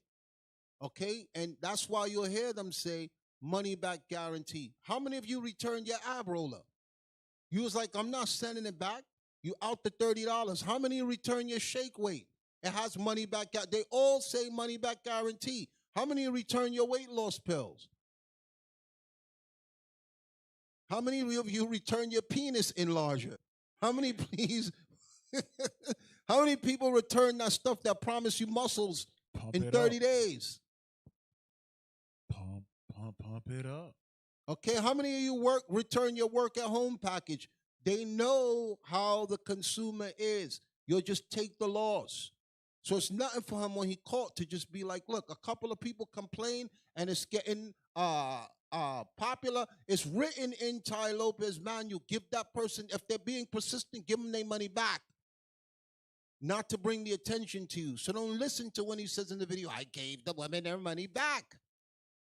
Ty Lopez instructs you do that. If somebody riding you and coming at you hard, give the money back. There's a lot more money coming in. You don't have time to, it's just like Amazon. There's a video on Amazon that they take the product back, no questions asked, because they're making billions of dollars and they're going to be able to resell it again, even though it's open box. These are things that Esau knows that we don't know. So it's nothing for them to be like, yo, give them their money back. Let it play. Back from a scam or a scheme that's taken your money and won't give it back. This may seem obvious, but I hear from a surprising number of people who don't know about it. Your own credit card company will get your money back for you. Whenever you buy something with a credit card, and almost everybody does buy into these things with credit cards, you can file something that's called a chargeback. All you have to do is report to your credit card company that a product or a service you bought with your card was not as advertised, and you want your money back, but you can't get a refund. Your card company will take immediate action. They'll take your money back from the scammer's business bank account and force them to explain why they should be allowed to keep it. The scammer will have to do a small mountain of paperwork if they want to fight the chargeback, and no scammer wants to deal with that. It's easier for them to simply let it go and slither off and scam somebody else. They know they're not going to win a chargeback case anyway. Now, to file a chargeback with your card company, simply look on the back of your most recent credit card statement. Almost all card companies have a section there that tells you how to do this. If they don't, just call them and ask. Now, I've personally helped people get tens of thousands of dollars back this way. The best thing about it is that depending on your card company's rules, you have as long as 12 to 18 months after your purchase to file a chargeback and get your money back. Now look, don't go hog wild and run around filing chargebacks for everything you ever bought that you want to return. This is something that you only use when you've already really tried in good faith to get a refund, and you've got nothing but a runaround. I guarantee that a chargeback is the last thing a scammer wants anybody to know about. So pass a link to this video around to everybody you know. Let's make a real dent in these dirtbags' wallets for a change. If these people get hit with enough chargebacks, the credit card companies will no longer work with them, and a lot less people will get hurt online. Check out chrismalta.com for more free information on beating online eBiz scammers. Okay, let's stop that. Y'all heard it from Esau mouth. I know y'all don't like me. I'm black and I'm loud. The white man told you. And I got more videos of how to deal with this. We're going to hold it.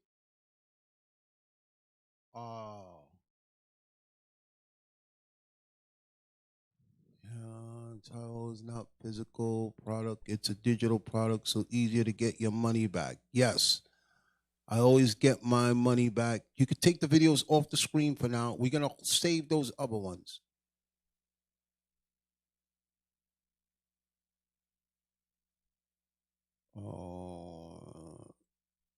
Then he said he was going to start a camp to teach the people. Yes, he did start a camp already. I have the page. We're going to hold that for right now.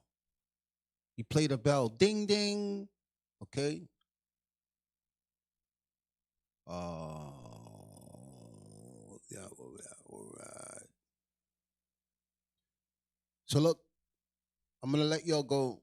I kept these brothers here a long time. We'll be patient. And like I said, Uzziah, you said at the end of your video, you want peace. I want peace too. But you slandered me, and I need to clear my name before everybody. You spoke a lot of evil about me, and I need to clear my name. So all I'm telling you is you put up an edit video. I didn't record it. You have the whole thing. Put it up, and let's start from there. And if you want to meet, let me know. We can make that happen. Don't talk like you were saying with Abiel that he's ducking and dodging you. You brought up the incident with HODC trying to make it look like Deacon Abiel's scared of you.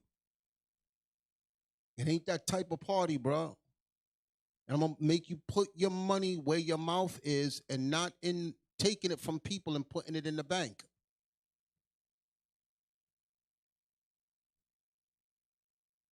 All right, so you said that you want to fix things. It will be good if we come before all Israel, and I'm about that. I'm not a bad guy.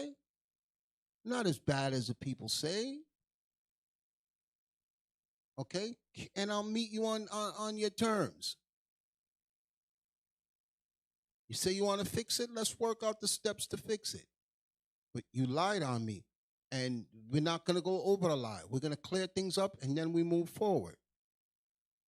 That's the way it works. That's what the Bible says. Okay? Some of you are left out, not because I forgot you. It's just for the sake of time. Most High in Christ bless, and shalom. Shalom, Israel.